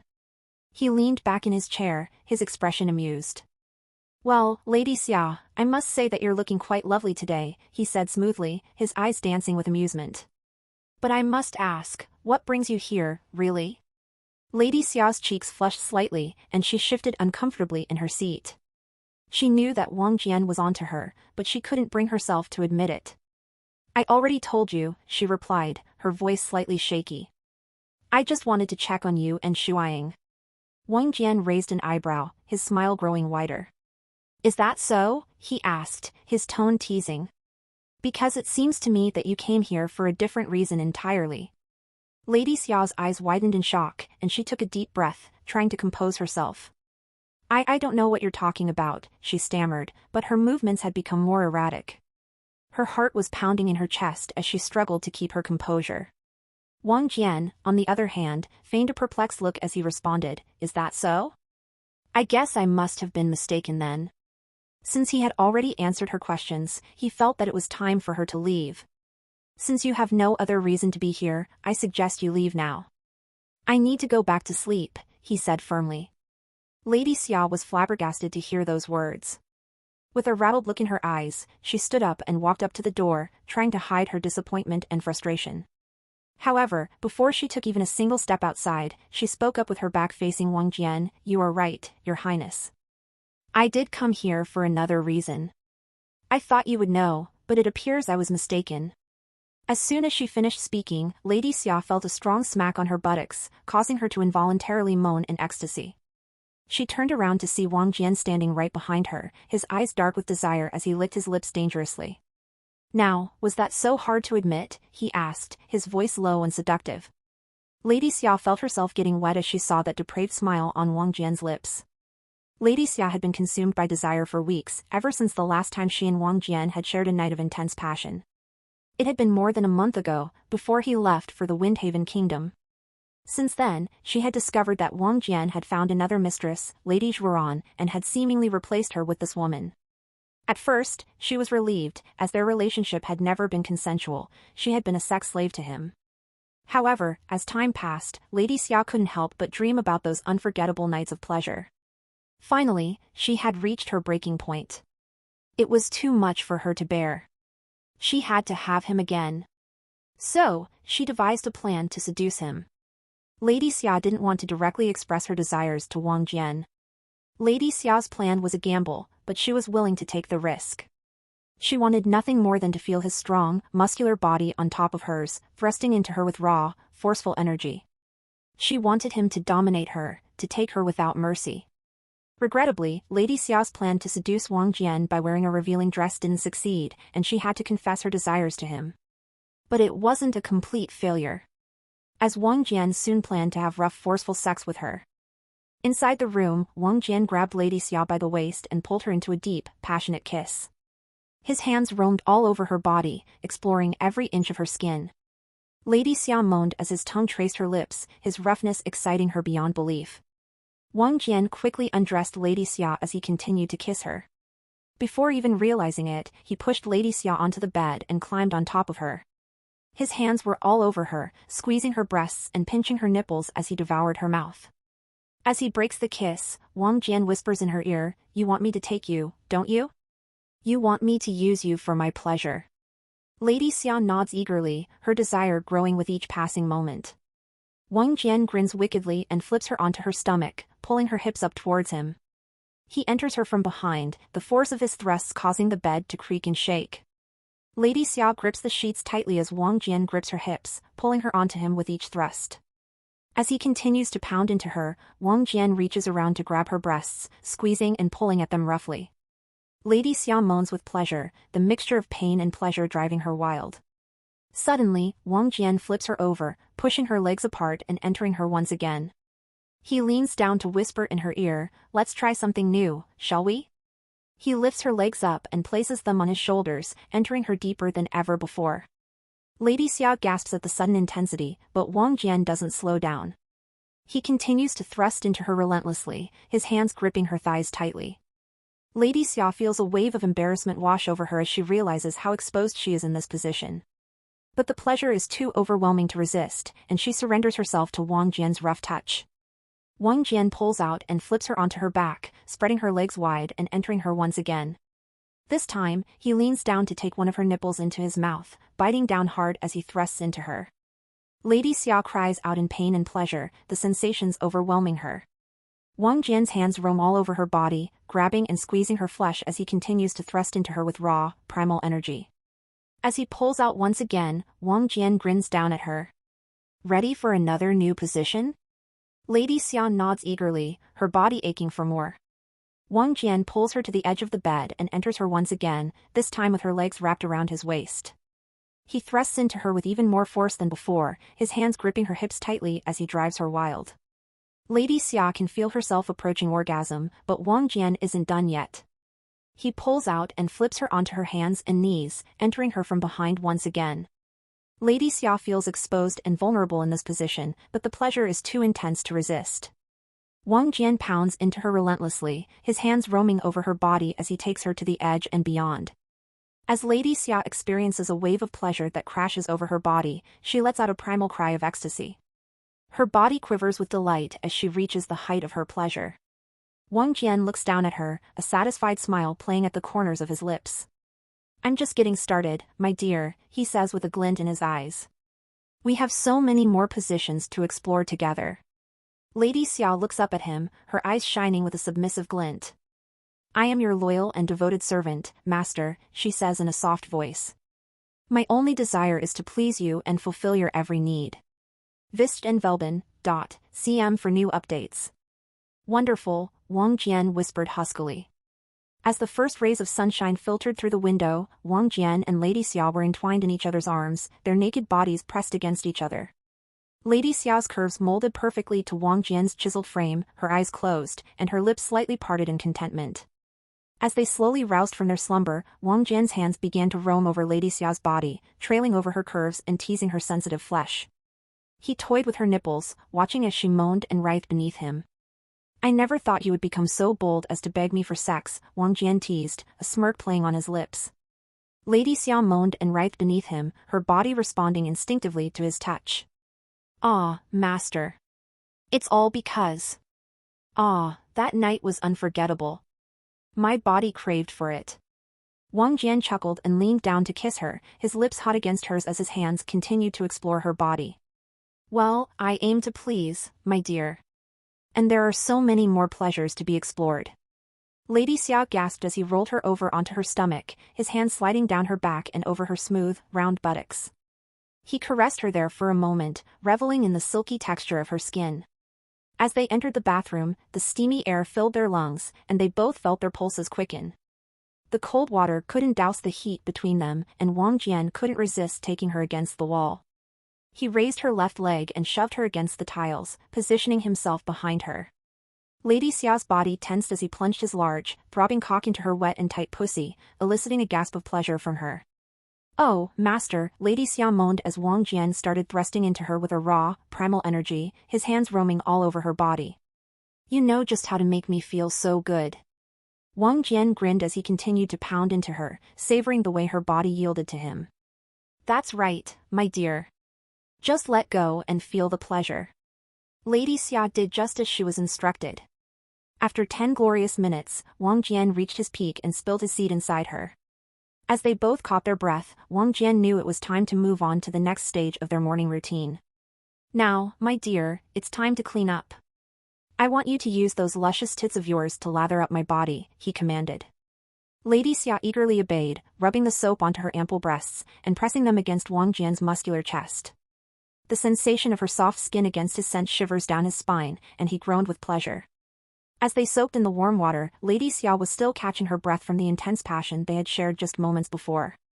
I will do anything for you, master, she breathed, her voice husky with desire. I just beg you to never tell my daughter about it. Wang Jian's lips curled into a wicked smile. Of course, my dear. Your secret is safe with me. But I do have a task for you. Lady Xia looked up at him, her heart racing with anticipation. What is it? Wang Jian leaned in close, his breath hot against her ear. I am thinking of launching a line of luxury beauty products for women. Something that will revolutionize the industry and make me a fortune. And I want you to manage this business. Lady Xiao's eyes widened in surprise and excitement. Me? But how can I? Wang Jian silenced her with a kiss. You are a woman of many talents, Lady Xia. And I trust you implicitly. With your beauty and charm, you will have no trouble selling our products to the most influential women in the land. Lady Xia felt a surge of pride and gratitude. Thank you, master. I will do my best to make you proud. Wang Jian smiled, his eyes glittering with ambition. I know you will, my dear. He then handed her 3 vials containing the formulas for the beauty products. Wang Jian's voice dripped with satisfaction as he gazed at Lady Xia. These formulas have been crafted to perfection by the Miracle Angel tribe. They are completely organic and easy to make. And with your business acumen, I'm certain you'll be able to market these products effectively. Lady Xiao's eyes sparkled with excitement. Thank you, master. I will not disappoint you. Wang Jian leaned closer to her, his breath warm against her skin. Remember, my dear, while we will sell these products to everyone, our real target is the distinguished women of the empire. I want you to use this business to expand your network and make connections with all the most beautiful and influential women. Lady Xiao's heart quickened as she listened to Wang Jian's words. She knew that this was not just an opportunity to sell beauty products, but a chance to make a real impact in the court and further Wang Jian's royal ambitions. I understand, master. I will work tirelessly to ensure the success of this business and your ambitions. Wang Jian smiled, a glint in his eye. I have no doubt you will, my dear. Lady Xia smiled, feeling a sense of pride and purpose. After providing Lady Xia with detailed instructions on how to develop the beauty product business, Wang Jian received an unexpected report from one of his trusted merchants in the southern district of the empire. The report stated that the merchant had been contacted by a member of the notorious Crimson Cult, who was interested in placing a huge order for a number of items. Although this information wasn't about Yi Chen, the merchant thought it would be useful information for Wang Jian and sent it to his palace immediately. As Wang Jian read the report, a devious smile formed on his lips. He had been searching for the Crimson Cult for a long time, and this might be his chance to finally meet with them and strike a deal. Interesting, he mused to himself. Looks like I can finally meet up with the Crimson Cult. Without wasting a moment, Wang Jian's palace swiftly dispatched a message to the southern merchant, informing him that the royal palace would be taking over the negotiations with the Crimson Cult. In exchange for his cooperation, the merchant was generously compensated. The merchant was overjoyed with this development. He had never been eager to engage in business with the notorious Crimson Cult, and now he would be able to reap the rewards without the risk. Since the message had been sent, Wang Jian had 3 days before he would meet with the Crimson Cult. The meeting was set to take place at the Shrouded Lantern Pub, a dingy establishment nestled in the heart of the Thornwood village. Wang Jian understood the gravity of the situation, realizing that he needed to be cautious and strategic. He couldn't risk going alone, but he also couldn't bring too many people and risk exposing his plans. After careful consideration, he decided to bring Lady Zhuoran and 2 additional King Realm experts who had been trained by his mother. In total, he had 7 King Realm experts who had been groomed by his mother. However, the remaining 5 were left behind to safeguard his palace. With his team prepared, Wang Jian felt more confident and ready to face the Crimson Cult. As they mounted their griffins, Wang Jian and Lady Zhuoran were seated together while the other two King Realm experts occupied the second griffin. The creature's powerful wings beat against the wind as they soared through the sky. As they soared through the sky on the backs of griffins, Wang Jian's arm tightened around Lady Zhuoran's waist, pulling her closer to him. His touch was possessive, almost aggressive, and she couldn't help but feel a sense of fear creeping into her mind. Wang Jian's hand began to wander, his fingers trailing up Lady Zhuoran's spine until they rested at the nape of her neck. His touch was electrifying, sending shivers down her spine, but she tried her best to ignore it and maintain her composure. "This will be quite an adventure, won't it, my dear Lady Zhuoran?" Wang Jian whispered into her ear, his voice laced with a dark, seductive undertone. "Perhaps we can make the most of our time alone together." Lady Zhuoran's heart skipped a beat as she felt his strong grip on her body, her skin tingling with a mixture of excitement and fear. As they flew on, Wang Jian pressed himself closer to Lady Zhuoran, his bulge rubbing against her voluptuous backside. The sensation sent a shiver down her spine and her body reacted in a way she couldn't control. She tried to move away from him, but his grip was too strong. Lady Zhuoran tried to keep her composure, but the anticipation was too much. She could feel the wetness between her legs grow as her mind was filled with forbidden thoughts. She tried to resist, but the pull of his sinister and depraved aura was too strong. The griffins soared higher, the wind whipping through their hair as they flew towards the meeting with the Crimson Cult. But for Lady Zhuoran, the anticipation of what was to come was almost too much to bear. The other two King Realm experts sat on the griffin ahead, maintaining a stoic facade as they ignored the display happening on the other griffin. It took the group one whole day to reach the Thornwood village. As Wang Jian and his group arrived at Thornwood village, he knew that they had to be on their guard. The looming threat of the Crimson Cult was always present, and they couldn't afford to let their guard down. Upon entering the village, Wang Jian wasted no time in seeking out the merchant who had encountered a member of the cult. He needed to know everything he could about them to remain on the front foot. As Wang Jian and his group approached the merchant's shop, he couldn't shake off the feeling that something was off. "This place is too quiet," he thought to himself. "And why do I feel like we're being watched?" Suddenly, a prickling sensation ran down his neck, and his instincts went into overdrive. He used his spiritual sensitivity to scan the area, and his fears were confirmed. 7 King Realm experts lurking in the shadows, he thought, keeping an eye on the shop. This can only mean one thing, a trap. Wang Jian's heart raced as he realized the danger they were in. "The merchant we came to meet is probably a member of the Crimson Cult," he thought, "and we've walked right into their trap. We're surrounded by their allies." He knew that they needed to act quickly. "We can't stay here and wait for them to make the first move," he thought. "We need to take control of the situation." Despite the danger, a sinister smile crept onto Wang Jian's face. In a blur of motion, Wang Jian vanished from his spot, leaving Lady Zhuoran and the two guards stunned.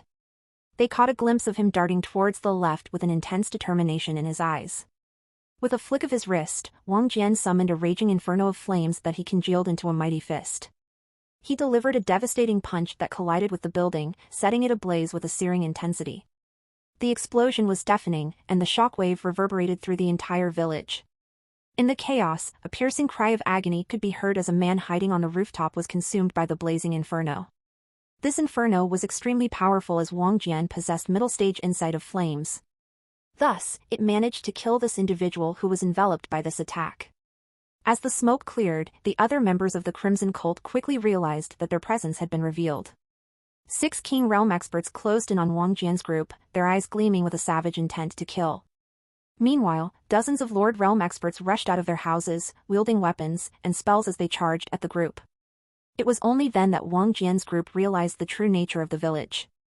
The entire population was in league with the Crimson Cult. Wang Jian remained undaunted, his fierce determination burning like a fire in his heart. "I will take on the 4 coming from the left. Zhuoran, deal with those Lord Relam experts. Li Rui, deal with those 2 experts coming from the right." Lady Zhuoran immediately pulled out the oceanic pearl bead from her spatial ring and utilized it to enhance her water element. Meanwhile, the other 2 experts of Wang Jian's faction pulled out their weapons. One wielded a mace while the other an axe.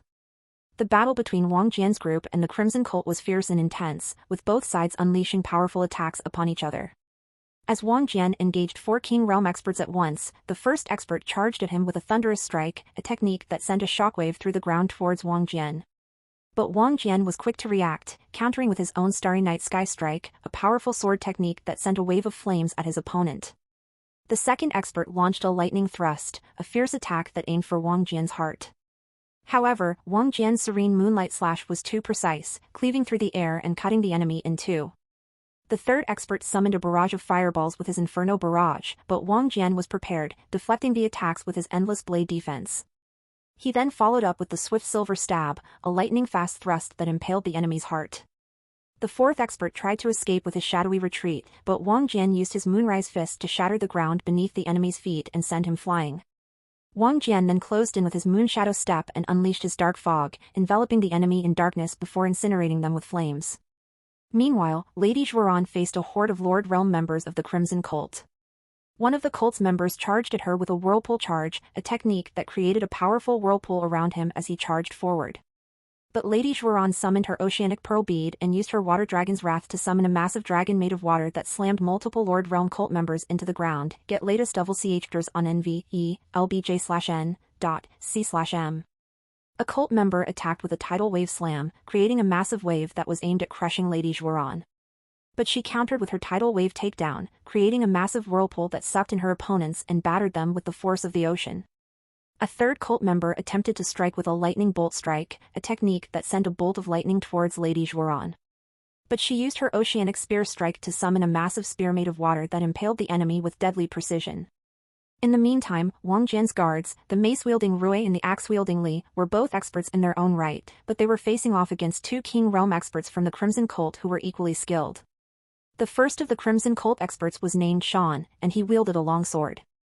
He began the fight by using his technique called the Bloodied Blade, a powerful sword strike that left a trail of red mist in its wake. Rui managed to dodge the attack, but Shan was quick to follow up with his next technique, called the Crimson Cyclone. He spun around in a circle, creating a whirlwind of blood-red energy that sent Rui flying.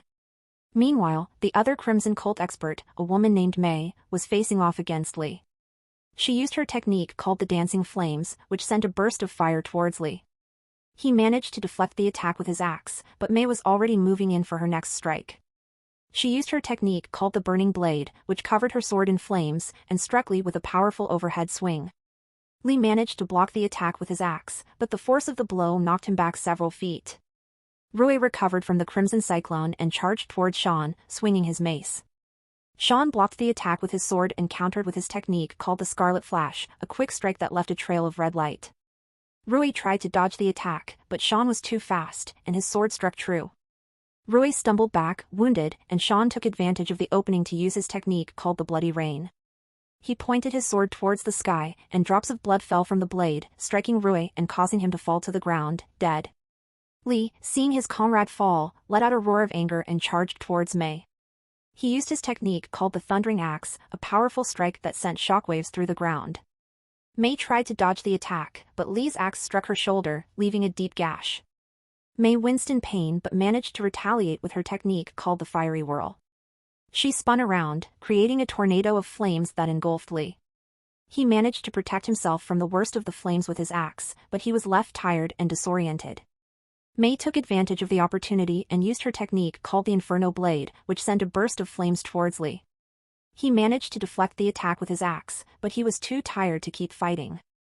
As Mei prepared to strike down the final guard of Wang Jian, she suddenly felt a searing pain in her stomach. She turned her head to reveal the source Wang Jian's sword had pierced through her. Having vanquished all of Crimson Cult's experts on his side, he had finally stepped forward to join the fray, though too late to save his fallen man. Wang Jian had no intention of killing Mei, he simply wished to incapacitate her, ensuring she couldn't interfere. Shan, the last remaining member of the Crimson Cult, stared at Wang Jian in terror, disbelief written on his face as he noticed the corpses of powerful experts who had been fighting Wang Jian. Thinking quickly, Shan turned and fled, hoping to escape with his life. But Wang Jian was not about to let him go so easily. Utilizing his exceptional spiritual sensitivity, Wang Jian pinpointed Shan's location and pursued him with the incredible speed of the Moonshadow Step.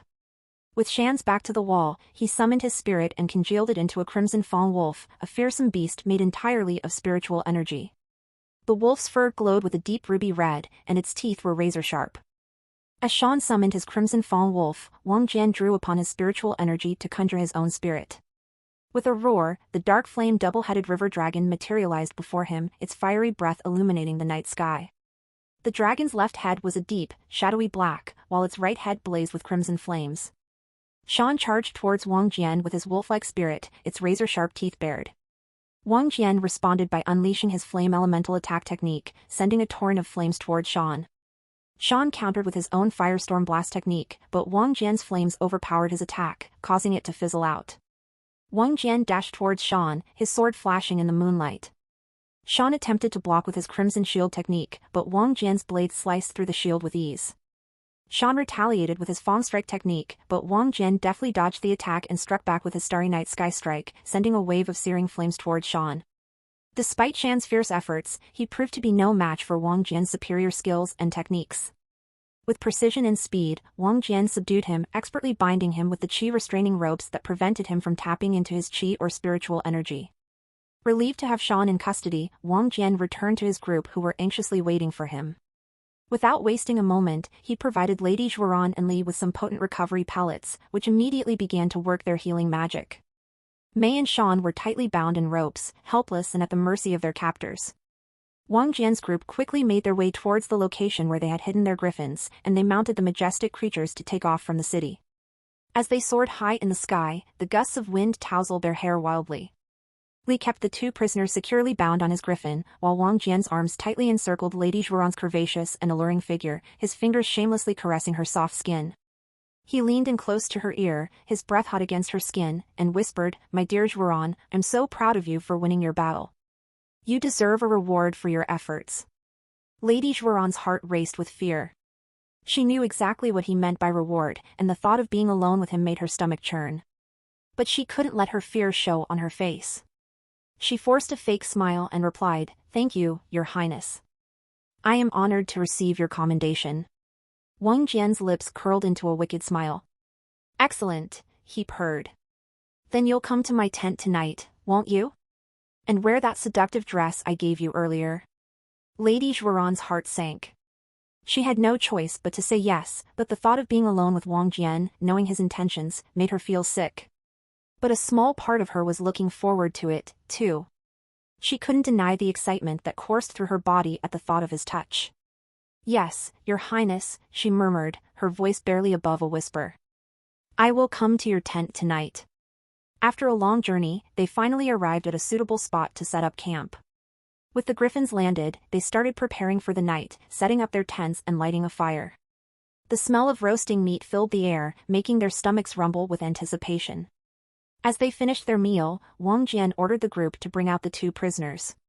With the captives bound and gagged, they were unceremoniously thrown onto the ground. Wang Jian ordered them to be awakened, and one of his men poured a bucket of water on their faces, causing them to sputter and cough as they regained consciousness.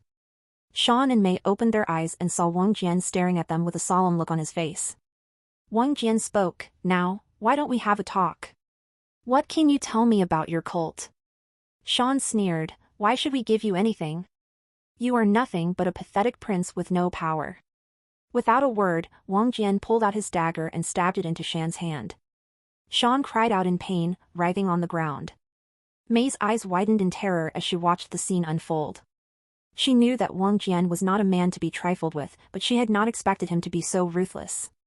Wang Jian turned to Shan, "Let's start again. Why did your cult attack me?" Shan glared at him, his hands still bleeding. "I told you, we will say nothing." Wang Jian rolled his eyes his disdain, "Is that so?" He grabbed Shan by his hair and threw him out of the tent. "Kill him. He is of no use to us," Wang Jian ordered Li, who was outside the tent. Li grabbed hold of Shan and took him away. The atmosphere in the tent was tense, and Mei felt her heart pounding in her chest as Wang Jian approached her. His touch was gentle, but his eyes held a dangerous glint. "I would hate to harm this gorgeous face." "So, why don't you speak?" he said softly. Mei's lips trembled as she realized the gravity of the situation. She knew that the fate of her cult and possibly her own life depended on what she said next. I can't betray my cult," she stuttered. Wang Jian's face darkened. "Do you really want to end up like your friend out there?" Mei's eyes widened in fear as she realized that Shan had been taken away to be killed. She knew that she had to choose her words carefully. 3 of our hideouts and warehouses were raided by the church. We needed to gather resources, and one of our followers informed us of your plans. So, we plan to kidnap you and use you to acquire resources, Mei said quickly. Wang Jian's expression softened slightly, but the chill in his eyes remained unaltered. I appreciate your honesty, Wang Jian said. Now, I propose a deal. Contact your leader and tell him that I am willing to provide him with all sorts of supplies, including pellets, talismans, weapons, armors, and any other equipment he desires for twice the price. In exchange, I want the support of your cult in my battle for the throne. I will pass on your offer to our leader, Mei said cautiously, but I cannot guarantee his agreement. Wang Jian's eyes narrowed as he listened to Mei's words. I see. Then let me make myself clear. If your leader refuses my offer, I will consider it an act of aggression against my faction. Make sure to mention this. Mei shuddered at the thought of Wang Jian's wrath. She knew that she had to tread carefully. Understood. I will relay your message to our leader and await his response. As the night grew darker, Mei's heart weighed heavily with guilt as she was coerced into writing the letter to her cult leader. The paper felt rough against her trembling fingers as she scribbled down the details of the proposed deal with Wang Jian. As soon as she finished, Wang Jian took the letter and skillfully tied it to the leg of a messenger bird. The bird let out a soft coo as it took flight, its wings flapping through the cool night air. Mei watched with a mix of emotions as the bird disappeared into the horizon, hoping that her cult leader would agree to the deal. After dealing with the situation at hand, Wang Jian ordered Li to keep an eye on Mei in her tent. He then returned to his tent. Lady Zhuran was already waiting for him, draped in a flowing robe that revealed a tantalizing sight of a silky and transparent garment underneath.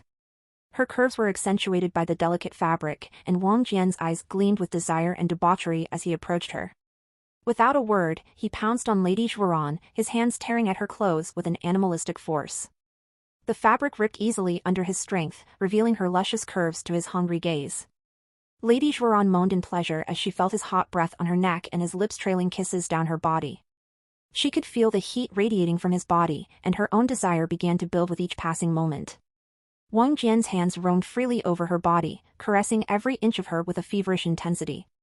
He fondled her breasts roughly, his fingers digging deep into the soft flesh as he kneaded them with a mix of pleasure and pain.